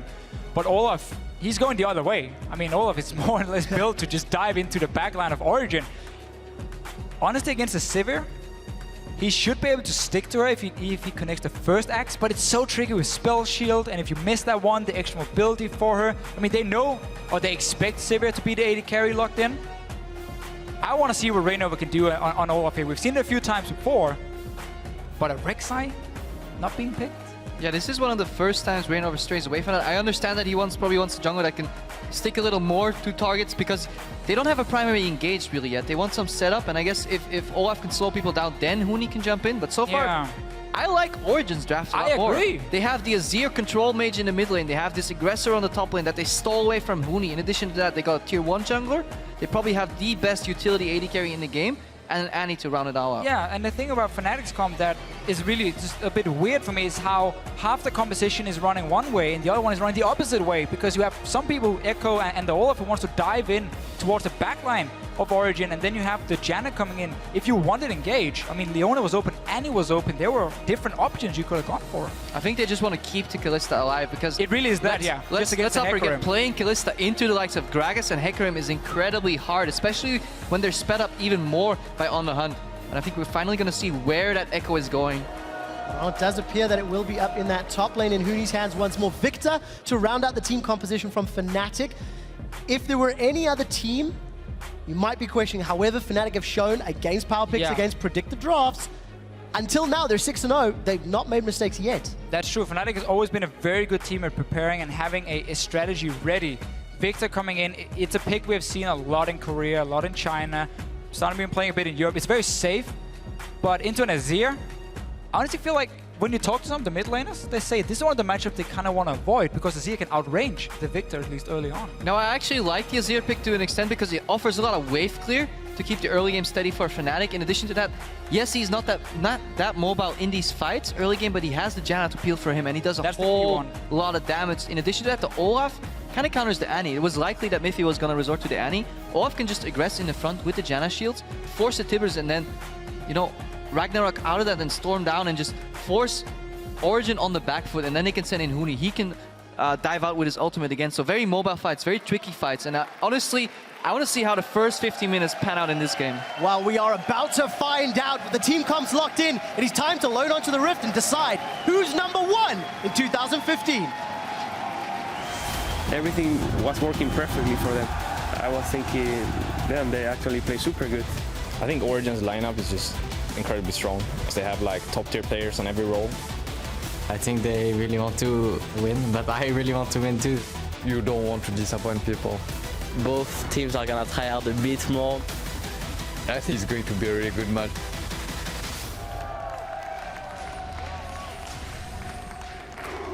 Ladies and gentlemen, Fnatic versus Origin. We're loading up onto the Rift. It is #1 on the line. That is the spot. Whoever wins this will hold on to first place. And we see Origin with the first potential moves as they're grouping up towards the river. We may see some action here, gentlemen. Amazing. He's got a body slam in. He's found Fnatic, and we're off to an early start. Flash away. Yellow Stars taking a couple of those attacks. Rainover, he's thinking about it. He's got caught in place, though. Rainover's low. That's a summoner heal used from Reckless, and Fnatic are going for it. Huni gets a time winder, applies the slow. The Death Ray burns through amazing HP, but nobody's dropped yet. And this is the game we all wanted. And right there, what happens very often in level 1s is that teams, you know, they pan out, they have one guy sitting, waiting in that bush there, amazing, then body slams over. So two things could happen from either he finds the entire Fnatic team, quickly can flash out, or he finds a single guy alone, and they might force a flash away from him. Fantastic start by both teams here, honestly, and then the brawl, it shows that neither teams were afraid to fight, because amazing, he body slammed back into that without his flash. So we talked about it earlier, about how he didn't want, how he liked to take risks in the early game, how NA teams probably played a little bit too passive, and that was a very high-risk situation, though. Just body slamming in instantly at Why level not? 1. He had flash. It was hashtag calculated. So Amazing's Gragas is going to be popping up. We'll see how well he can perform. So far, he's got a fantastic win ratio. A pretty impressive KDA, wouldn't you say, gentlemen? Yes, very nice. Definitely a confident player. Huni, however, is caught out. Nathaniel's get some damage down on him. Keep in mind, he's got no flash either. Yeah, so let's look at early game here. Source is running with the smite on the Hecarim. So Origin was setting up for that lane swap in pick and ban phase against the Echo, of course, and also trying to maybe dodge around the Kalista lane a bit for them. So not running Ignite for him. Instead, we're going to see the skirmishes, a bit more tanky focus from Source, but of course better now when he has the double jungle, potentially sit and try and get some farm in the bottom lane as well, that smite later on. Also, it looks like Fnatic got caught a little bit off guard to the late swap, because Origin, they started on their weak side, moved to their strong side, and now they can invade Fnatic's weak side jungle again. So they don't get really the 3 buff, but they do get a lot of camps here on the way, and then it'll probably translate into a 4v0. Rainover now spots, you know, says, okay, that buff is gone. So fantastic start by Origin. Both teams pushing the bottom lanes here, so you have to send your junglers around it at least to be ready in case someone teleports in. But look here, for Fnatic, no, they're all coming down, so it's going to be the 4v0. They almost changed up their plan. We saw a triple recall initiated by Origin. They wanted to flex it up a little bit, but then they decided, okay, let's not do that. It's too risky. We can get dove. Let's just go for the standard 4v0 and clean that top jungle. Let's keep our eyes on Huni. Yet to pick up any CS or experience level 1. Currently to the 8 CS that Soaz has been able to pick up. I think Fnatic have got on this tower earlier than Origin did. However, the top half of the jungle has been invaded, as you touched on, Deficio. Should be fine for them. Slowly, you just calculate, can we take the tower down? You know, if it's 20, 30 seconds after, it's not going to be a big deal, so they decide to take away a few camps.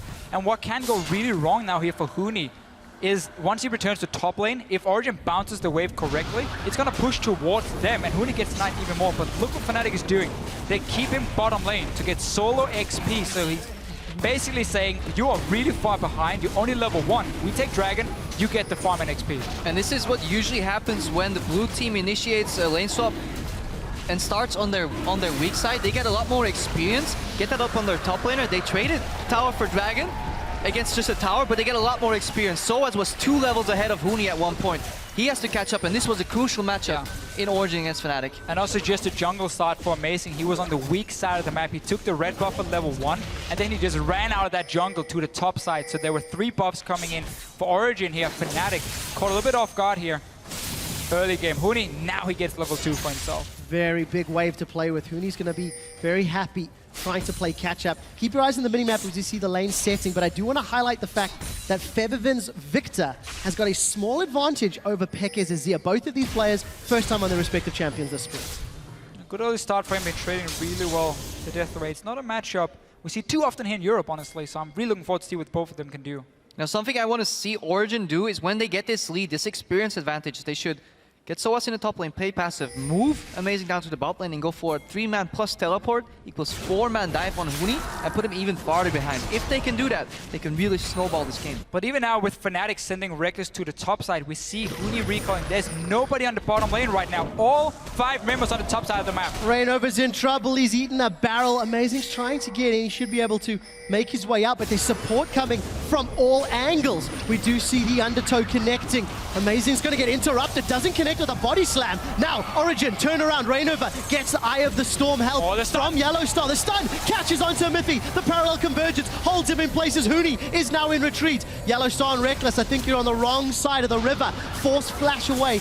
As Yellowstar throws down Ignite. Huni, he's come over the wall. He's going to get first blood on top lane Echo. Niels will reply as Amazing follows suit. 1 for Kalista, 2 for Niels. Reckless is now in trouble. Yellowstar's got nothing really to help with. Eye of the Storm shield will keep Reckless alive for a few more moments. Rend is going to get Niels to 100, but a spell shield is not going to work. Fnatic are winning this team fight. The knockup onto Miffy as Reckless aggressively flashes for the kill, and they come out 4 for 1. And Yanka said it in the feature. Origin against Fnatic is going to be a bloodbath, and a bloodbath it was. We were talking about the potential dive on Huni. Fnatic read that. They say, we have no part in this. We're going to move over to the other side of the map. Immediate brawl, and I'm just impressed by the way Reckless played that fight. Yeah, let's see it again here. Replay starting. Both teams, they somewhat share the same playstyle. They're not afraid to take these early fights, so we're going to see 5 versus 5. Bot lane now, Source is going to teleport in. And at first, you know, we just played a little bit, the 2 junglers dancing around, and suddenly everyone joins in. Feverin first, great amount of damage. Yeah, the tornado canceling, the body slam over here. This is the breaking point. Parallel conversion connects, and their teleport from Soas is just too late. With Soas on the bot line, I feel like Origin could have disengaged here. They could definitely just back away. They didn't have to take the fight, but they want to play for these early kills here. That's how they snowball. Failure was the plan for them. Reckless here now, securing a few kills. He's left almost untouched, and by now, Origin has already lost the fight. Yeah, Huni got that first spot shield on Reckless here, but look how much balls are in this guy. He gets so low, but he knows he can win this fight. Pekka is out of mana, so he doesn't have much. Miffy doesn't have a stun, and he just keeps going, aggressing forward. And we've talked about Reckless being a passive player. Everybody was like, yeah, he's just leaning back. He's the second steal back, but he just showed he can go aggressive as well. Yeah, 2-0-2 on Kalista. Head in CS, 7 minutes in. Cutlass, so he's instantly just going to go play the Ruined King. He's going to be so strong, and if he ever gets that 1v1 in these lanes here, he can just chase them down. So he's basically now looking for as much single target damage as possible. And we have to step back and look at the rest of the map. Huni is now ahead in CS. We see the mid lane still in favor of Febiven. Rainover is the only one that's falling a little bit behind his opposite number. But both of these guys doing fantastic, fantastic work. We do see the duos now coming head to head, as Niels and Miffy will be doing battle with Reckless and Yellowstar. Take a look at your AD carry stats. Actually, Niels has a slightly higher kill participation than Reckless. He may continue that trend on Sivir this game. Yeah, and talking on the other side of the map here, Huni still has his teleport. Teleport advantage for Fnatic in addition to that 2,000 gold lead. It's very clear that Fnatic were ready to say, we can just rush in the top tower if you want to trade for the bottom lane. We don't need to leave Huni on his own here. So they send him top, and of course, in the end, because the fight then breaks out, they're very quick to react, move down, and join it in. So right now, both top lanes on the bottom side, a lot of people on the top lane here. Rainover's coming in. Fate's call, it's not going to connect. Niels is going to spell shield, but he gets knocked up by the Howling Gale. Reckless is continuing to go forward, and Rainover, he's going to sink down the vicious strikes. Febiven gets the kill. And look at where Febiven is, and then look at XPeke. Another roam from Febiven where he arrives early. Fnatic is playing this game as a team. They just want to group up all their members together, get these kills, surprise Origin. And their vision wasn't sufficient. No, they were just waiting for Origin to push down past the tower, tier 1 tower that died earlier, so they were too far up the lane. And then you have an Olaf there with the axe to land as though you throw in your Janna as well, and suddenly you can just chase them down, secure another kill. A lot of people talk about how Origin, they had to do well in the early game to beat Fnatic. This is not looking great for them. 9 minutes in at least, looking at the gold and the kills early on. And the teamwork of Fnatic reflects in the stat. If you look at Yellowstar here, 5 assists out of 5 kills. Reckless involved in all 5 kills as well. Even though Fevin's in the mid lane and people don't usually talk about, you know, how these both mid laners are passive in regard, he's involved in 4 out of 5 kills already. So good start by Fnatic. Definitely is. They've got the gold lead, they've got the lane lead, the kill lead, they've even got the fan vote lead. It doesn't really get much closer than that. 55%. I do want to highlight the fact that Fnatic have invested almost all of their resources into this duo lane. It's paid off with dividends.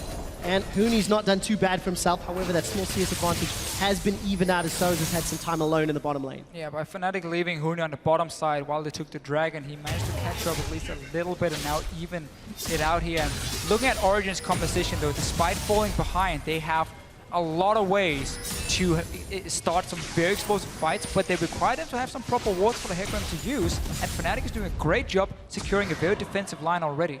I do like Origin's draft in that regard because they have a couple of what they call comeback mechanics. Even when behind, they can group up, pop on the hunt, and then flash Tibbers. I'm still waiting for Miffy to hit level 6, and then we could see another move from Origin. I hope Fnatic picks up the Dragon before that, else it might be a very explosive fight yet again, but they have to focus Reckless. Well, we did see very early on, once that first Dragon fell, neither Fnatic or Origin have had a 5-Dragon buff game yet, but considering Dragon is up and Fnatic have numbers in the bottom lane and teleport, maybe today is the day they secure that. And also both of these supports start at Ancient Coin.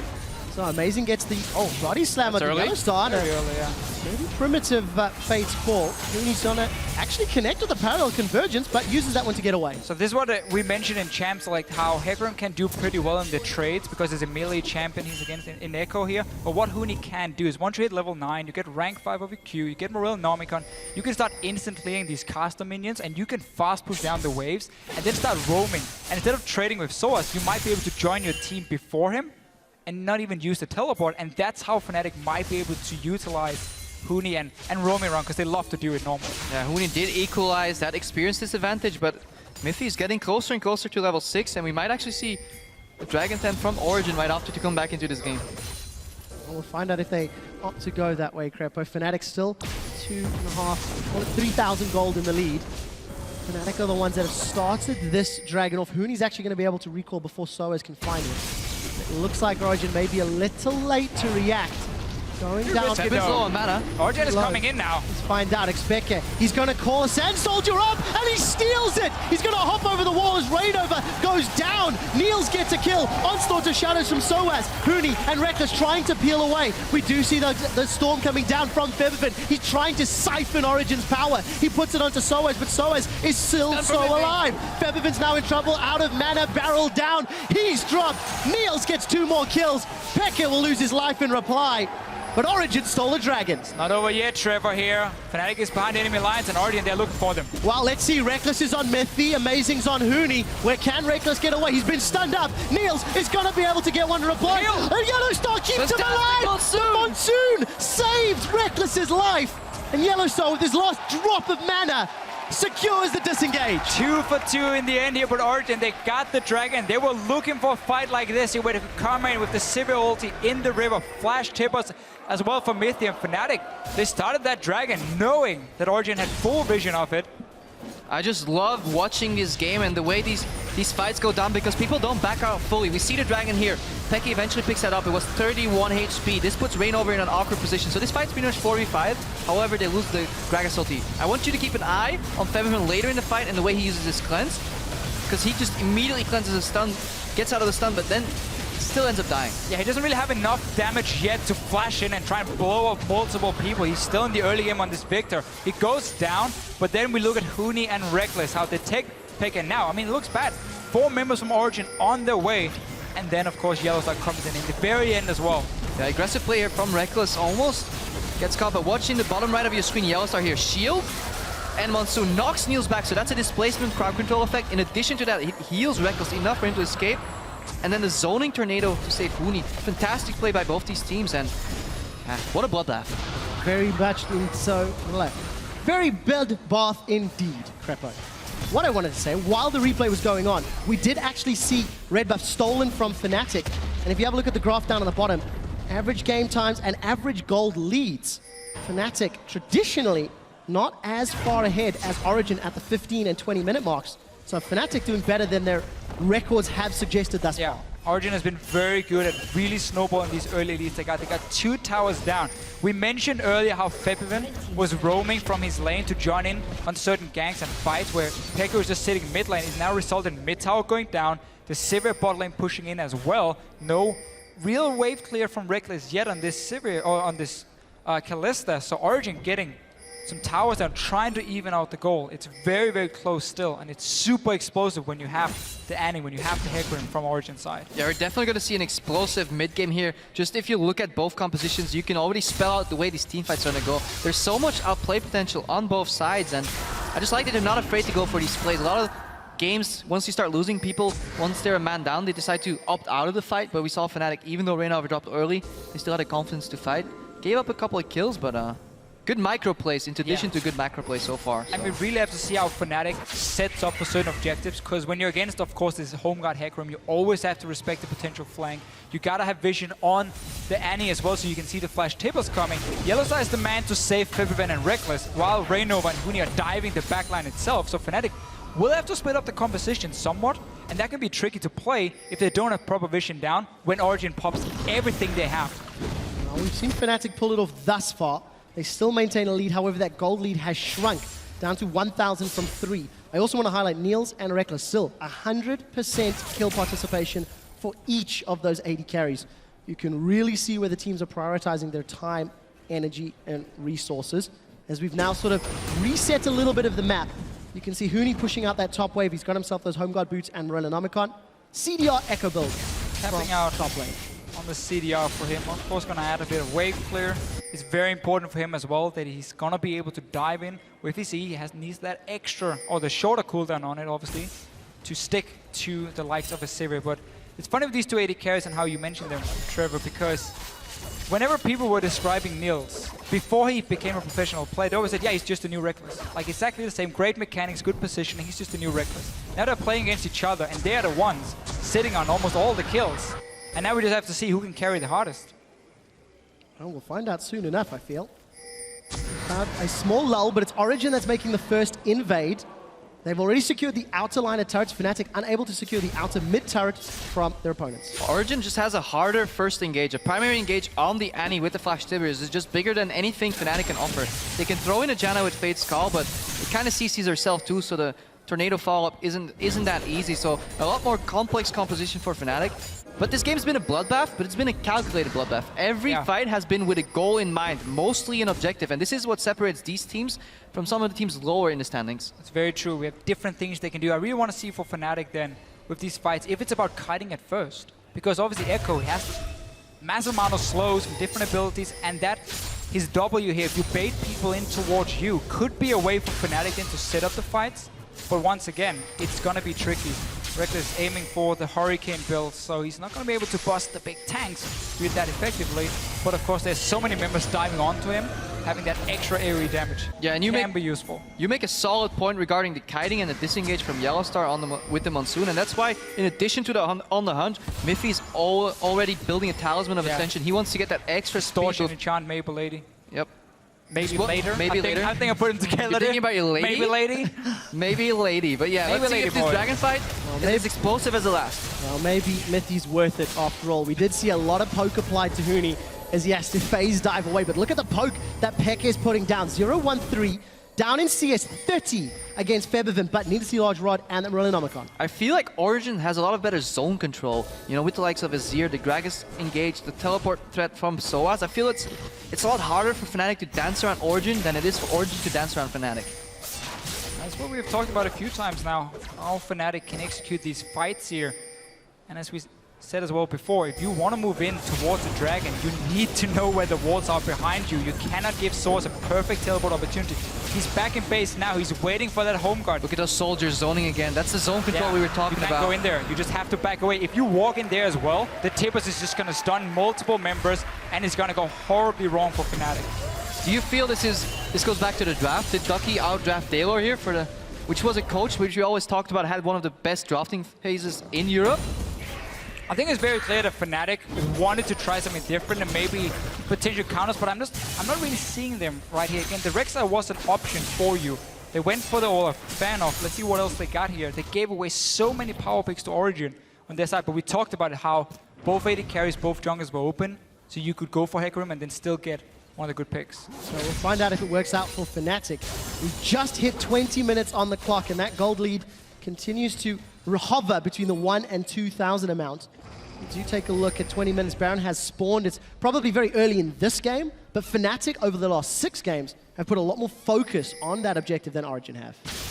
Yeah, just different ways of snowballing the games. Fnatic is a little more calculated in their approach. Origin just really slaughters their enemies in most of the games. If they get ahead, they get ahead so far that they don't need objectives to close it out. But both teams so far seem very Dragon focused. I think it's too early, like Quickshot said, for the Dragon, so I imagine, for the Baron rather, so I imagine the game's gonna slow down and just have another third Dragon coming in here, and that could be big for Origin because yet another move speed boost. I also know that Fnatic is one of those teams who doesn't necessarily need to snowball in early league to do well. They've been performing so well in the late game, even if they do fall behind like we saw against SK Gaming. They came back in the game here, so definitely for them, it's not a bad situation. I mean, they're heading gold, obviously. They got a great amount of kills on Reckless. I want to see what happens, though, around the next fight. Yeah, Fnatic are winning in CS for both Huni and Feathervin by sizable margins. 43 is Feathervin ahead. Peke not finding the CS that he necessarily wants. Around 30 for Huni in the top lane. But the game has slowed down. Once those outer towers fell, neither team is pushed into their opponent's base. And look at the defensive line of pink wards, actually from both squads on their respective strong sides of the map. A lot of focus around the Baron itself. Mid tower is still alive. That's where Peke is sitting on that Azir, just constantly wave playing and pushing out. And he never really leaves the lane. It's not have to do too much in this game. It's not even alive, it's still on full HP, so that's full tower advantage here for Origin. Some aggression on the top lane. Well, Reckless is going to be able to pull Yellow Star out if anything goes awry. We do see Huni, he's gone aggressive. Parallel Convergence is shot out and it's not going to connect. He will find the shield, however. Time Winder trading back and forth and Chrono Break Ghost. Keep your eye on it, not needed this time. We do see Huni backing away. Huni building for the split pushing here for the one-on-one. He's getting that Lich Bane second, so he's going to delay his Hourglass, which is going to be crucial in the big team fights, but of course he wants to be able to duel Soaz down here in the bottom lane. And Huni obviously playing a damage-oriented top laner, whereas Soaz, he's building very tanky on that Hecarim, and this adds to the zone control. If you have double tank composition with an Azir, with an Anifed, it's so much harder for Fnatic to play surrounded. However, if things go right for Fnatic, and things get explosive in their favor, then they have a lot more damage on their side of the team. And if Fnatic hits a point where Huni can start beating Soaz because he gets that mass amount of AP versus a full tank, that's where Origin suddenly is forced into big team fights then. They can't hold him in the one-on-one like they're doing now. And suddenly, well, that would open up a way for Fnatic at least to apply pressure on the map. They're still waiting though for Huni to scale up a little bit. Lich Bane is now completed. And we'll find out how effectively he can use that Lich Bane. I do want to take a brief moment to talk about Reignover and his limited impact in this game. 0-2-1 from what many, including myself, consider to be one of the strongest, if not the strongest jungler in Europe. This Olaf pick is just not showing up.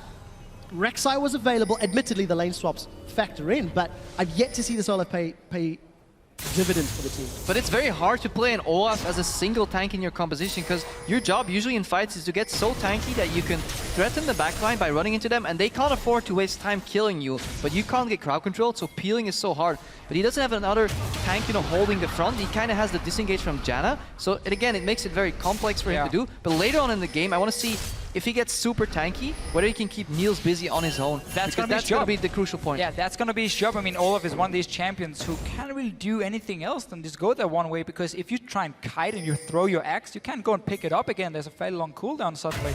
So it's definitely going to be him dealing with Niels in these fights here, saying, you know, Mithy, I don't care about your CC. I'm going to get to this AD carry and just single him out every single time. Well, we have to highlight the fact Fnatic are the ones that are applying pressure. We saw Huni hammering away on the bottom lane inner turret. We see Fnatic on the top half pushing the waves into Origin and continually dictating the tempo of the map. And this is what we have seen with this this Echo into Hecarim matchup, is Huni can always just instant push out the waves. He can trade pretty effectively now with some items, so he's trying to at least force Soaz to play very defensive now. A stun onto Niels, maybe. Niels is in trouble. Time Winder's going to come back with Huni. Does get the burst. He's not going to find the Chrono Break yet. Phase Dive, I think, got Spell Shield away. It's Reignover that gets the kill. Huni pieces out of the fight with the ultimate, and Reignover's Ragnarok gets him out clean. And there's no wards in the river here from Origin, so once the bot lane was pushed out, Huni just sneaked his way in there. Niels did not expect it. 20 seconds. Fnatic might just force a Baron and even take a fight if Origin walks in to stop it.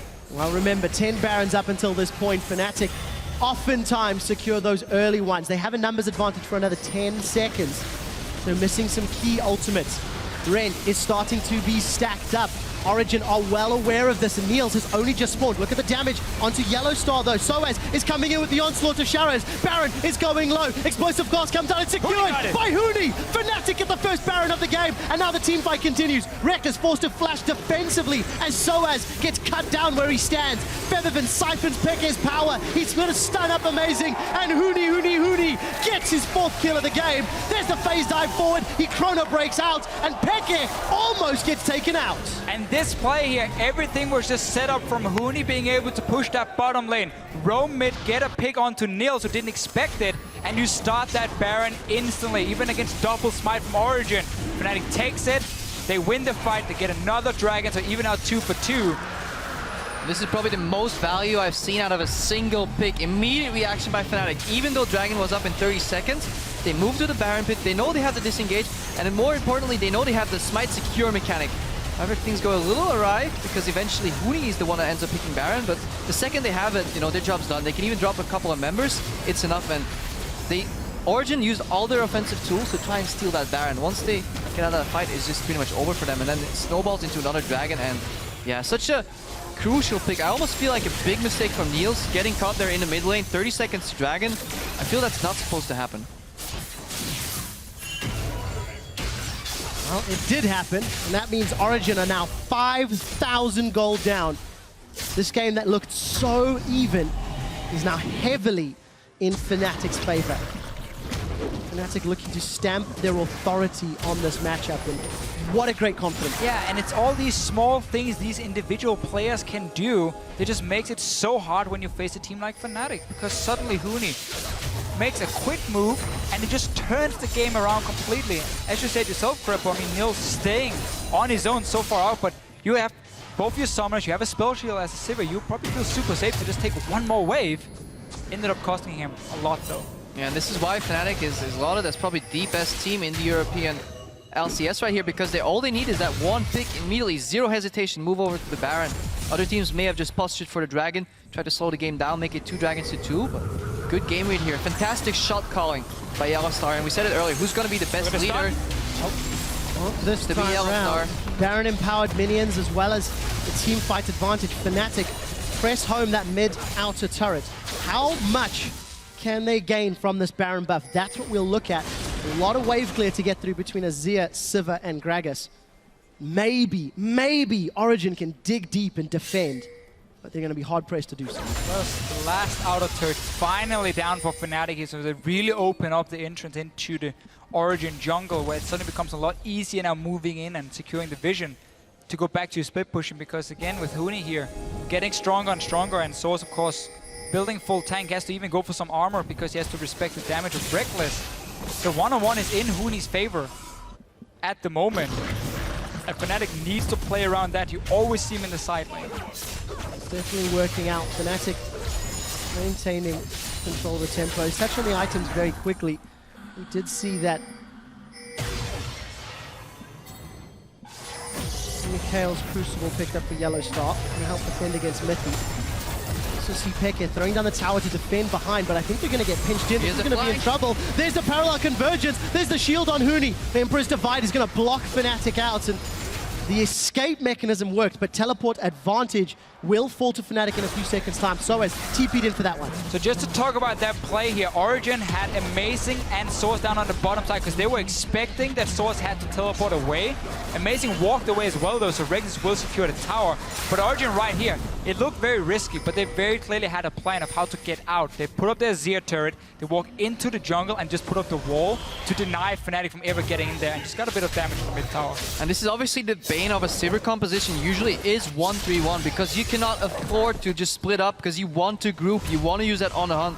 That's what Origin did.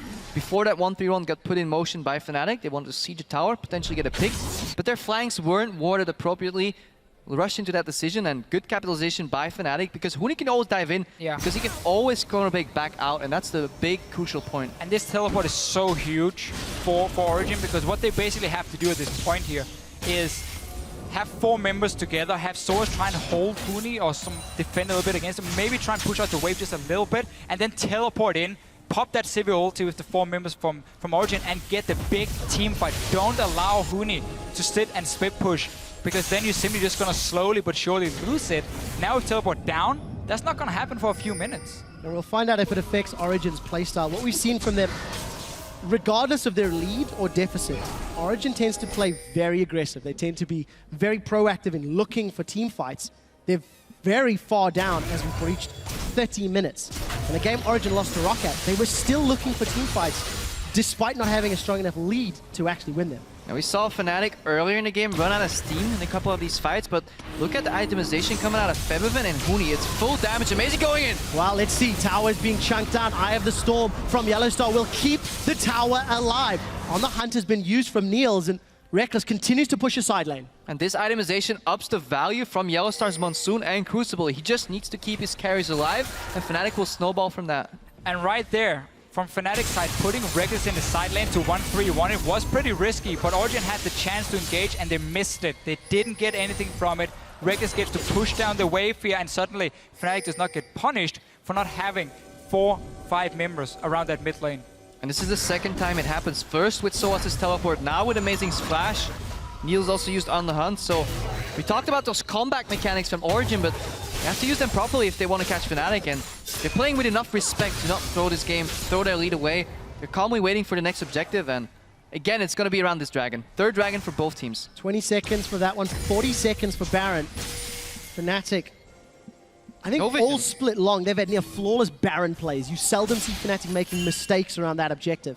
But we do see Origin with some position in the river, and they've denied vision from Fnatic. Yeah, I like this position here from Origin. Finally, they get a bit of control before the objective even spawns. But look at what Fnatic is doing. Saying, we don't want to walk in and risk face-checking you, so we push down the mid lane and force you to leave this objective and walk in towards us, so we can now get a chance to move back into the dragon, clear these ping wards you just had placed there, and get down our own wards. That's how you very quickly remove someone from an objective. Yeah, and good zone control doing so. They put Rain over in the front, so Mythy can't afford to get close there. They have the parallel convergence zoning out as well.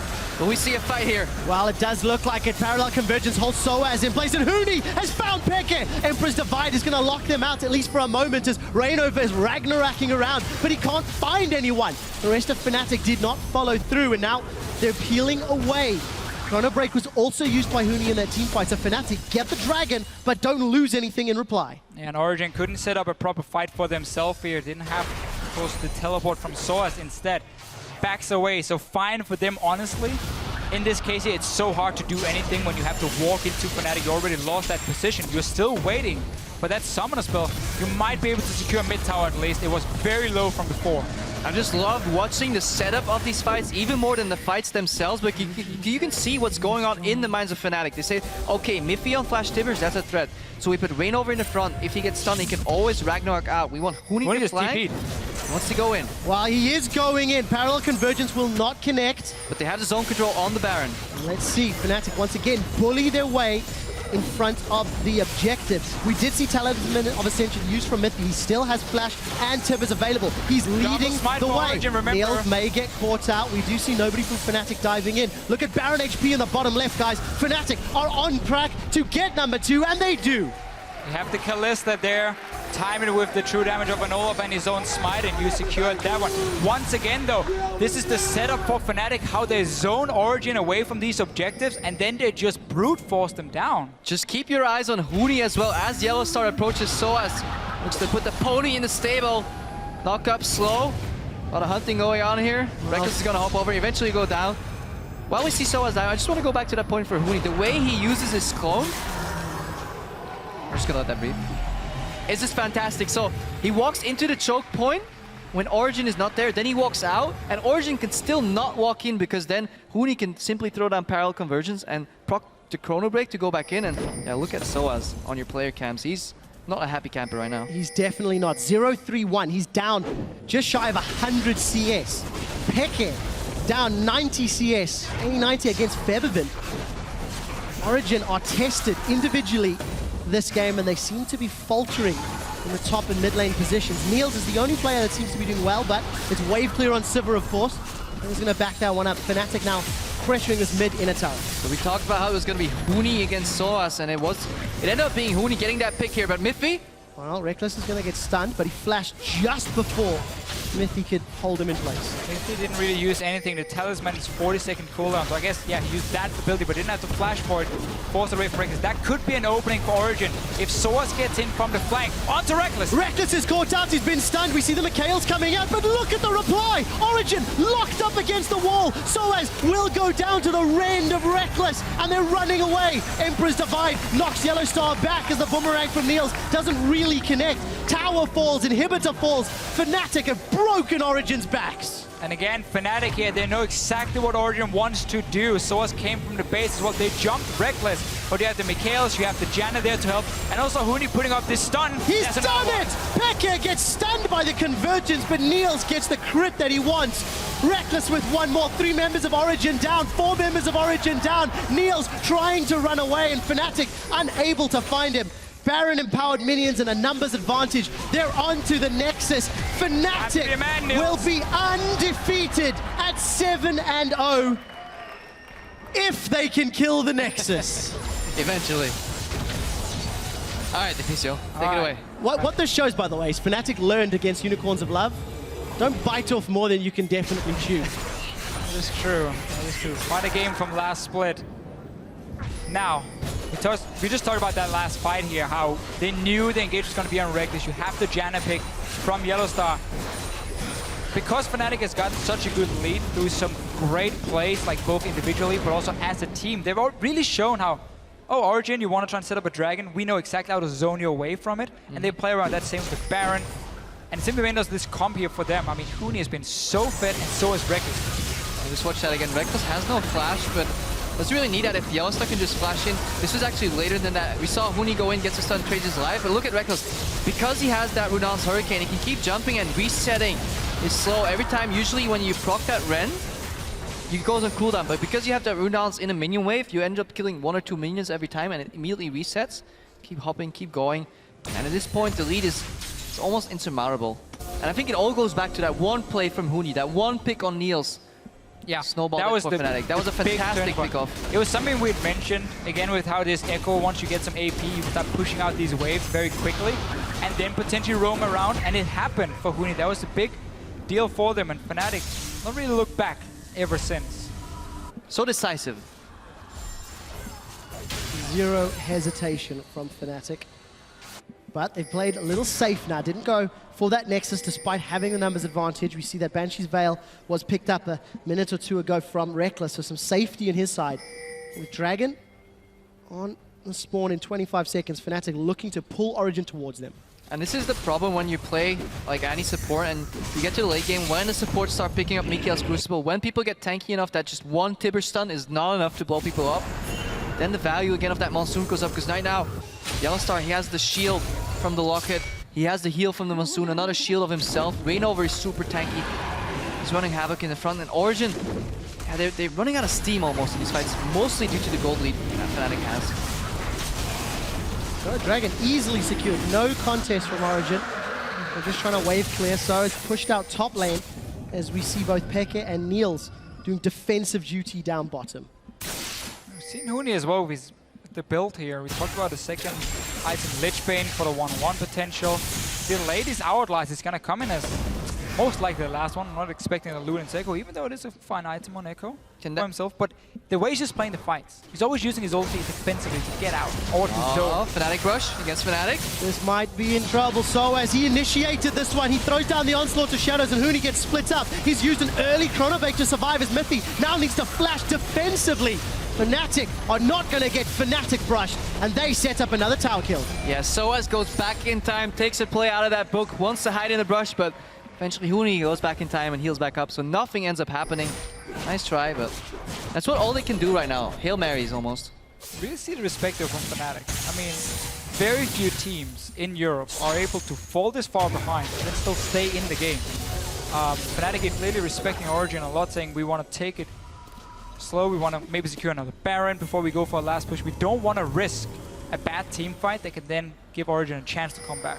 Fnatic potentially making a statement with this victory. We will not make mistakes. They want to prove they're the best team, and we've heard all of the hype, we've heard all the players. There's a lot at stake here between Yellowstar in particular and Reckless, considering their opponents. But they can afford to play it slow because they definitely have the scaling. Huni, as we said earlier, against Soaz. Soaz playing that disruption tank later in the game is just not going to do enough, whereas Huni, he's sitting on 720 AP with 40% CDR. He can just do so much in these fights, whereas Soaz is limited to that one dash, that one engage, that one ultimate. If that doesn't stick like we saw earlier... Huni wants blood, he's just picked up Hourglass. He's got teleports. Not Not going to pull the trigger yet. Look at Reinova's positioning. Here he goes. Here's the TP. It is starting. He's going to come flying around the corner. He's going to throw down parallel convergence. It doesn't connect a stun. He doesn't need it because he's down. Huni gets the kill before he gets dropped, though, 1-for-1. Reinova's wrecking Niels' face in the back line as Reckless gets a kill onto Amazing. 2 members of Origin down, only 1 for Fnatic. Siphon power plus Reinova's vicious strikes will secure a kill, or 2 for Fnatic. 4 members down, only Niels standing. Fnatic gonna look towards the Nexus. 8-0-9 on Reckless, involved in 17 out of 19 kills for Fnatic, and he's showing up big against his ex-teammates. He definitely is. Fnatic put on a fantastic performance. The original fan favorites. They will take down Origin and hold on to first place, undefeated in the Summer Splits.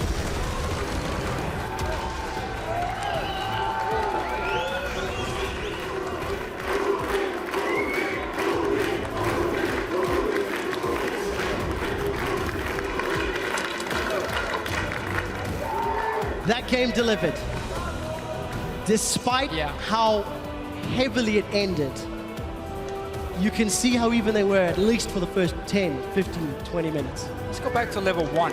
We had a big 5-on-5 team fight. A few minutes later, we have another one. That was the first big advantage for Fnatic when it secured 3 or 4 kills. Reckless got quite a few of them on his side. Origin tried to come back around the Dragon, but then we had that Huni roam into the mid lane, and just a few big plays really snowballed this advantage for Fnatic. And just the way these fights came about as well, both teams were not thinking in the moment. They were both thinking 1 or 2 steps ahead, because we were talking about Huni. He had to get out of that bot lane because he could potentially get dove by Origin, so he backed up and joined Origin. They knew Huni might not even fall for that, so both teams ended up converging on the left side of the mid there in that explosive bloodbath. Yeah. And it just worked. It was smart fights. It wasn't senseless fighting, you know, not Unicorns of Love style almost, some of these games.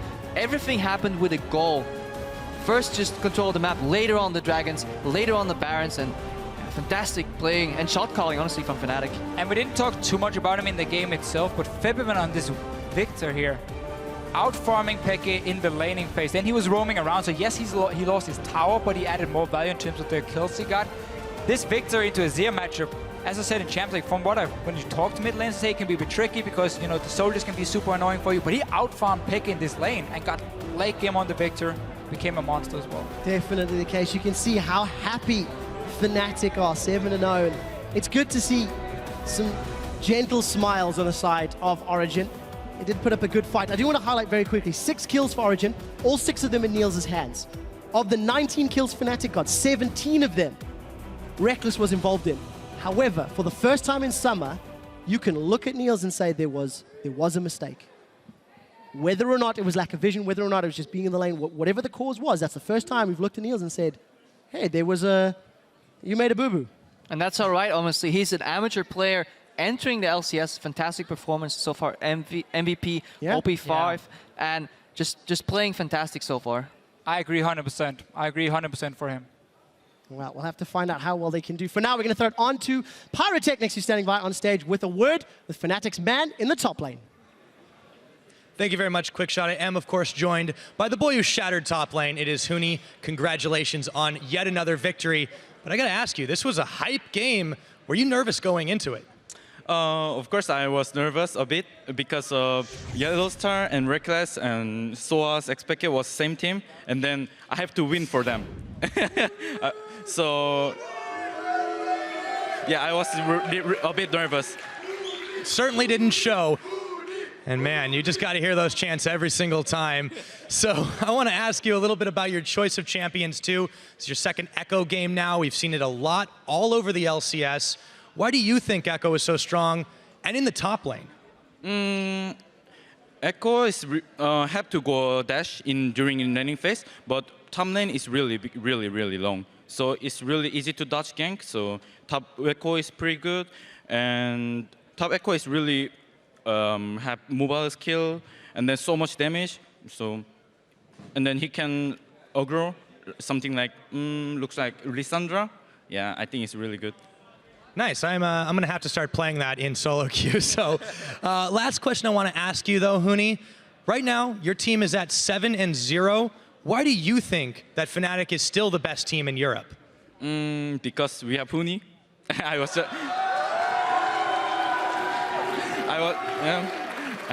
was joking. Because we have good plan, good strategy, and then good draft, and then every teammates each other really friendly. It's really friendly, so like something like bromance. So I think it's really good for team each other.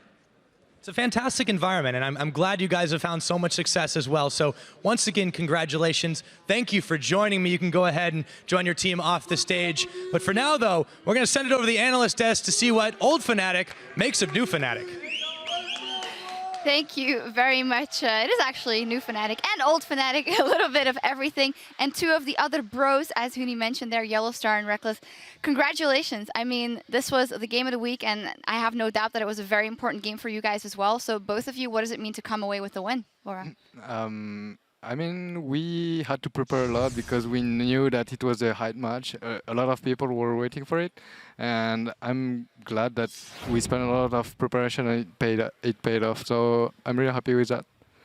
So 3 support bans. Why? Mostly because Missy has the same playstyle as I do, so he's like the playmaker of the team, and it's almost the only way they can engage the fights. And we knew that he was going to play either Annie or Nautilus. He's the support that are left, and basically we had a pretty solid draft here. So props to the coach and to the team. Yeah, definitely. It was, of course, bottom lane was something we were looking at a lot because Niels was obviously also very hyped coming into the split. You got an early lead on Kalista. How do you feel you did kind of carrying the game or knowing that you had that early lead and had to put it on your shoulders? And how do you think Niels did? I don't necessarily think I carried this game. I think I was more the backbone in this comp, sort of. I had to be really patient in every team fight because if I ever ended up getting CC'd, the only way out was him having Michaels, but that's also 3-minute CD, I think. So it's like you have to be really patient and make sure I don't end up in that position. So I was more taking off like a backseat role in this game. Meanwhile, Niels was doing a lot of damage, and I think he played really well in this game. So I would probably give him the ups on this one, but I think our draft was really solid. So I kind of just had this position in the game, so I didn't really mind having it either. I just had to make sure I was alive and then kill the front line. Yep. Yeah, you did your job very well, but I have to ask, how does it feel like to play with an actually decent jungler? I felt lost because there was one guy missing on the map, and I was looking for him, you know. And now I see you, so I'm really happy. Aww. So, but you can still agree on that I'm cuter than Reyna, or? All I can say is that he cannot play Lee Sin, so welcome to the club. Well, there were a couple of moments in this game where objectives were stolen, and I actually want to get one of the replays up on the screen because you guys did really well early, and then as we will see here, something goes wrong at the Dragon. So Yellowstar, walk us through this one. So we don't have Cyanide, so we lose the Drake because he's known as a stealer. But here we know that we have to shove the way, so it's kind of bad for us to start the Drake, and with the TP coming in and they steal the Drake, it's really bad for us at the start. So we just need to kite slowly because Swaz is really far in, and then now we decide to go to engage back, but it ended up being really bad for us. So we need to kite a bit. We need to fight slowly because we get really chunked. And now at this point we're in, then we end up really split, and we decide to fight. Now we try to group. Yeah, we're going to fast forward a bit, but there's a hero move coming from you. So I'm saying that I can help, just get close to me, I can help you, just try to run. And then they ended up running, and yeah, I mean, it ended up really well for us. It did. In the end. That was a pretty sick echo ulti as well from Huni, I think. I didn't actually see it in the game, so it was kind of cool to see it now. Yeah. Because Pekka even managed to flash in and ulti, but he dodged both, so it was pretty sick actually. Yeah. But on the other hand, the game seemed like pretty messy. You were kind of in the lead most of the time, but it seemed like you were just going to lanes and farming. And then when there's a Drake or whatever, then you just go for it. Or at that one point, you did get Niels, and that kind of won you the game getting the Baron. But why was that? Like you didn't even try to siege your group that much? I think Kalista is just like, it's really hard for us to siege because if I ever end up walking up to the tower, then Aster has like a free free auto attack with a soldier into Q into auto attack again, and we don't really have that much sustain, so we didn't really feel like sieging was the correct move in this game, and at the same time we felt like their early game was like extremely strong, so their early and mid game. So if we just ended up getting like equal or ahead in farm, and then the game got longer and we fought for every objective, then we would end up winning the game. So we were taking the patient approach, I think, in this one. Meanwhile, they were like the team that had to do something kind of. So you saw them like grouping 5 constantly mid. Meanwhile, I was on a side lane trying to trade a tier 4 for tier 2 for tier 2, because we would end up winning in that sense then, because we had a better late game. Yeah, I agree. The only way they could come back is just flanking us from other sides, because they have Annie, a great follow-up, and then we just have to farm for late, and then we would just ended up winning. We just have to play slowly, take the vision, and then everything is all right. Yeah, I think that playstyle like complements you very well, because you seem to make very little mistakes, and yeah, there's Origin that dropped the ball at one point and you just capitalized insanely hard on that. Yeah, you did. Final question. You played versus OG now after they had a great run, but seem to have hit a ceiling for now, at least. So what do you think are your expectations going into the rest of the season? How strong can they be? And for maybe at the end of the playoffs, because we heard you guys saying in the feature what that dream matchup would be.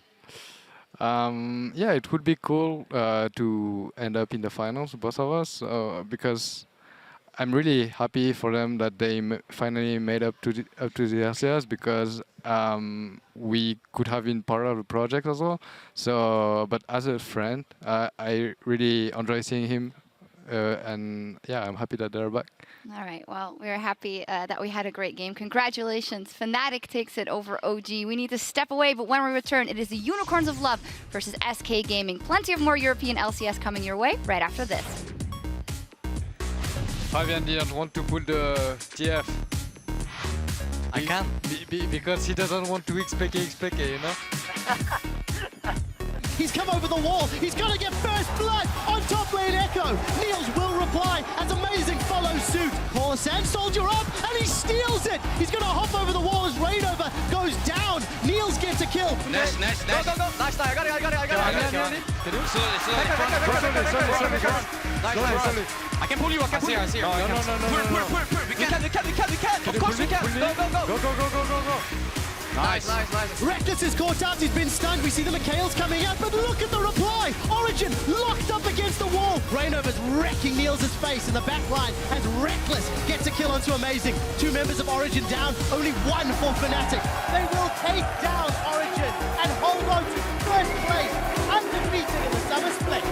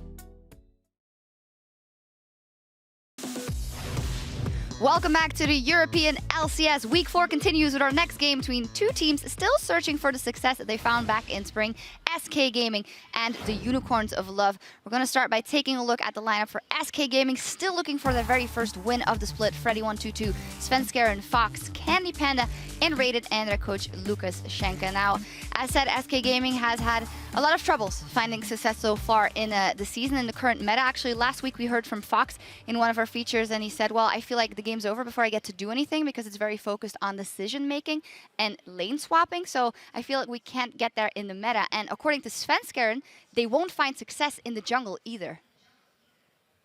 In the jungle, you can really only perform as good as your team. Jungle can't... Okay, sometimes you can, like, carry the game 1v9, but it's not that likely to happen in LCS because it's kind of a team game, and, like, a jungle's position is to, like, extend your lane's lead, but if there's no lead, then there's not much to extend on, so it's kind of hard. So, well, that is then Fox out and Svenskeren out when they feel like they can't put any pressure on the game. Cyanide, what do you think of that statement by Sven? I think it's kind of true in a sense that it's always better to gank the winning lanes and extend the leads. But however, if you're like losing every lane, you might as well try something, you know? Like just gank the losing lanes, even though it might backfire, because if you don't, you're going to lose anyway. Or whatever, just pick Darius or something. At least you're going to have one winning lane, then you can try to extend that. It really just seems like SK Gaming is lacking a carry. I mean, there's nowhere for Sven to really go and say, I know you can do well in the laning phase, so I'm going to camp for you. Like, let's take Gambit. We see Diamond going to Copper Shot now very often. We know Forgiven can handle himself as well. So that really seems to be the problem for SK. They're lacking a carry. Freddy's playing tanks up in the top lane, so he's not going to do a whole lot. And as you talked about yourself, mid lane and bot lane, nobody's really stepping up there. And, of course, as a jungler, it's then nearly impossible. Yeah, and we also see that in terms of drafting, and pick Svenskeren doesn't seem to be very comfortable. He's played, well, 6 different champions rather in 6 games so far. What does that say? Well, I mean, clearly he's trying to find something that works for him. We saw him in the start go only for like Lee Sin and Italy and like completely ignore the Cinderhulk ones, which I think is a big mistake. If I'm SK Gaming at this point here, I know it's boring to say, but like a Sivir composition normally works pretty well. Try and aim for like a big team fight, 2 tanks. If Freddy wants to play tanks top lane, get a Cinderhulk jungler for Sven, and then try and just like brute force your way in these big 5-on-5s near dragons and so on, just to give you something. Because clearly right now, you don't have anyone who can win his lane on his own and be a big carry. Yeah, I also think like Svenskeren is one of these players that seems to slump a lot. Like at the start of last split, he was like godlike, and then at the mid, he was pretty much useless, and at the end, he was really good again. Now he's not really doing anything. Came out, and then it went downhill. Yeah. Yeah, we'll see what happens in this game, because looking at the red side of the stage, it is the Unicorns of Love with Vizichachi, Kikis, Power of Evil, Vardax, Hillesong, and their coach Sheepy. Now, they are playing the same as the last split, 3-3 then, 3-3 now. But when you're rookies and you're in your first spring split, that is forgivable. But for us, we've looked at comparing them to H2K, who have chosen a different trajectory, are also rookies in their second split, and have seemed to have found more success, where UL is stagnating, if not doing worse. Decision making, like shot calling, is really what's so different between these two teams here. Both of them have, you know, plenty of carries. We talk about how SK is lacking one. Power of Evil, Vizichachi, and so on for Unicorns of Love has shown they can win games for them.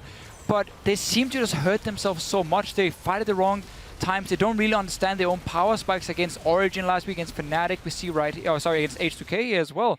They get in team fights where they're supposed to be weaker, and they're taking the fight themselves. They're starting it. This is what you talked about last bit, how they like that break, you know, saying, hey, we don't have to fight right now. We can wait 5 minutes for one item.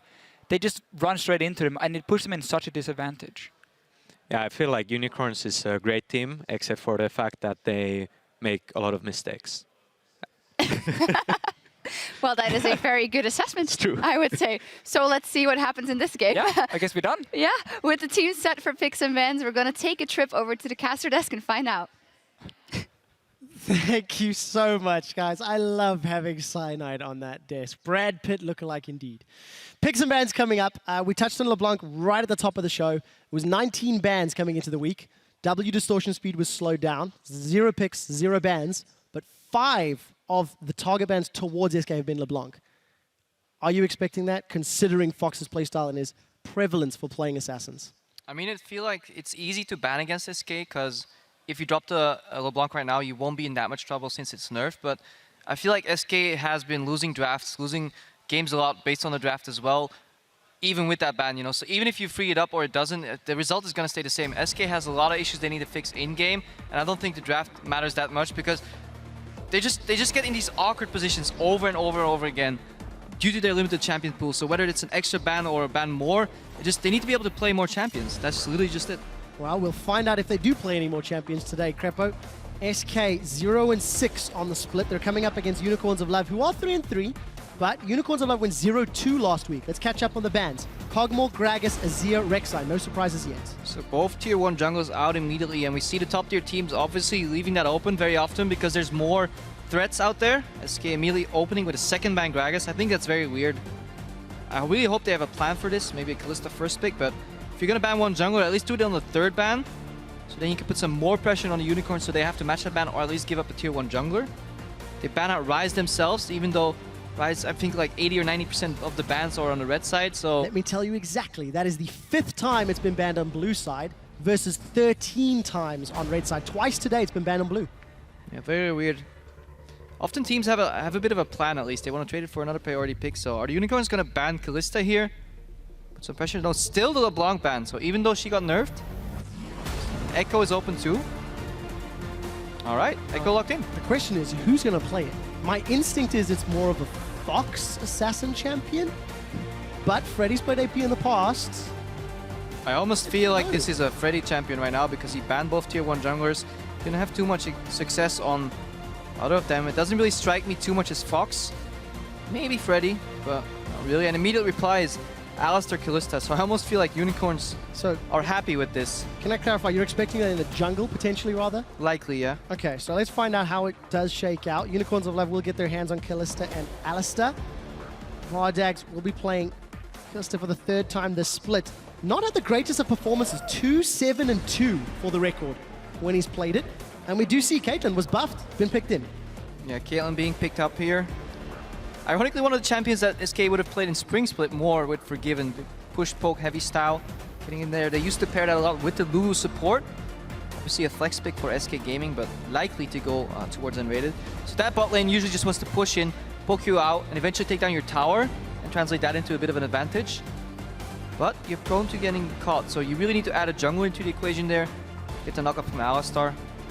Try and punish that lane that way. However, big range disadvantage there. And Caitlyn actually does well into Kalista. So we'll see how well he handles himself. Crepo, we're really going back in time here. We saw SK try it with Mundo. It didn't really work out. We saw them try with Shyvana, it didn't work out. We're now going to see Shen. Shen in the top lane. Runs teleport, runs that ultimate. Again, more around. They're going to play around Kalista. They almost have to.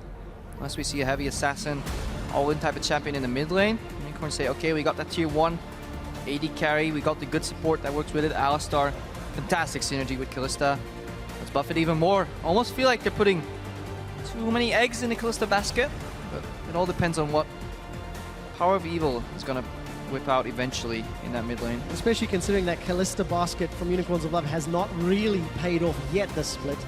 We did see some buffs being given over to Shen on 5-11, which we'll touch on in the game, but SK going to round out their team composition, so it will be Svenskeren running that Echo in the jungle, as you highlighted right at the start. Cassiopeia for Fox and Gnar for Freddy, so a lot more sort of meta for the top half of the map, with the surprising Caitlyn thrown in there on 5-11. But yeah, Caitlyn always works. Is just, you have to use her to really have a goal in mind. Just picking her and going even is not what you want, even if you keep the Kalista down. And see the hover here, back to Syndra, originally a staple. Well, probably, but let's take a look at the finished composition. So SK Gaming, they finished that composition with Echo in the jungle. They're lacking, I guess, a main tank, because Gnar can get very tanky in his ultimate form. Echo builds somewhat tanky, but kind of wants to jump into the fight second. He doesn't want to go in first. Both tanks on SK Gaming are pretty much secondary engage. They have a lot of range on their carries though. Cassiopeia does have a decent amount of range. And they have the peel from Lulu, so definitely want to see how it plays out if they can get early towers and can use that Caitlyn to siege a lot more. A lot of poke and siege on their towers. And Power of Evil again with a passive mid lane with the Orianna yielding the pressure over.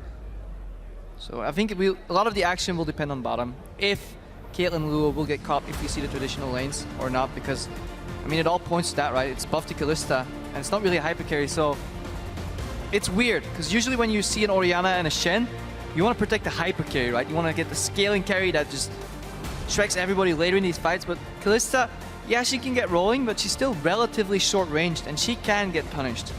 And we'll find out whether or not SK have it in them to punish Unicorns of Love and this Kalista. As we do see the coaches walking off stage there.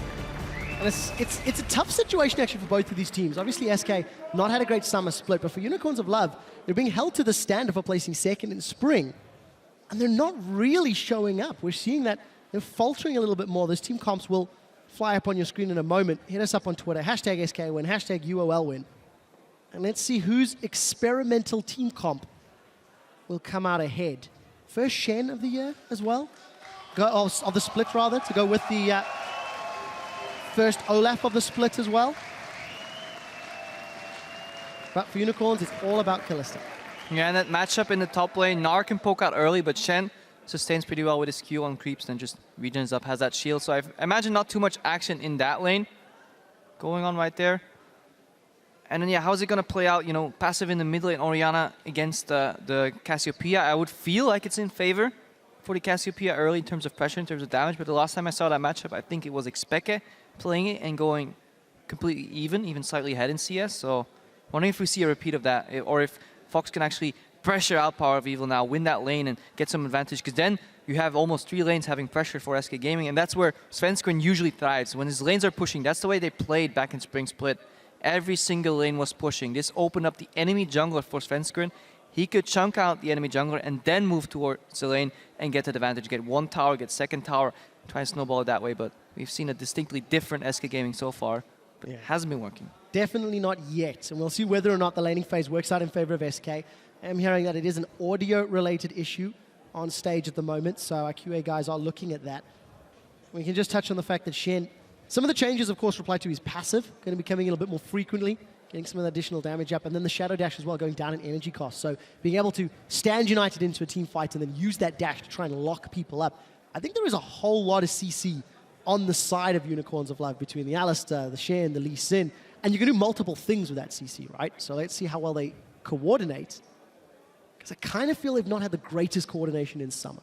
I mean, yeah, Shen is obviously one of the prime ball delivery systems with a taunt flash. But you have to land it. You can actually dash through multiple targets in a fight if you taunt 2 and then have hop to the next one. And get multiple taunts up, then drag them towards the Shen and get the Orianna ulti off. It's a beautiful combo. If it fails, however, in a bit of trouble. That is for sure. Going back in time, we've got all of the old Fnatic on stage. We've got a 2013 ball delivery system combination on stage. And the fans are definitely in favor of the Unicorns of Love. As we load it up, we just saw that sign. Tickbox is for wrecked. Who will get wrecked this game? Vote on Twitter and let us know. It looks like we're going to get standard lanes for the time being, or, no, let me reread this. Unicorns grouping themselves up, maybe going to push into SK's jungle. Candy this one. This is very weird. Connects, but I don't see the follow-up for this. We'll find the support of Enrated. Okay. So Lance doesn't connect, but not needed. Look at the reply from SK. They're going to get some deep vision of their own, and we're all just going on a summer holiday through the jungle, it appears. Yeah, very weird level 1. But let's take stock of what happened. Some deep wards from Unicorns of Love and the reaction wards from SK Gaming. So Caitlyn does have a big range advantage on Kalista, and usually Alistar has issues dealing with a double range bot lane. So while Alistar Kalista is very potent at killing people, if they can get the CC down, they do have a little bit of trouble. You know, laning against double range, and they can get zoned around and poked down eventually and then prevented from going all in. We saw it earlier as well with Gambit playing. Forgiven on the Corki, Edward on the Bard, double ranged against an Alistar lane, poked him down eventually. But if you get caught and the Jungle Jones, then you get blown up immediately. So bit of a trade-off. Well, we'll find out how well SK can perform, because right during picks and bans, Grapple, you talked about them looking to play more champions. This is Svenskaren's 7th jungler in 7 games. First time we've seen Fox on the Cassiopeia this summer. Obviously, first time for Candy on Caitlyn. First time for Enrated to lose. So 4 of the 5 roles playing champions for the first times. This split. We'll see whether or not it works out. So there, he did see the Krugs as well as Grom taken. Both duos return to lane. Yeah, both in slightly suboptimal fashion, but I guess people are tired of that. I'm tired of hearing that, Crapo. Exactly. Can always do it better, it's PvE. I think that's fair. I think we've got the ability to talk about it. And Rated's going to eat the Pulverize there from Hillesong. Instantly as Candy and Rated ding too. You can never challenge the push with the Kalista Alistar lane, and this is where we see how well Unicorns will deal with that pressure. Neil level 2, push coming out from the Caitlyn Lulu, and they want to poke on her tower. And they want to avoid the gank from Kikis. That's their bread and butter. Deny CS right here. We'll see if they can keep the Kalista down. Already 11-3 CS. He has to pick this up on her tower. Look what happened. We'll keep our eye on it. Hillesong's going to be helping out just a little. He's actually started Ancient Coin on that Alistar. We're going for the Relic Shield, which is an alternative. We did see in the mid lane, Kikis is hanging out. Potentially help Power of Evil. Power of Evil did go flash and cleanse. That's a flash forward. Flash for flash trade, and Fox, instant reply. Almost don't like that flash from Power of Evil because it basically tells Fox you have to flash out. If I flash aggressively, I will never do that unless I know it's going to be killed. So it gives an easy flash for Fox. I would have rather seen Kikis just try and connect the Q somehow. Force the flash and get a flash advantage. Trading flashes on the gank seems a bit of a waste of time here. Svensker in double buffs right now. Had a good start. And then again, down to this bot lane because top lane's even CS, you know, they're just poking each other down. They have enough sustain. Nobody's gonna die there. Don't have any deep wards just yet to threaten with teleport, so Candy Pan and Rated there. Want to get down the tower, but the hard thing is playing against an Alistar who still has his flash is you can get pulverized flash and knock back into the tower, and then Kalista can follow you and hop, hop, hop, hop, and eventually Ren execute you. So that's a bit of the difference. His tower's not going down, so they just want to manifest the CS lead here. We did catch a glimpse of this farm lane up top. Even Stevens as far as it goes. Doran shield on both targets. Yeah. Incredibly exciting. Mizachachi's going to get closer to that level 6. Got the teleport, got the stand united. Such a long time since we've seen Shen, but we'll see what impact he can have on the lane as we see Svenskeren moving into the jungle of Yorwell. Yeah, neither junglers or neither mid laners have flash right now, so you would expect the return gank showing up, and Svenskeren's ready to flash over that wall, throw down parallel conversion, and then phase dive in. He wants Fox to land some DPS with the Ignite. Well, let's find out. Batter, swing! And it connects. Power of Evil is stunned up. Timewinder comes back. Fox gets the poison and Sven gets the kill. Fantastic play by Svenskeren. He throws out the parallel conversions. And Power of Evil didn't know what hit him. Suddenly he sees that field and he's like, where is that coming from? One dash over Gap Closer part 1 on phase dive. Then it procs your auto attack, makes it ranged, and then it allows you to dash towards your target next time. And I said he was going to flash. He didn't even need to use his flash right there until later on in the gang to close out that damage. So good read. And this goes back to what I said earlier. I don't think Power of Evil should have flashed aggressively. When you're playing Orianna in this matchup and you get a gank, try and force Fox's flash. Because if you use yours first against a hyper mobility jungler like Echo on Svenskeren, then you're asking for trouble. Well, out of the 6 games leading up to this, SK had actually given up first blood in 5 of those games. So this is a nice confident play here coming out of Svenskeren, his first blood of the split, and something that's been lacking from Sven on his team. Yeah, and if you look at the draft the Unicorns have, it doesn't play well under pressure. If you're ahead, sure, you have a lot of openings, but if you're under pressure with this very telegraphed composition that's based all around Kalista in the early game, I guess it's very easy for SK to read this. So if they don't allow wards behind them for teleports, if they stay wary of the Alistar Pulverize and then the Lee Sin follow-up, then they should be fine because they can just use their range advantage, pressure down some CS, eventually get that tower. Kick is hovering around in the bottom. Hillesong's flashing, he's pulverizing, he's headbutted Enrated after Enrated flashes away. Here comes Kikis. Candy's gonna 90 caliber net backwards, and Kikis is gonna get the Tempest and cripple. It's turned into a snowman before he has to turn away. That gank was as cold as ice because it didn't yield anything, and Sven's invading. This is a misplay from Hillesong. I mean, I don't really see that much. Q flash was good, but he tried to weave in one extra auto attack before he used the headbutt. And then that allowed Enrated to flash to the other side of Alistar. Of course, the headbutt's still gonna come out. Knocks him into safety instead of knocking him towards the Kalista. The Kalista can no longer use the Panzer to hop forward, close the gap, and yeah, Kikis comes in too late. And now this is the one weapon they had in the bot lane. That's a threat. If you survive the pulverized flash, you're good. You're good for the next 4 minutes. I can imagine Unicorns of Love tower on the bot lane is going to fall a lot lower right now, that they don't have that aggressive potential anymore. But this is good for SK. So, very, very good start. 1,000 gold up. They've got first blood. They've avoided the first gank. Freddy's back already. Has picked himself up that pickaxe and did not use teleport to get back to lane. So, in theory, may be able to follow Vigachachi Stand United if needed. And we see CS, again, even or in favor of SK. So, good start for the team. It's currently 10th in the European LCS. And the pressure advantage is on Fox's side. He's clearing these waves before Power of Evil can do it. Usually when you look at Orianna, you say, yeah, she has wave clear, but she doesn't have the pressure to do it first, especially against the Cassiopeia, not when she's behind. So pressure on the top lane from Freddy is Nard, he has the range advantage. Pressure in the mid lane from the Cassiopeia on Fox, because he has the wave clear advantage. And then pressure in the bot lane of double range versus melee range on short range Kalista. Triple pressure for SK with an aggressive jungler and Echo. This is the way they like to play in Spring Split. Seems to go back to their roots.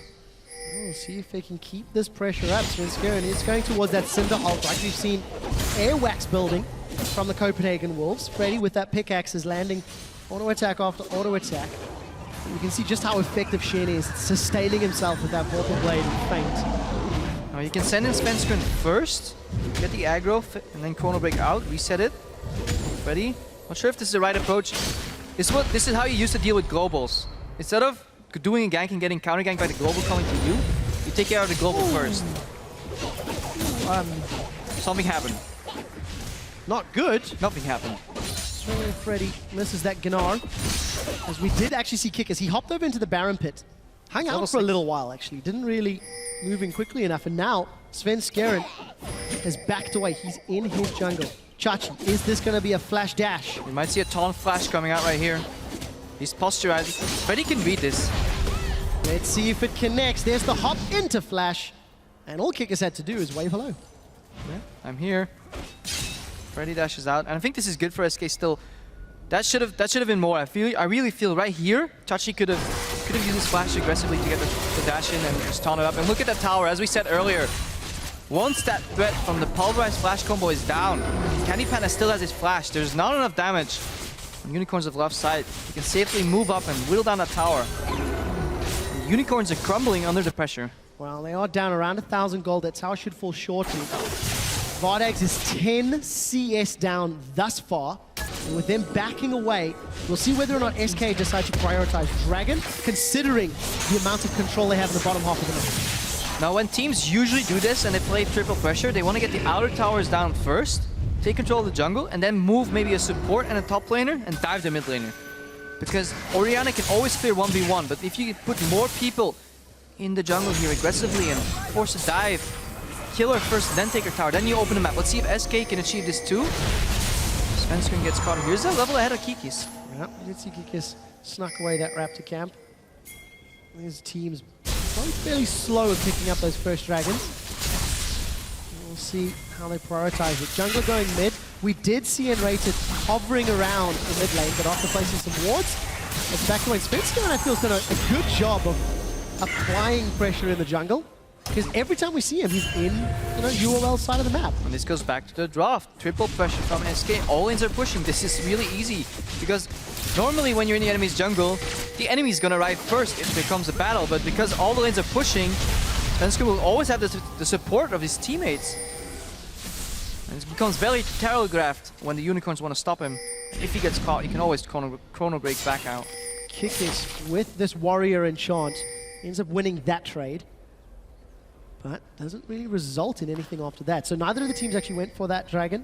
As you talked about, Crepo, more focus on the tower. Candypanda goes back to push out his lead. He's touching the fact that Sven is now in a little bit of trouble. He gets knocked all over the house. Chrono breaks backward, flashes over the wall. Kikis ward hops, and Chachi sinks in the Vorpal Blades. Svenskeren with his best impression of a ping pong ball. Good roam there. Like he should have flashed out defensively. Thought he could chrono break out of it, but yeah, good capitalization from Hylissang right there. They know SK's bottom lane is not pushing hard enough. They're not putting pressure on the objective, so he opens up the map. He starts roaming. He gets a kill. This is good. This breaks the tempo. SK, he's diving. Hylissang's got Unbreakable Will, and he's thrown the button down. Freddy gets killed. It's Chachi Shen. Shen, that is 2-0 at 12 minutes. Yeah, SK dropping the ball here. That's such a good start. All the means to snowball it, but They simply let the enemy support walk into the jungle, get a kill. Their top laner is still under the tower. We saw both of those guys in the jungle. It didn't come as a surprise. They're allowed to walk in, headbutt, Unbreakable Will, and simply take down Freddy while he has teleport. I feel this is a big mistake from SK Gaming, and they're not capitalizing anywhere. They're not taking any cross-map objective. No dragon, no towers. Cripper, with the good comes the bad. You can't have an aggressive Svenskeren in the early game from Spring without having a greedy, farm-heavy Freddy like in Spring. Stuck around just too long, ends up alone, getting that kill, and he's used TP, so eventually Chachi will have it first. Hellesang is going to head but he has his gen. Rise up. Parallel convergence does not connect. Svenskeren and Fox now looking to play out. They get knocked up. Fox is still holding on to that petrifying gaze. Chrono Break has now left the threat zone from UOL, and the fight is carrying on. Visit Chachi, he did use Stand United, however. Yeah, but you were touching that. Yes, you have the greedy Freddy here in the top lane, but what SK used to do is, if you aggro on one side of the map, and SK will take a cross-map objective on the other. Forgiven was always pushing in the bot lane. Fox was always trying to push in the mid lane, and if you put resources towards one lane, they will just kill you in the others or take your objective. This didn't happen. This time, he does take the top tower, but he traded for a dragon. However, there's still 1,500 gold ahead, so definitely not all bad, just a minor slip-up. I'm glad you mentioned that, because SK still have 2 towers in the advantage. Again, CS numbers still mostly in the advantage. I want to see how effectively Chachi can split push with this slightly buffed Shen on 511. And of course, how Power of Evil is going to keep scaling up. Take a look at his item build here. Working towards that Morellonomicon. Got the tier stacking. Heavily committed to the late game. Pretty much the same way that Cassiopeia is. Tier. And Unicorns, a lot of uncontested time on the tower. Chunk away about 30% of its hit points. Yeah, but you still see how much wave clear there is on SK's side, and it's very hard for Unicorns to break out of this game. They want a tier 1 tower. They predict Freddy's gonna come here. Chachi, he might go in for this. He does. He lands the Shadow Dash. Kikis is going to find Svenskeren. Kikis, Sonic Wave into Resonating Strike. Parallel Convergence will stun Kikis up and give Sven the shield as Chachi is forced to flash over the wall. Freddy, he goes hyper, he hops, but he gets taunted once more, and the boot back from Kikis saves Unicorn's life. Yeah, and Echo excels in these slow 2v2 skirmishes because he will always have the chance to pop his ultimate. He won't get locked down and burst it immediately. So much utility. He forces out the Unicorns. Beautiful kick flash though from Kikis. He kicks first, flashes to the other side. Kick comes out, immediately disengage right before Freddy goes into Mega Gnar. And again, the pressure. SK always pushing forwards, always hitting that tower. So much wave clear. Great Power of Evil. Wave into Dissonance. Power of Evil saves but it's not enough. Tower. Let's see if SK stick around. And this is the power of this triple push composition because it forces the Unicorns to use their engaged tools as wave clear. And it becomes very hard because now everything is predictable, right? They can only do one thing. They can send Alistar in with Shen ulti perhaps when he comes up, and that's it. Or Alistar flash pulverize. It's the only thing you have to play around right now. Just dodge that zone control on the Alistar. There's no Ori ulti anymore. Lee Sin flashes down. He might have kick soon, but Warrior flanks, push in, get a tower, get another tower. Ward in between the lanes in the jungle and keep doing that. Rinse and repeat over and over and over.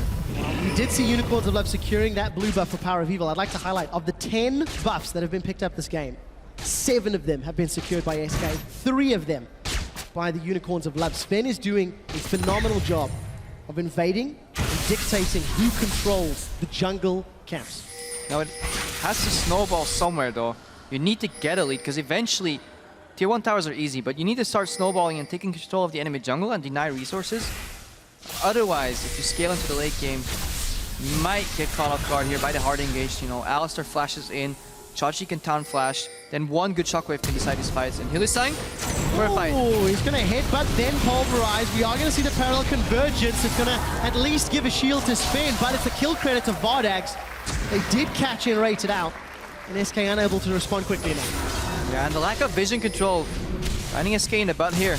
They want to take control of the jungle, but they had lost the vision control there, so they have to be careful walking in. Because Candy Panda is alone on the top lane, and wouldn't wait down, and with Freddy alone in the bot lane, then if you get one of you guys picked off, suddenly your wave clear and your pressure crumbles. Good group from the Unicorns. Got one tower. Had they stuck around too long, parallel convergence is coming out. Shockwave only catches Fox, but the petrifying gaze locks up Unicorns of Love. Here comes Freddy with his frozen mallet. His kickers goes down on the back line. Sven Skeren is going to use the chrono break out to safety, and Vardax flashes. We do see the ace in the hole blocked by Hillesang. Going to end up trading 2 kills to SK Gaming in reply for Enrater's life and the tower. Candy Panda's going to be happy to secure that one. A little bit agreed by both teams here. SK overextending. Getting caught trying to get vision. We will take 1 tower, but then they got that tower because they had a numbers advantage. But if you keep pushing onwards, then eventually Freddy's going to flank. Eventually people will come in again.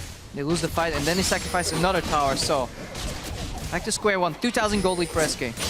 17 minutes, 45 seconds. We do see that Fox has already upgraded to that Archangel Staff, so that will get closer and closer to Seraph. As Power of Evil's finally got his first big ticket item in that Morellonomicon. Because may have found it rated once more. That's a lot of damage. He's going to get the help of Power of Evil and will continue to chase before stepping on that Yordle Snap Trap. He's going to follow through with the Resonating Strike. The chase is not over. Enrater's running low on mana. Candy Panda, he's going to get taunted up by Chachi, knocked up by Hillesang, shut down by Power of Evil. Kikis doesn't have the boot yet, has used it, is going to get ignited, but gets the kill before going down, giving it over to Freddy. 1 for 2, as Unicorns are now a little split up. Crepo is still going on. Hillesang, no unbreakable wing. He's going to get a shockwave from Power of Evil, but that will did not help out. Unfortunately, the corpse of Alistair is just going to get in place. Now all of a sudden, Vardax is down. Everybody is out of position.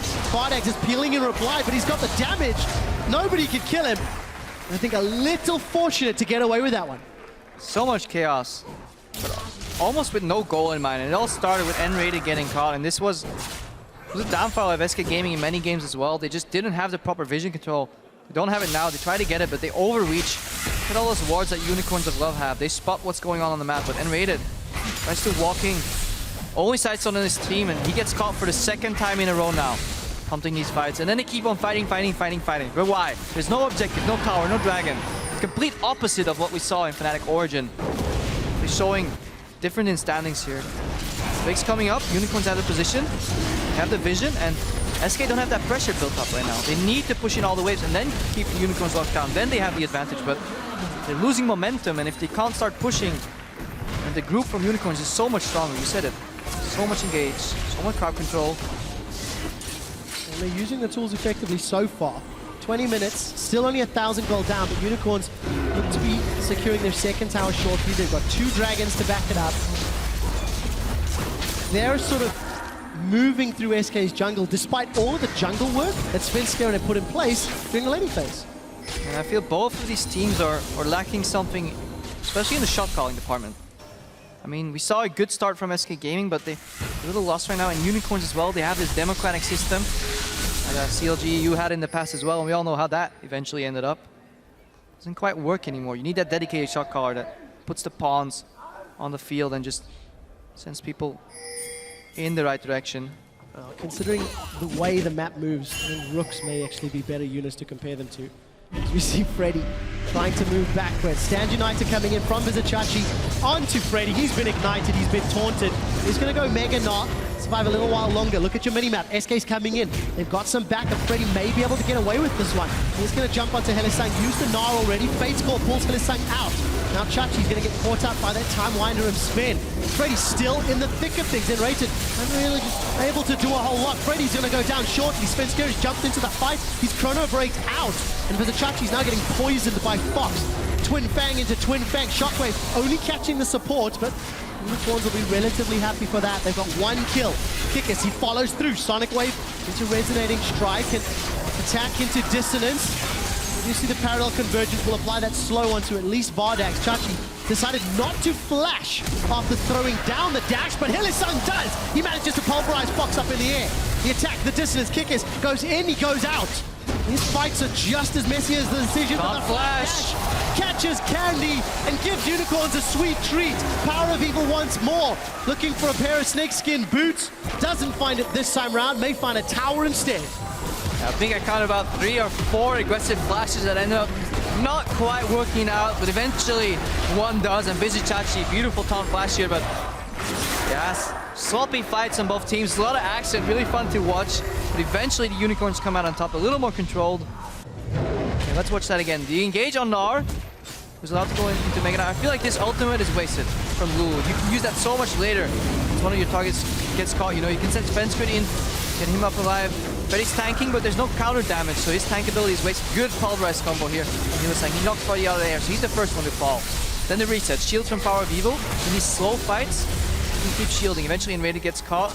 Not too much, and people can disengage here, but SK still wants to fight. Even though they're a man down, they still want to fight. They feel like they have it what it takes, but then Candy kind of steps into the wrong zone.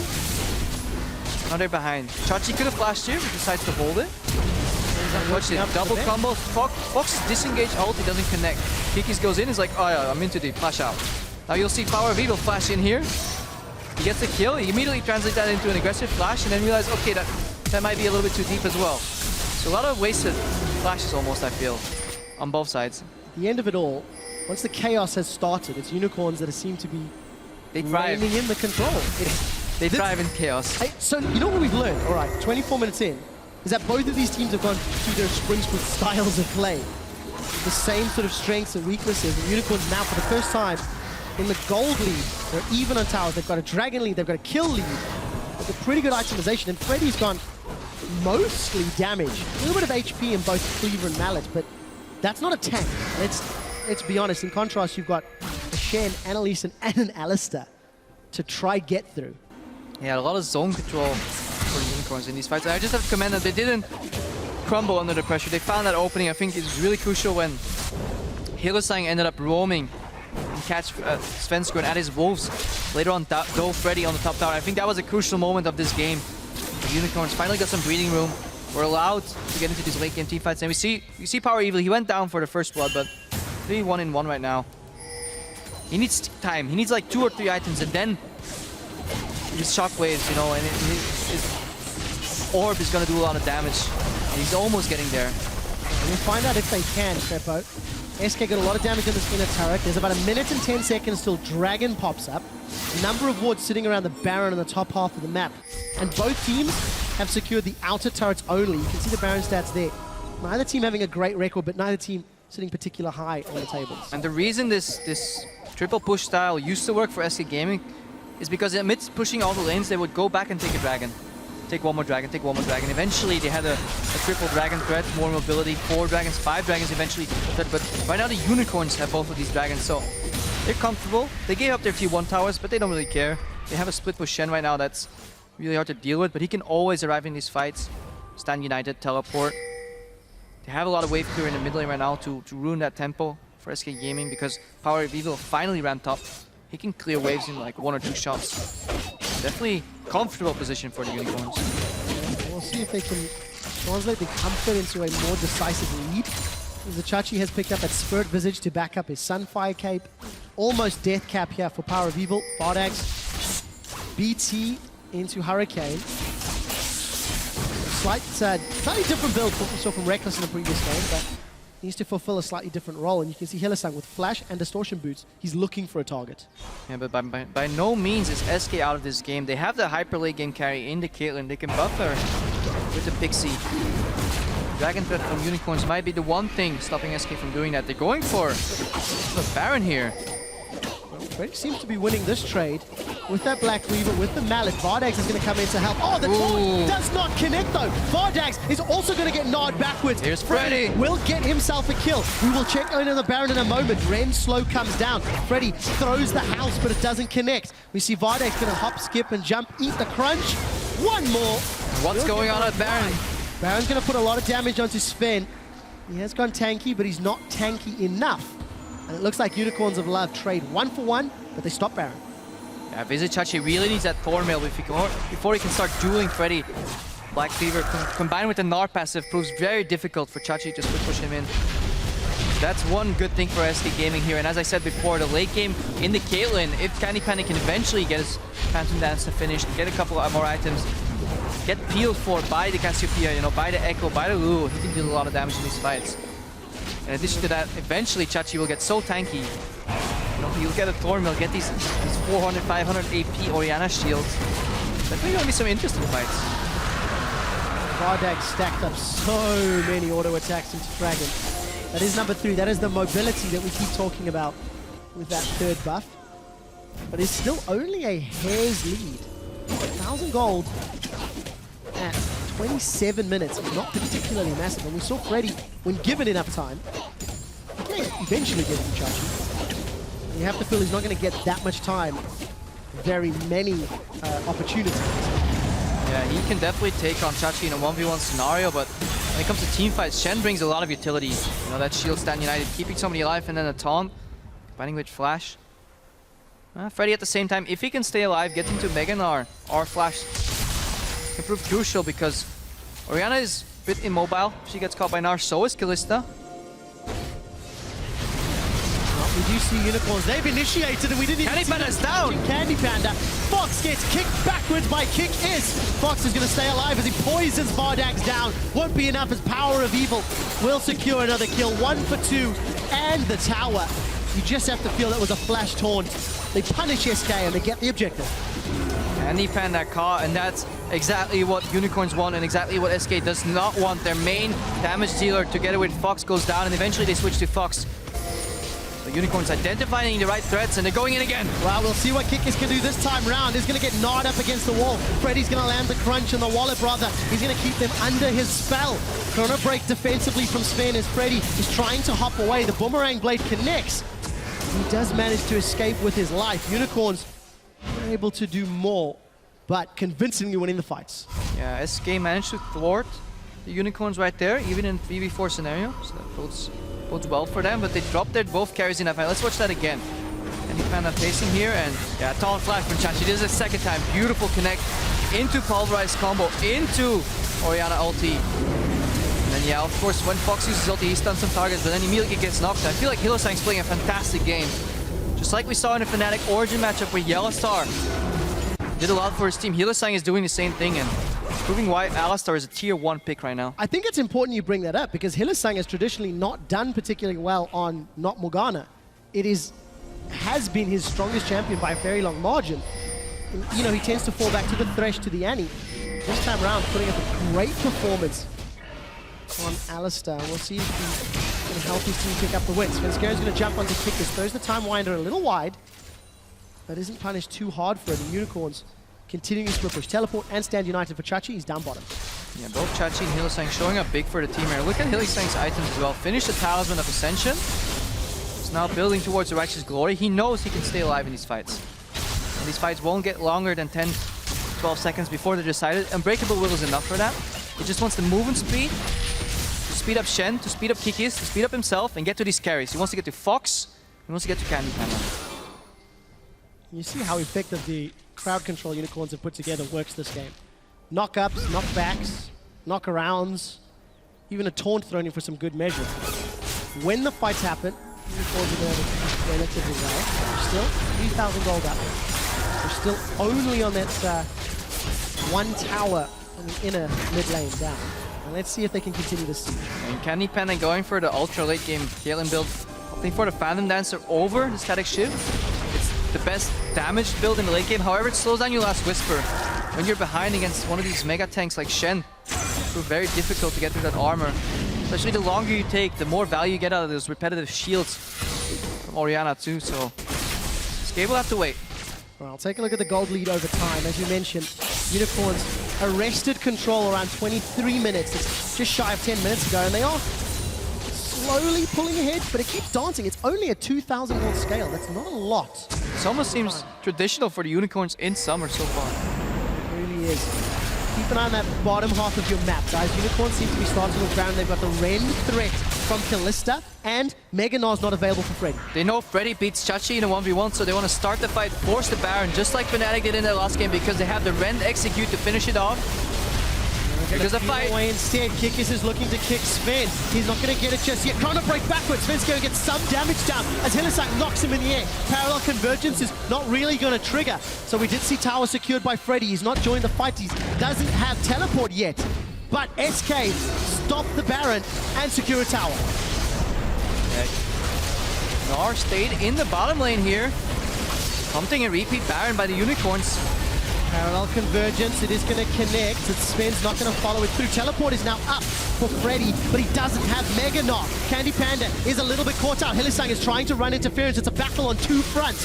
Fox slithers himself away on the left flank, while Freddy is going to get this tower. Questionable move from the Unicorns. Why did they not finish the Baron? It was on 4,000 HP. With the Smite when execute, that's 2k right there. So all they had to do was deal 2,000 more damage, get the Baron, and then he can trade it for the inhibitor. But beautiful play by SK here. They got an inhibitor for free. They might be doing a little bit too much here, going for the Baron. And we'll see whether or not the precogs can help SK out. They got the tower a moment ago. They're going to get the inhibitor as well.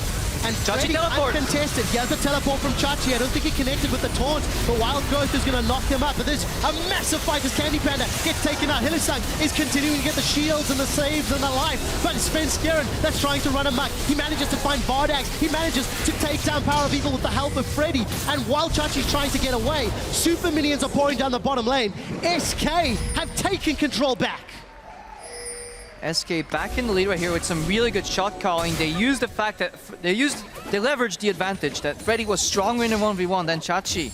Unicorns, they made the right move. Start the Baron and try and get everybody on the same side of the map. You know, take away that 1v1 potential from Freddy, put him in a team fight, try and win it that way. And they did it. Then they stopped. They went for SK, and what was a questionable engage at first, but it was understandable. But then the second time, Baron was on 4,000 health, and they opted to go for another catch instead of just finishing it off with the Ren. Good patience by SK Gaming though. Takes a lot of nifty moves to get out of there without dying. Svenskuren kept 5 members busy while Gnar look at that again. This is where SK started the Baron. I feel this was risky because he had the threat of a possible teleport coming in from Chachi, but he doesn't connect with the taunt, and that buys enough time for eventually for Gnar to come in. Oh, sorry to interrupt you, but Kikis is going to find Freddy. Chaos of everywhere. Hylissang. TLDR, SK won the team fight, got the inhibitor, but now they've lost Freddy and will alleviate some of that pressure. Alright, third time is the charm. We have Stand United. Look at those Ren stacks, 6, 7, 8, 9. With the smite, won't be enough. Parallel convergence has been popped. Sven does not get the stun. Goes in the time winder for Poker. 22 stacks of Ren built up. Power of Evil's going to come on, protect. Hylissang zone. Late. Baron's going to get secured here, and as a miracle happens, Sven jumps in. He chrono breaks backwards, and the parallel convergence will not really stun anybody. He's 4-man stun. Trying to get away. Not going to be enough. Yeah, and this time the Unicorns have learned from their mistakes. You saw how easy it was. They could have done this earlier. Hylissang on the Alistar has enough offensive zone. Just keep people busy. You know, one pulverized combo is all it takes. You know, delay it 2-3 seconds. Ren execute the Baron and go from there. Sadly for the Unicorns and good for SK. Inhibitor went down in that trade earlier. This might be the extra pressure they need because they only have one lane pushing. Start knocking on those other lanes and try, see if they can stall the Baron right now. Unicorns of Love give up the lead only to take it back. See if they can actually siege anything up. They still only have that one inner turret secured in the middle lane. And we've not really seen him pressure into SK's territory yet. Good adaptation here by Unrated, displaying utility support, so he picks up Talisman of Ascension, picks up the Mikhail's Crucible, just wants to deny that crowd control effects from the Unicorns, keep his carry alive, and Candy Panda now finish Last Whisper. He's getting stronger. Eventually, he'll start racking up a lot of damage, combined with Fox too. We would initially say a double threat composition now, but the damage on Freddy's Gnar is not to be neglected, so triple threat from SK. Definitely a lot in these fights. Power of Evil's going to be able to secure that blue buff. Unicorn slowly getting some more control of the jungles. Yeah, while their Mikhail's is going to help against the taunt, it's not going to help against a whole lot else. Knock up from Fate's Call, knock up from Pulverize, Dragon's Rage, etc. So there's not a lot of cleansable CC on the side of Heal Well. They will sneak a tower though as SK defense. Yeah, but a lot of that, what you just mentioned, is secondary engaged bar, maybe a flash combo from Hylissang. It usually is Chachi going in first with the taunt flash. Then the follow-up comes. If you can cleanse that immediately so you can flash out of it, UL might actually miss their secondary engage and prompt the return fight from SK. Sven trying to start this one up. Kikis and UOL back away. Stand United is available as Chachi's pushing the bottom lane. Fox is trying to put some poison out on the side lane. He picked up that Rylai's a moment or two ago. SK is waiting on their flashes right now. Candy Panda almost has it. Fox almost has it. Then they can look for these return fights. Or flash in from Fox. Be big, combined with parallel conversions. Let's see, Freddy goes Mega Gnar. Unicorns do back away. Look at the bottom half of your map, guys. Chachi's pushing the inner turret. He's got Baron empowered minions that will go down very, very quickly. The rest of Unicorns of Love are keeping SK together. And remember, that's the lane with super minions that Chachi's pushing against. Unicorns just have to wait on the top lane. Wait for Chachi to push in. Let him knock on that bottom door. And then eventually, edge away forward. Ball on one side, cow on the other. Move up your zone control. Give that short range Kalista a chance to hit the tower, but the return zone from parallel convergence is big. Well, we do see Thornmail was picked up by Chachi, and he's going to at least deal with Freddy in that 1v1. Tower is secured, and we see Svenskeren getting caught up by Kickers. The shockwave is going to kill Candy Panda. Fox is forced to get that heal from Mikhails and try and make his way out. Parallel convergence into a 4-man Gnar against the inhibitor. SK Gaming are digging deep, and they are finding what they need. Chachi, however, is going to taunt across most of the SK team, and they're trading 3-4-3. Top lane and jungler from SK are left, trying to run down the cow of Hylissang. Chachi is trying to do what he can up top. Hylissang's going to headbutt him away. Chachi and Freddy going toe-to-toe, but it's Freddy that ends up winning. Another tower falls, and the Unicorns of Love lose the fight, but get the objectives. Phenomenal synergy on SK's side. They should have always lost that fight. Two-man taunt flash from Chachi came in, followed up by the Orianna ulti, but somehow they managed to claw their way back into that fight. I believe that was a 3-man parallel convergence, 4-man Gnar ulti. Let's watch that again. This is a battle of wombo combos right here. Svenskeren's W's down, comes the engage tower, falls, and look, watch Chachi right now. Double combo from Hylissang, followed by double-man taunt flash. Candy Panda gets evaporated, so now you would think this game is over.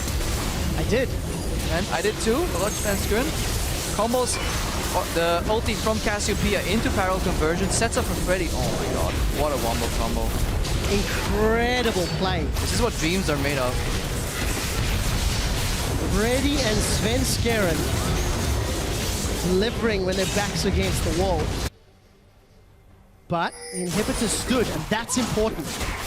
SK Gaming hold on to their lanes, but there's exposed inhibs on both sides of the map. A fantastic hold by SK Gaming. Not stressing enough. They saved the inhibitor somehow. Good stun by Fox, because we didn't see it amidst all that, but that's what started the fight, because his ulti connected on Vardax. People huddled around Vardax trying to peel for him. Then convergence connected, then the Gnar ult eventually. Good chain CC. Oh, a few mistakes here and there throughout this game. Now Kickers may be the next victim. Parallel convergence does not stun. Unicorns trying to surround SK Gaming. Both teams want to avoid bunching up. Don't want to get chain CC, don't want to get multiple people caught. Svenskeren gets kicked. Kicks Sven. Sven's going to dash to the dragon. He's going to aggro it. Does have flash available if he needs to. Parallel convergence is used. It's going to give the slow. Unicorns actually seem to be committing to this dragon. It would be number 4 at 40 minutes, but SK want to fight. But they can drag it out. Secure the steal! SK! Svenskeren gets the steal. He chrono breaks out. Shockwave is only going to pull Freddy backwards, but that's not too bad. That Gnar bar is starting to charge up. Time Winder's going to slow UOL. Wild Growth was used onto Freddy. Hylissang gets lobbed in. He's down. Gnar not going to get a stun, but it's not needed. Power Reveal drops. Fox has got 2. Freddy continues to chase. That Mega Gnar connects with the house, and then Raiters looking for the slow. If he turns Vardags into a munchkin, there might be another kill for SK. They got the dragon. They got the Glitzerlons. Now there's a stand united. Chachi and Vardax, what can they do? Chachi's in a little bit of trouble. Poison is burning away. Ace in the hole, plus the poison will get the kill, and that's a delayed triple for Fox's Cassiopeia. What a fantastic fight by SK Gaming. First, we saw Power Reveal zoning the left side of the dragon, hit it with the Orianna ball. Thought that was safe, but then beautiful steal from Svenskeren. Dashes over and uses ulti to get back out. This problem's a panic engage from Unicorns. They wanted to make up for what they lost, and they went too far. Got their hands stuck in the cookie jar, and beautiful punish by SK Gaming. Good patience and fantastic, and they're looking... They want to finish. Pick up their first victory. They teleported in. Crepo Fox is burning through Vardags, but Hylissang wants none of it. Fox is down. The Nexus is exposed. SK are racing for it. You can see Candy Panda auto attack after auto attack. The taunt doesn't connect, and SK break their losing streak.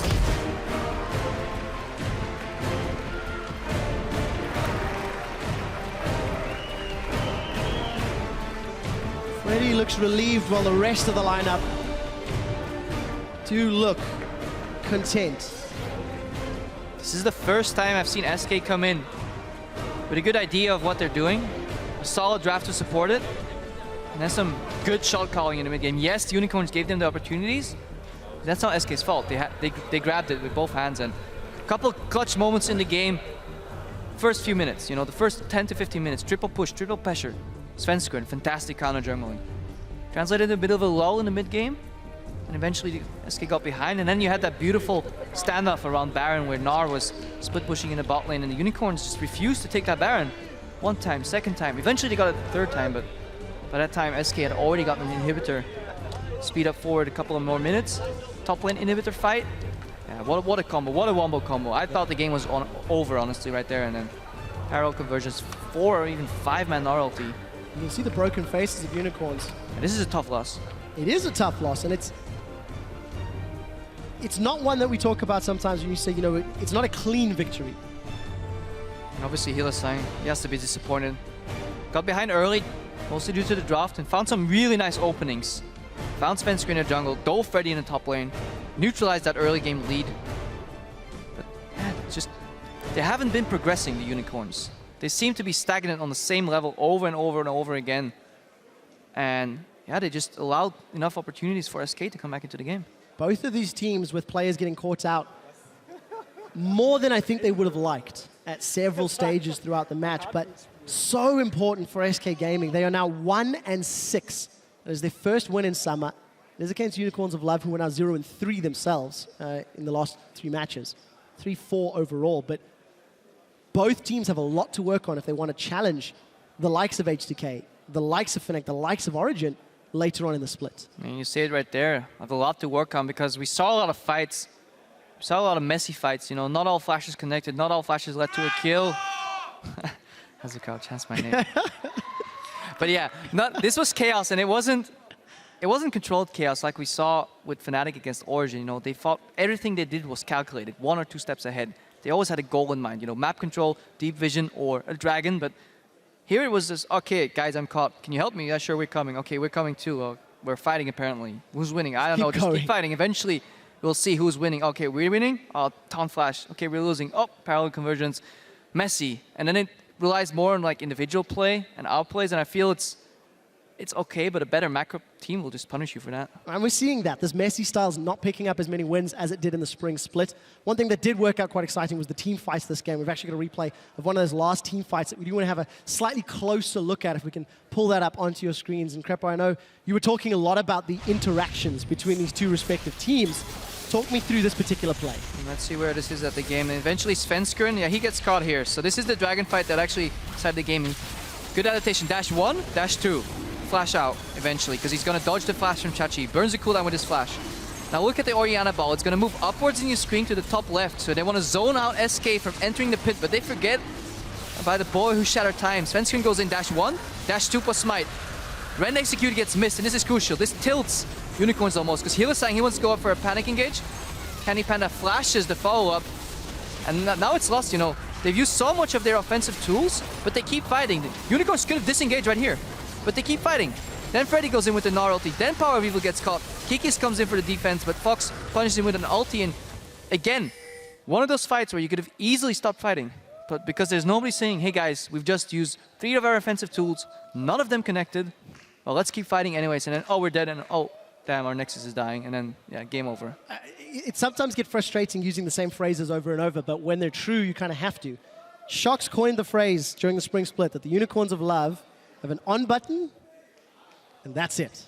Yeah, no pause. And they never find pause, they never find stop, and this game was a good example of that. They kept fighting, they kept, you know, pushing, they kept trying to put themselves in positions. Sometimes it works, most of the time it does not, and that means Unicorns actually give SK the first victory of the summer. Take a slightly closer look at that. We're going to head over to Shox at the analyst desk.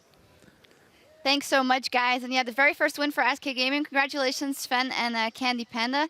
I don't know who of you wants to try and talk some sense into this game, because from our side it looks very, very chaotic.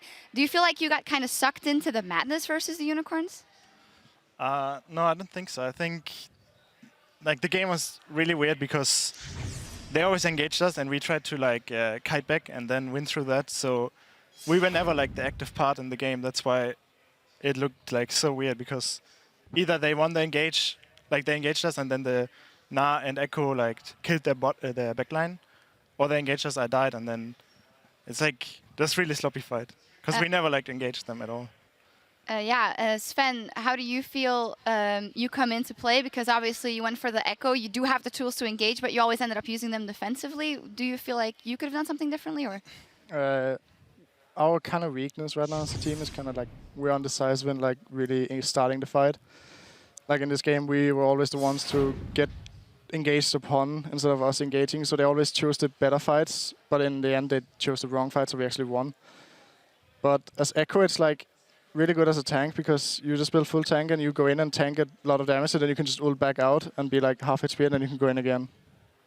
Yeah, you said you are indecisive, but I think it's actually Unicorns who were even more indecisive than you. Like, they were going for that Baron, but they didn't really know what to do. And meanwhile, Freddy is like very slowly pushing down turrets at bot lane, and they are just like, they have a Kalista, they're just not doing the Baron. We were playing with fire there. Like, if we would have gotten caught there, then the game would be over. But yeah.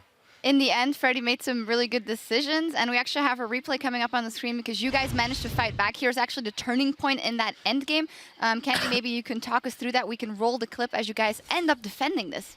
Yeah, so right here, I'm just scared of the Lee Sin, like queuing me and then kicking me back, or the Orianna like flash ulting me.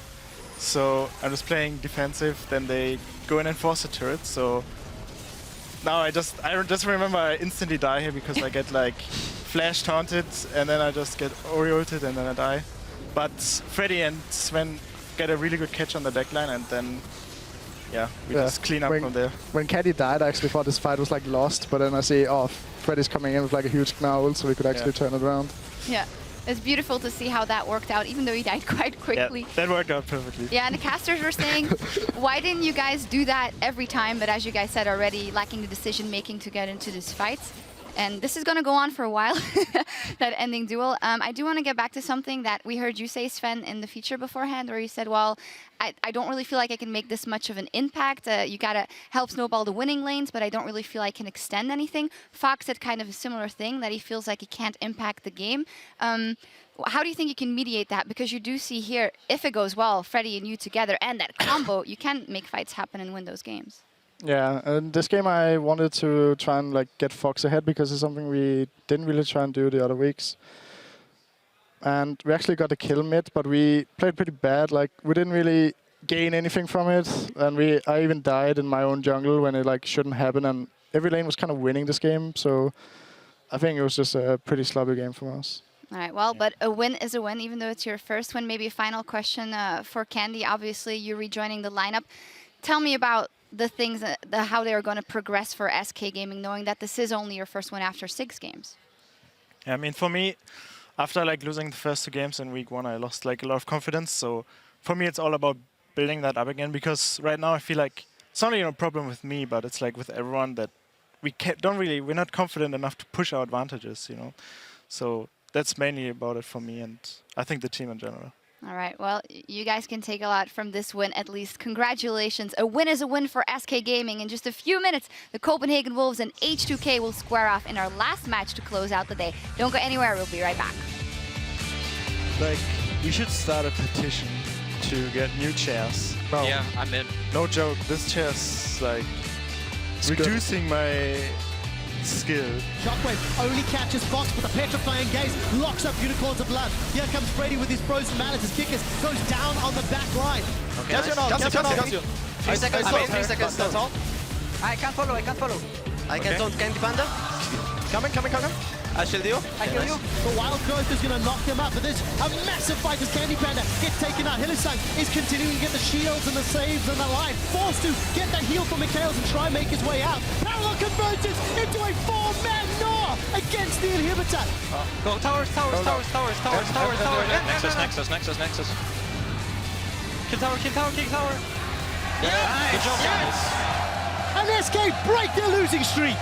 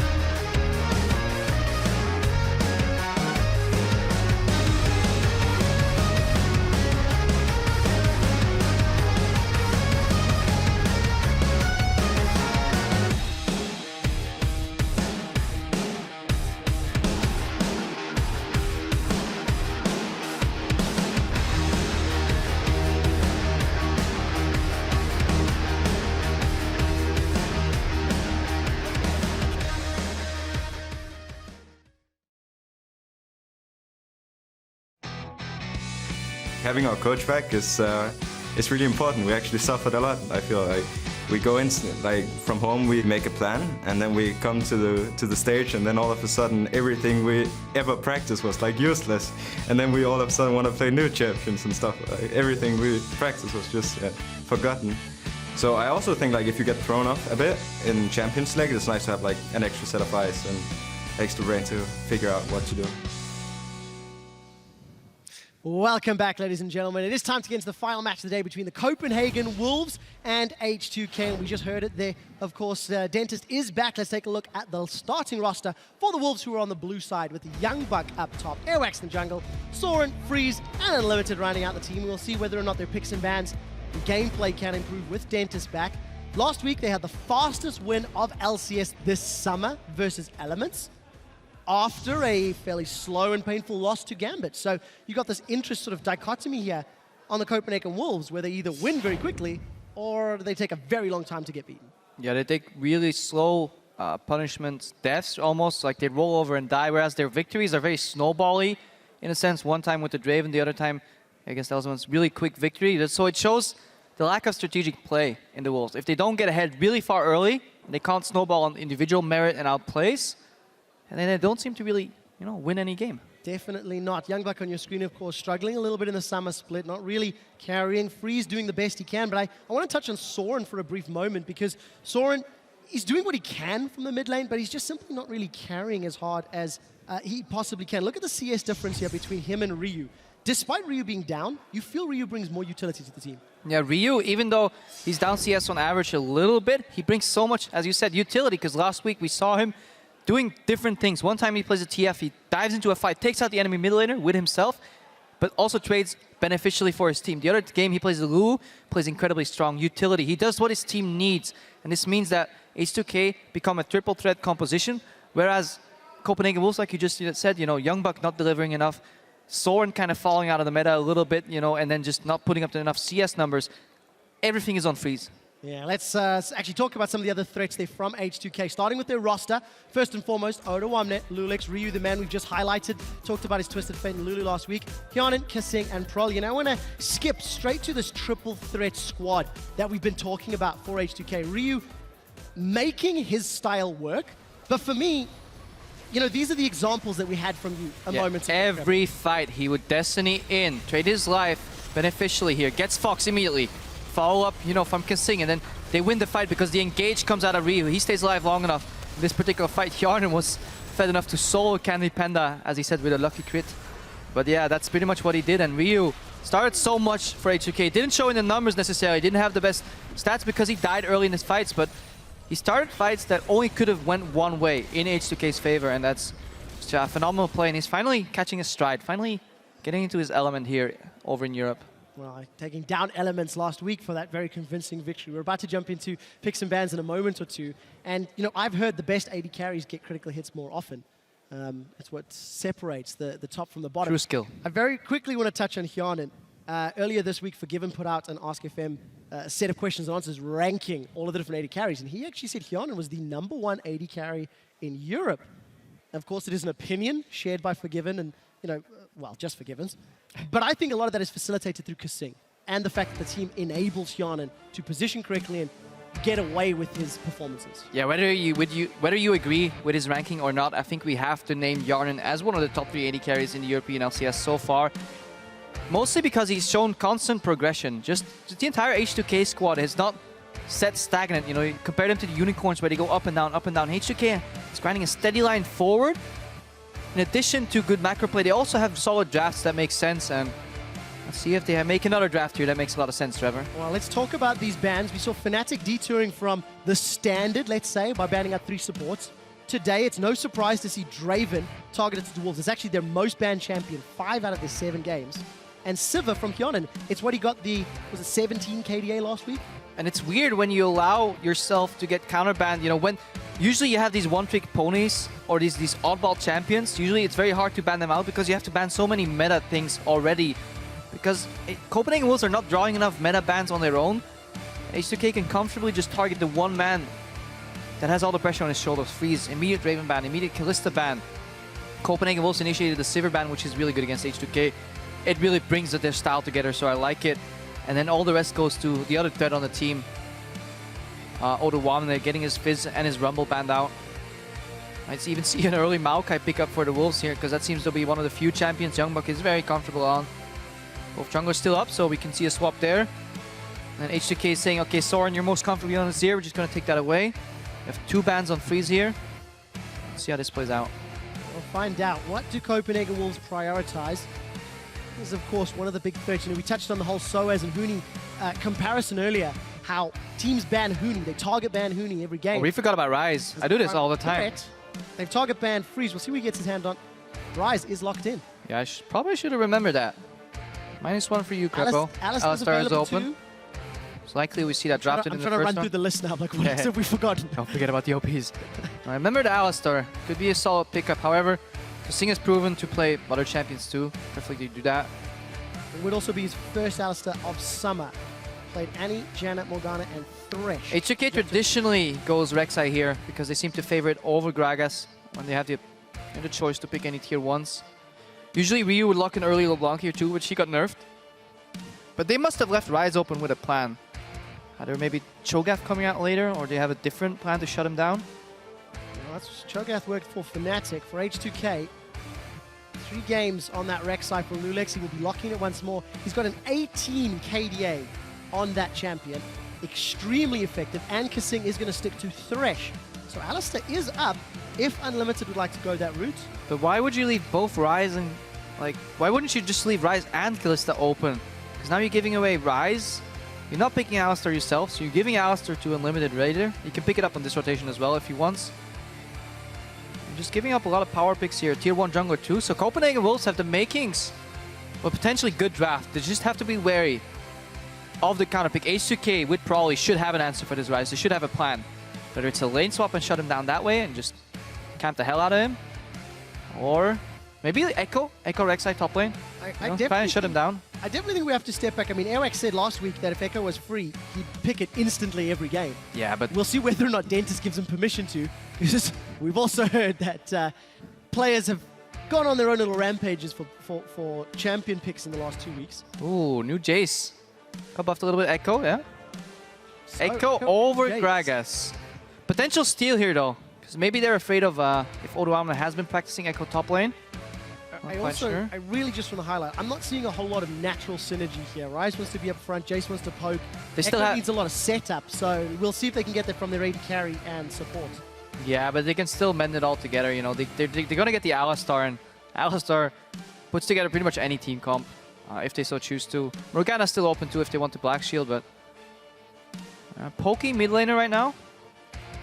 And then you have the Echo to go in with Disruption. I still feel Gragas would have been a better pick with these 2 picks because you have more peel, more disengage. I have to highlight, unless Oduwamne runs that Gragas top lane like Cabochon has, this will be the first game in the summer split that Gragas does not get picked or banned in 4 weeks of gameplay.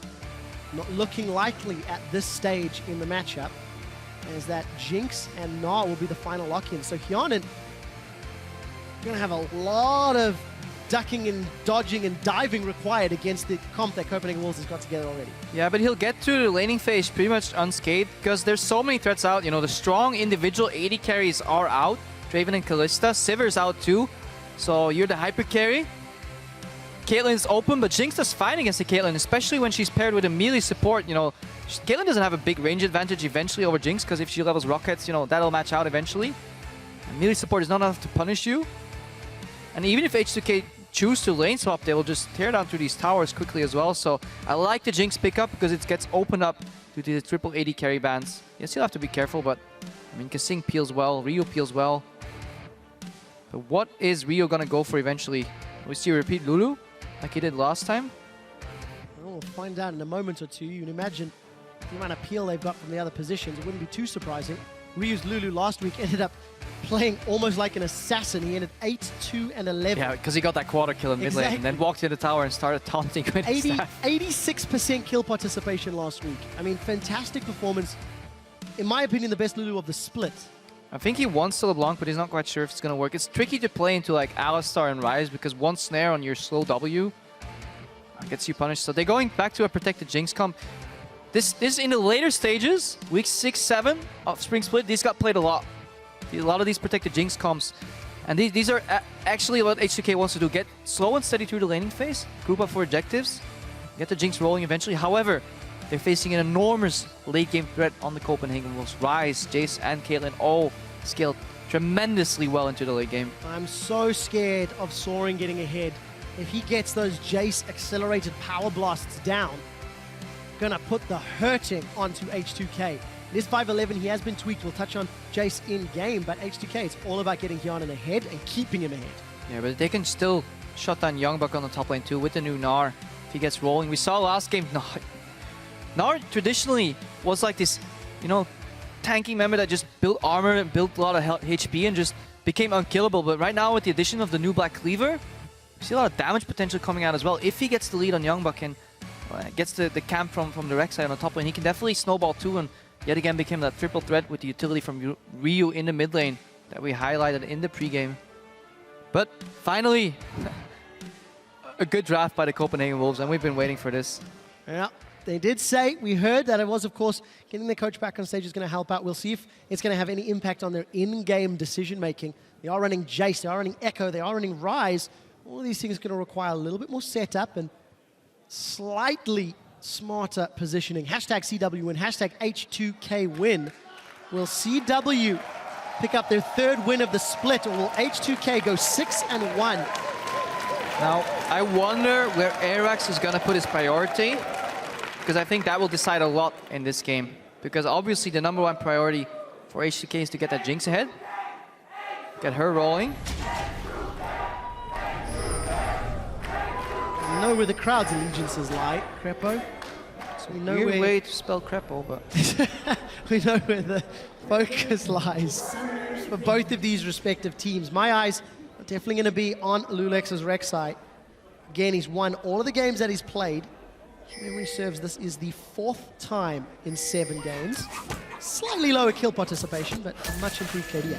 Now I would want to see normal lanes with Lulex starting on the weak side, so he can go for the gank later.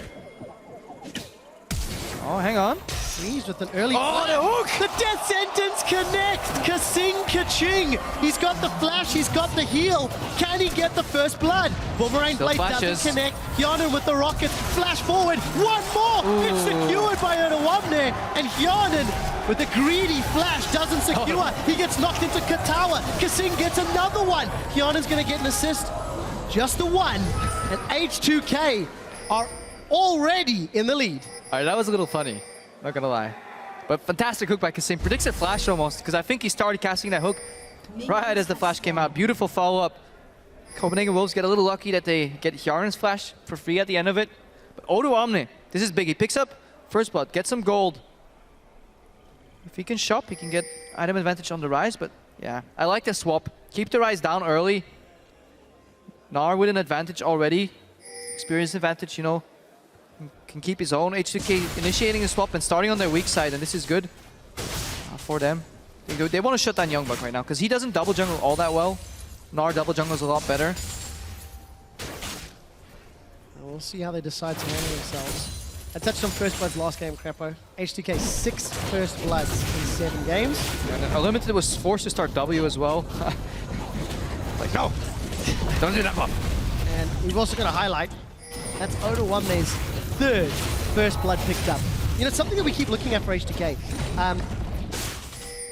We've always talked about how good they are between 10 and 20 minutes.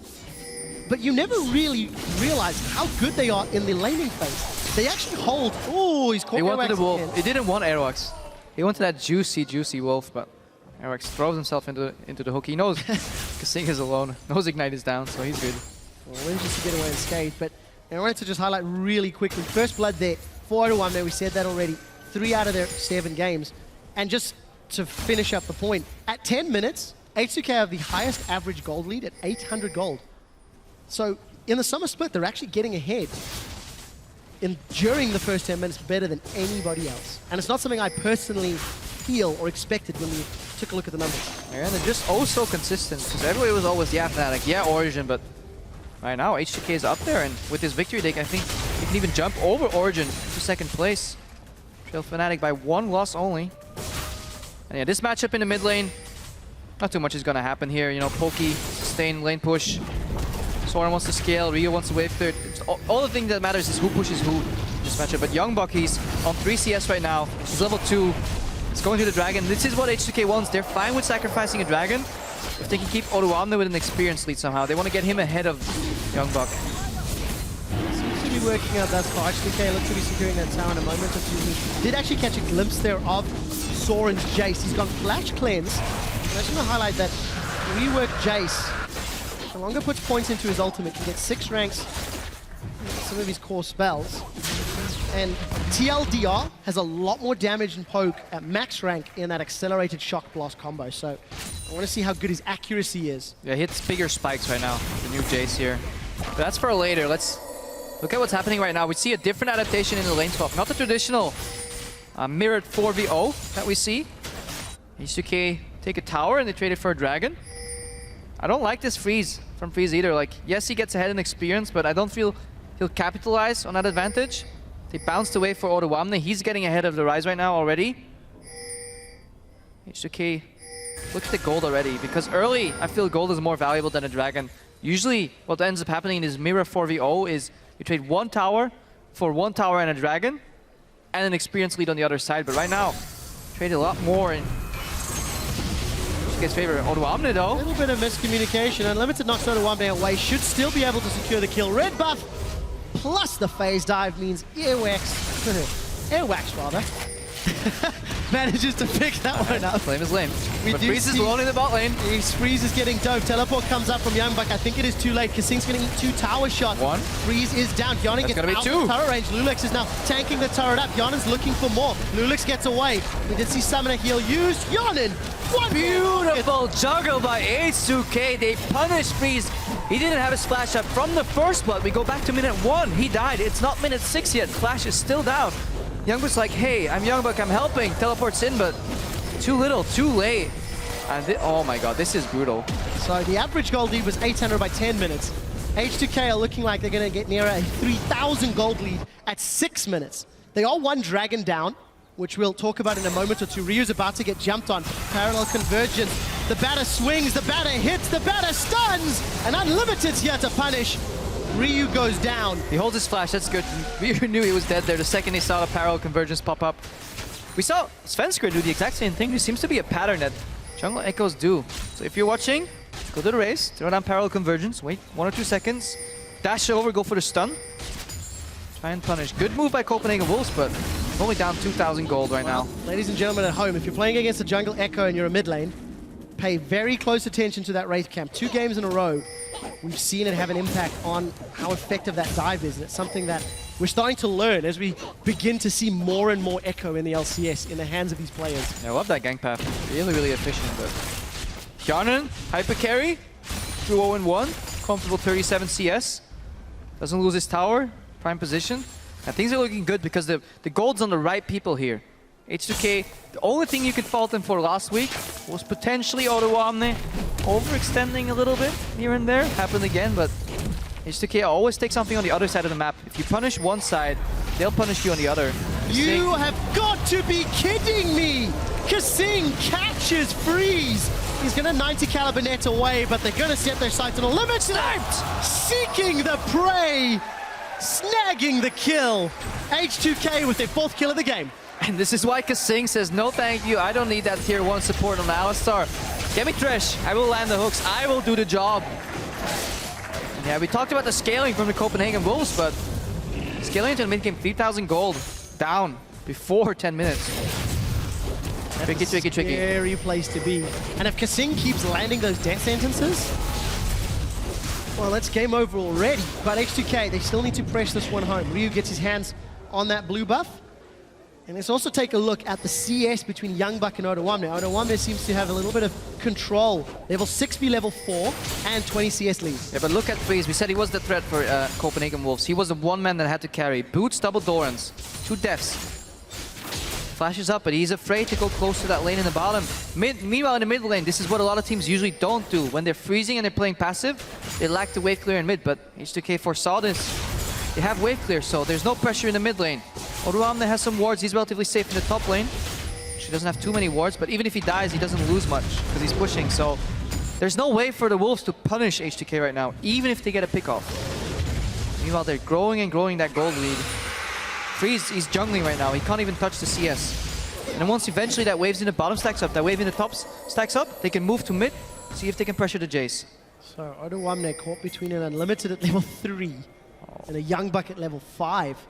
And then you're able to make anything from that. Yeah, they want to dive mid now. You see that accelerated shock blast coming up from Soren. It hurts already. Here's Lulex. Lulex coming in. Flash very early. Respect from Soren. H2K now setting their sights on the tower. Look at Echo. He's sitting in the Wraith. He's not clearing the wave either. He's trying to poke Yarnan. Parallel convergence comes out. Airwax is going to phase dive in. He's going to not really get the shield up. Chrono breaks back to the jungle for safety.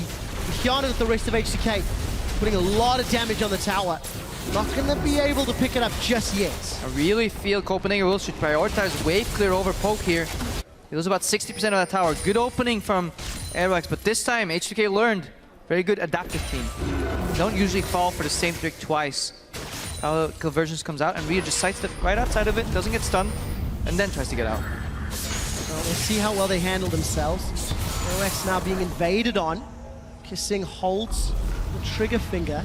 But look at the numbers. Copenhagen Wolves seem to actually have H2K surrounded.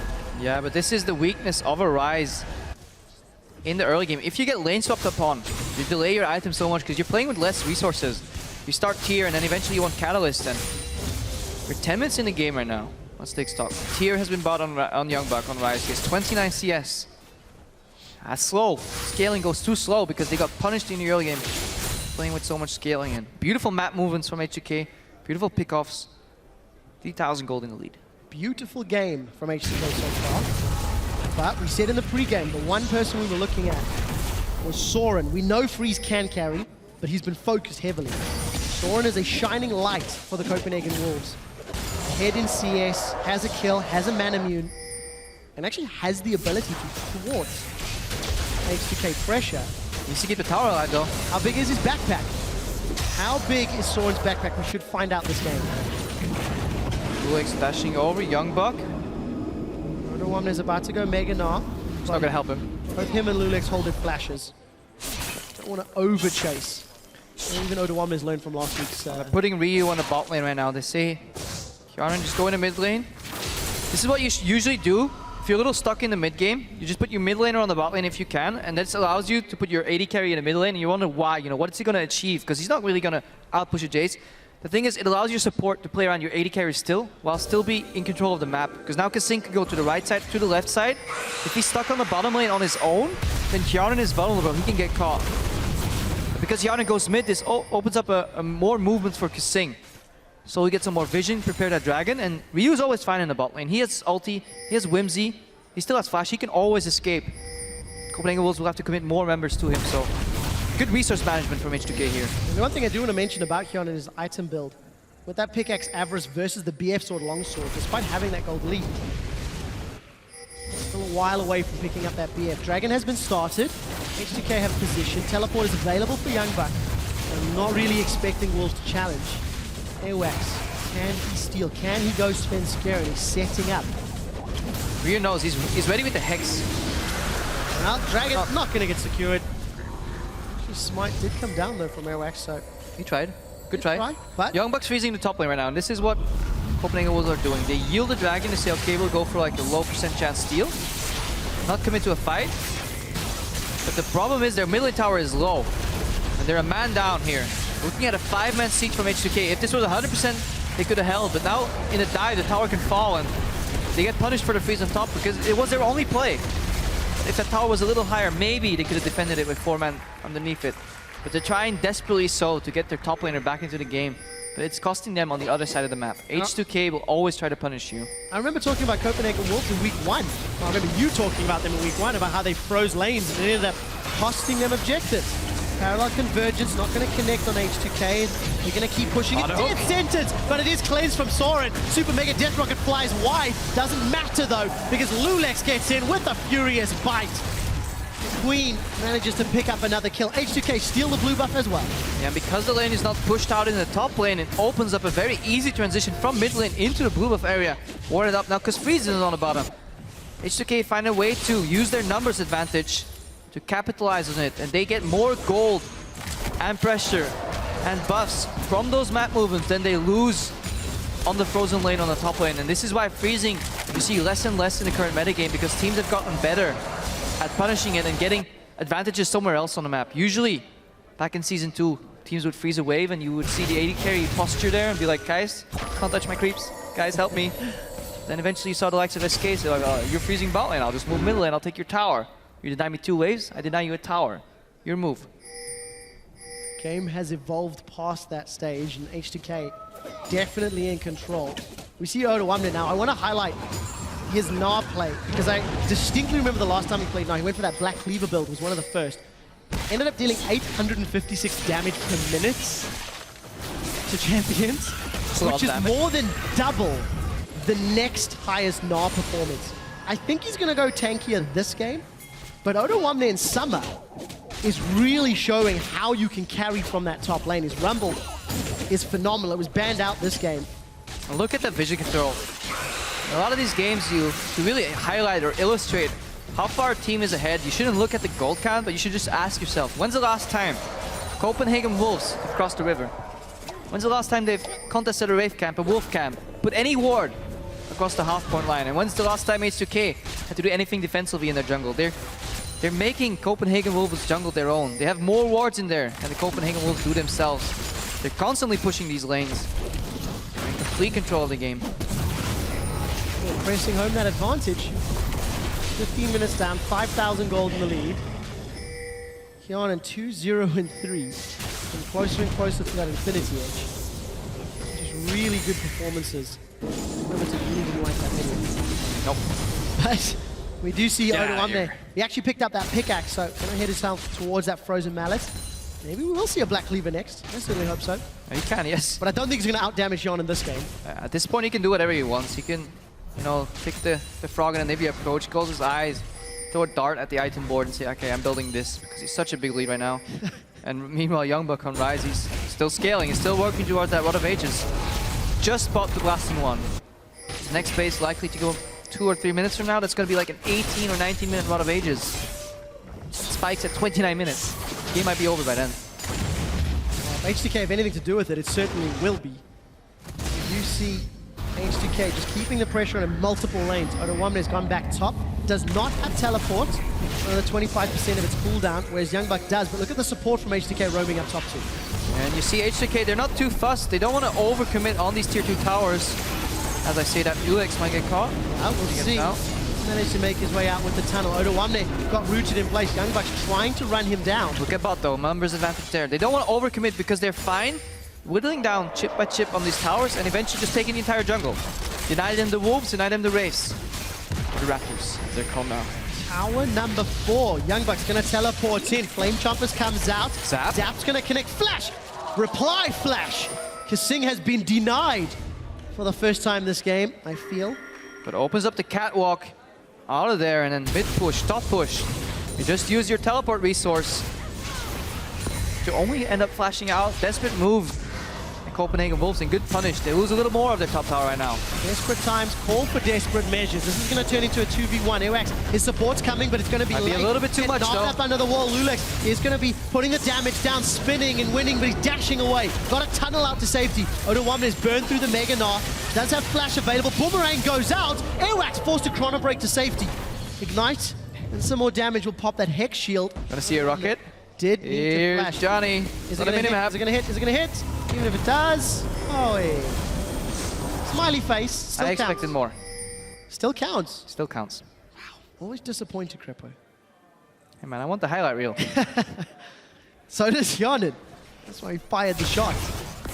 But yeah, again, pressuring on all fronts, and this reminds you of what SK was trying to do earlier, you know? Pressure on all fronts. If the enemy commits to punish you in one, you just back off and you start pushing on the other. Split push to its finest here. H2K, they don't care that the towers are falling slow because they're continuously denying resources, continuously putting deep vision. They're in full control of the game and they have full information. And H2K is a team that plays well with information. They usually don't get caught out if they see the enemy coming. And they make calculated moves. And it's showing why they're currently second place in the LCS. They win this game, they will go 6-1. And it's going to set them up with a match against Fnatic to challenge for first. And I want to quickly quote what Lulik said right at the top of the show. At the end of that Fnatic vs Origin hype video. They still have to face H2K. Correct. Great Lulik's impersonation. As with the help of Jonathan Kasing, they get their second dragon. I love Lulix as a personality. He's a bit of a trolly approach, but if you get to know him well, he's a really funny guy, so I hope to see more of him in these interviews. Because he's always in the shadow. He didn't have the most stellar performances in Spring, but he does what is needed from his team. Shadows his lanes, puts them ahead. He's like a rain over light, to an extent.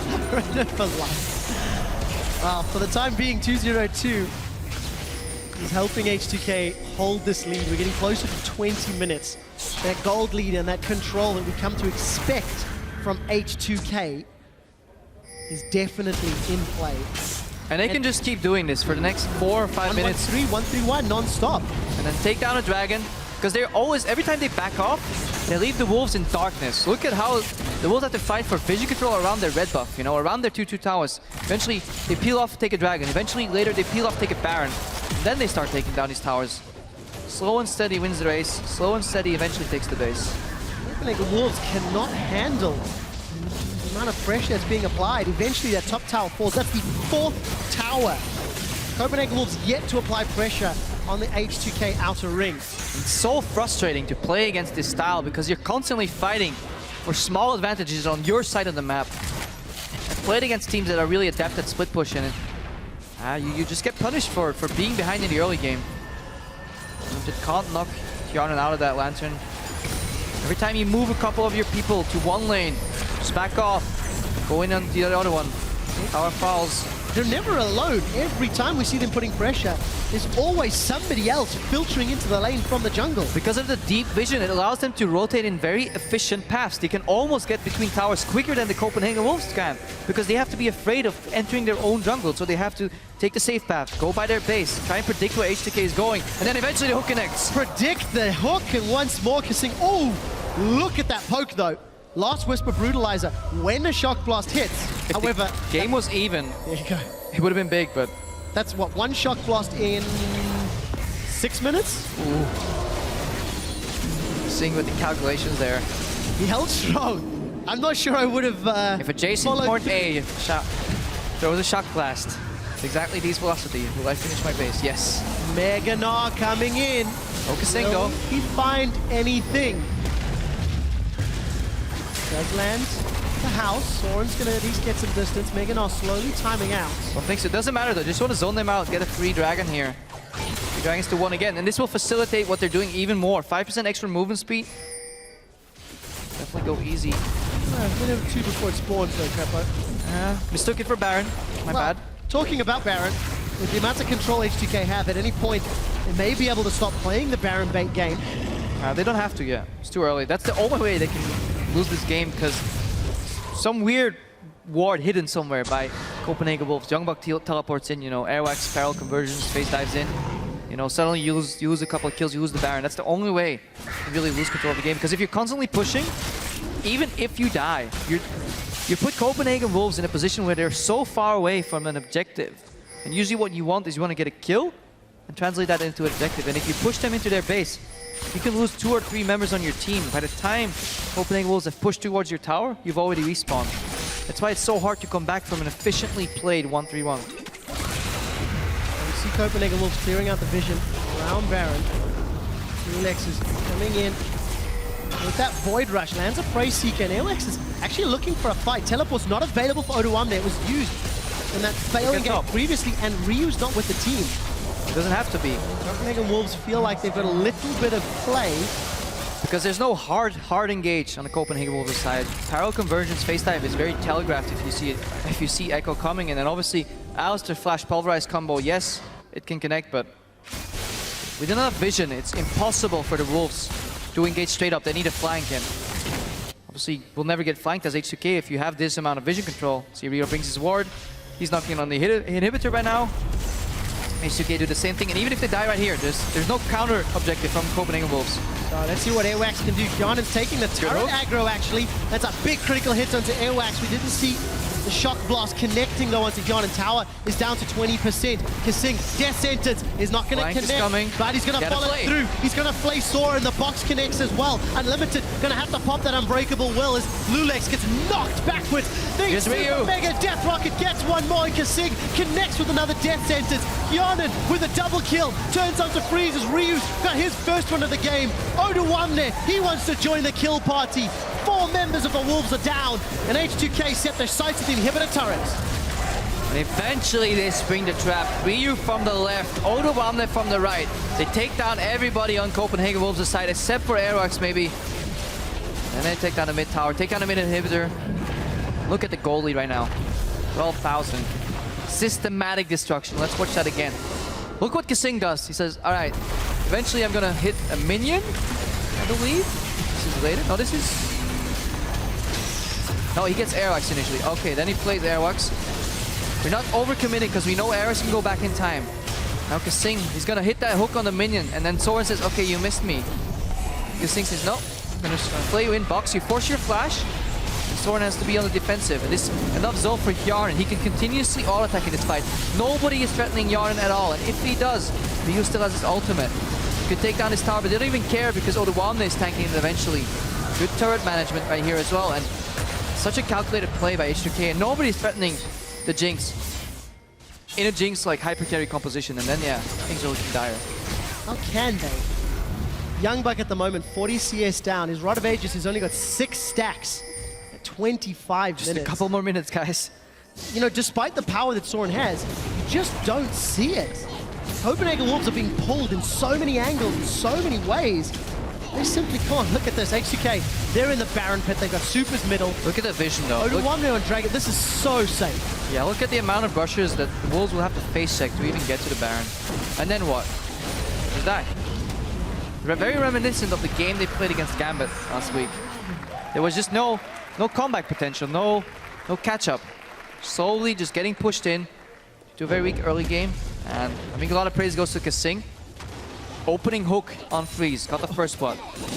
Then Freeze finds himself alone in the bottom lane. Another straight up connected hook because Kasing timed the flash. He knew there was no flash on Freeze. Youngbuck comes in trying to defend. Good turret juggling, dies again. Ever since, H2K in a big lead. Aerox now. Down! Gonna need a couple of ultimates to dash back in time. Lulex takes him out. So while that was going on, we did see a tower. Oh, he's cancelling the bases. He's going to cancel the bases. H2K now on the top inhibitor turret. Hyonin with a 3-man mega death rocket. They get him. Youngbuck eats a hook once more. Kasing. He's put on the aimbot for this battle. And he's set his sights on the Nexus turret. Oduwamne, he's teleported in 26.5 minutes. Unlimited pops the unbreakable will. Kasing is getting chunked out by the acceleration blast, but it's not going to be enough. Unbreakable will wears out. Oduwamne, Kasing, and Lulex run him down.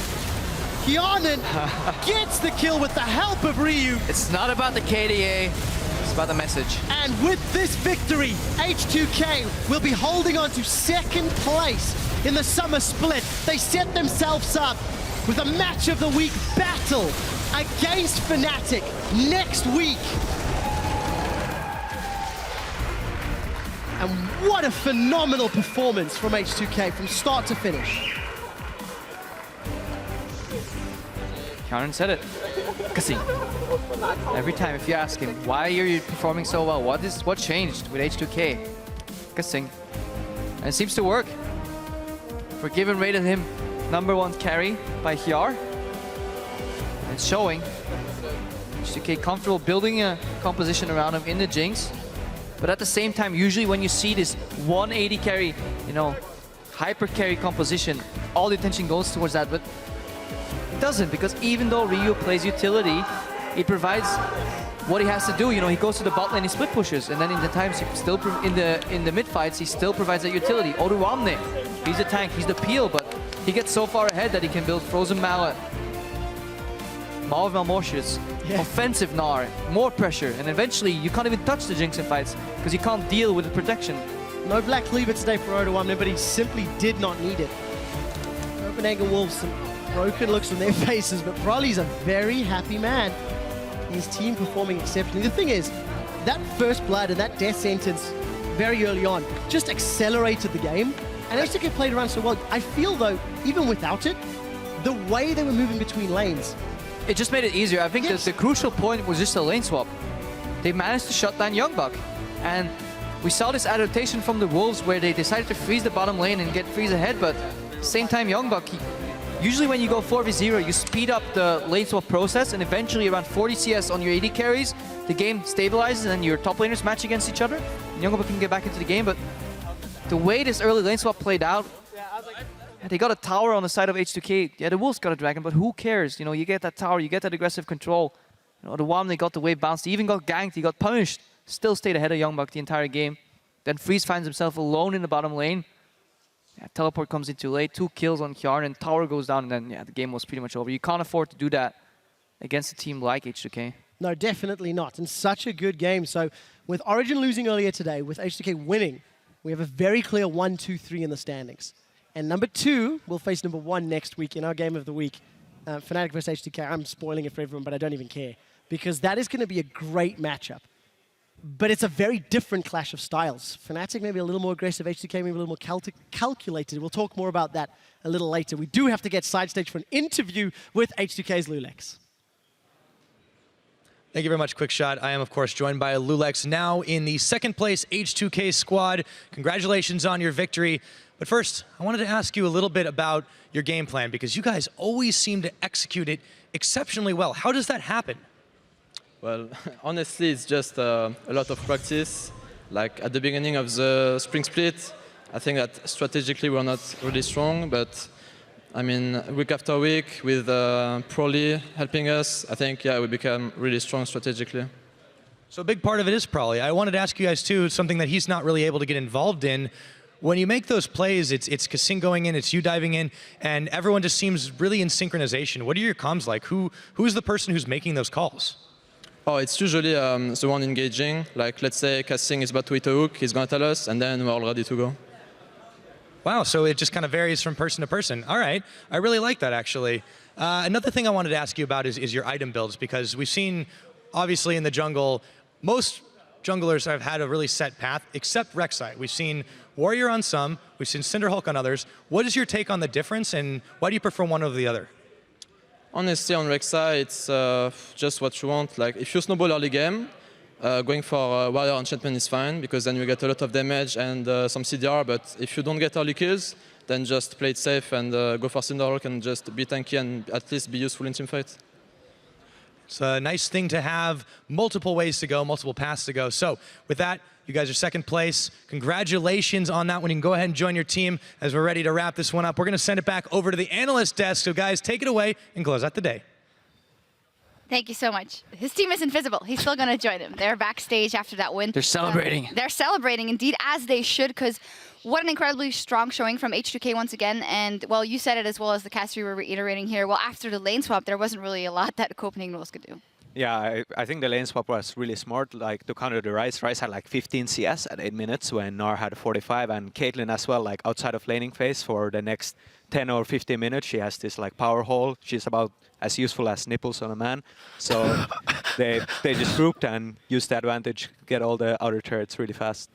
Yeah, let's not go into the debate of usefulness of nipples, but yeah, for the other points, I definitely agree there. It's a beautiful analogy there. But yeah, keeping the Ryze down was crucial for H2K to win this game, and then they snowballed it. They kept Freeze down. He got a CS lead early, but then they eventually said, well, you're not farming for the next 5 minutes. Yeah, there's very few teams in the European LCS that are as good at the macro game than H2K. I think you could put a very strong argument for saying they are the best macro team in Summer so far. Yeah, and I feel that it is very, very interesting looking how the standings are, well, going right now. I'd love to get them up on the screen because, as said, Fnatic is still undefeated up there. But very interesting what is developing beyond that, because first we said so many middle-of-the-table teams, but it seems to me that one of them is going to have to step up to be that only middle-of-the-pack team. And what is going to happen on the top, Crepo? Well, I'm just looking at Gambit is suddenly in 5th place again, 3 and 4, and then 2 weeks ago, everybody's like, yeah, Gambit's done. It's not working. Maybe we're saying they might turn it around. Yeah, well, we said that hopefully, you know, a complete mirror of last split as well. Just had troubles coming into the first week, you know, no internet, no coach. Eventually they get a coach, and like, all right, it's looking better. Second week, even better, and yeah, everybody else is dropping the ball a lot. I feel there's a lack of progression in a lot of these teams. I definitely find there's a big variance in teams' performances, especially when you look at the teams from sort of 4th through 10th, 5th through 10th. Every single game, you could argue it's different people on stage because there's such a different set of abilities and calls and champions. So I definitely think things are still stabilizing, but you've got a very clear top 3 and then everyone else. Yeah, super, super interesting. With today's games on the books, though, let's see how it'll impact your fantasy team. It really depends on whether or not you have Reckless, who scored 8 kills and 9 assists without a single death to earn a total of 33 points, the highest of any player today. He said himself, hey, I don't think I was carrying, but it does look like it. Yeah, well, behind every great AD carrier, however, is a fantastic support player, and definitely so in Yellow Star. He kept Reckless alive in so many fights every time, Flash Monsoon, and then, yeah, Reckless, if he has the safety, if he feels comfortable in his team and he has the people around him that he trusts, he is not afraid to go aggressive, and he can start hopping forward, and he played phenomenally well, but I really feel Fnatic just was a team effort, and that eventually manifested in the 8-0-7 score that he ended up finishing the game with. Yeah, Reckless is exactly the kind of player, like when he has a strong team around him, he can perform really well, which we didn't see in Elements. But back in Fnatic when we were actually really good. See you. He was really good when we were performing as well. Yeah, fantastic commentary there. Yeah. Well, anyway, you guys mentioned as well, it's the team around them. Also, Yellow Star, well, the Fnatic AD carry, he was busy topping the leaderboards, but his duo partner, Yellow Star, was making the big plays against Origin. We have a tweet from @TheRush writes, whoa, Yellow Star's shield and Monsoon over the wall to save Reckless was absolutely godlike. Here's your LCS big play of the day. Where can Reckless get away? He's been stunned up. Niels is going to be able to get one to reply. And Yellow Star keeps him alive. Monsoon! In the bottom right of your screen, Yellow Star here, shield. And Monsoon knocks Niels back, so that's a displacement crowd control effect. In addition to that, it heals Reckless enough for him to escape. Oh. I think that was fantastic. It was great to watch. I do think there is one person that's one-up that today, and it's Cyanide with his LCS big word play of the day, because this is just a fantastic end to Thursday. Yeah. No, but more attention, right? Anyway, of course, there's more LCS on tap tomorrow when we'll get going with SK Gaming versus Roccat. H2K will take on Giants, followed by the Wolves versus Fnatic. Any special matchup you're keeping your eye on? I like SK versus Roccat, our very first game of the day. SK finally with a win up there, and Roccat, well, Mr. Rallis still has something to prove in that lineup, maybe still gelling. Yeah, I think tomorrow it's very important to note how well the bottom of the table teams perform. We don't have any massive marquee top of the table defining bouts. So with that in mind, we get to see another shot, another chance of these teams who have been struggling in summer and see whether or not they can stabilize. Yeah, it's developing very interestingly. You guys are giving each other the eyes. What's going on there? Anyway, as always, the action begins on Friday, 6 p.m. Central European Summer Time. That is 9 a.m. Pacific. Until then, it's about time that we go back to base and get ready for tomorrow's games. A big thanks to Cyanide for helping out on Yeah, the thank desk. you, Cyanide. Thank you so much. Quality insight. And on behalf of myself, a quick shot, Crepo, and the entire LCS team, thank you guys for joining us. We'll see you on Friday, same time, same place. The teams that Giants are currently beating are predominantly losing. So let's see how Giants are going to handle themselves.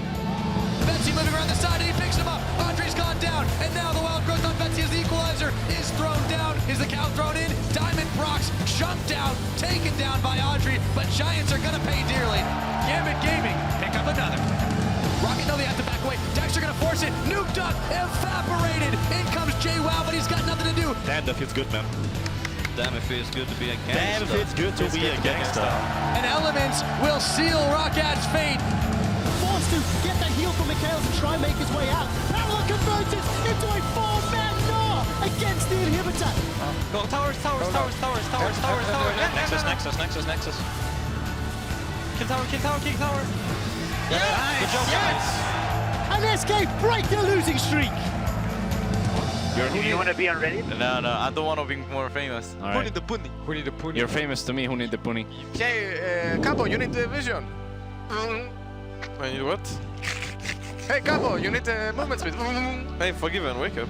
Hey, wake up. Yes, Mega Death Rocket gets one more, and Kasig connects with another death sentence. Yawnen with a double kill. With this victory, H2K will be holding on to second place. Is coming in with the onslaught of Sharon. Baron is going low. Explosive blast comes down and secured by Huni. Fnatic in the first Baron of the game.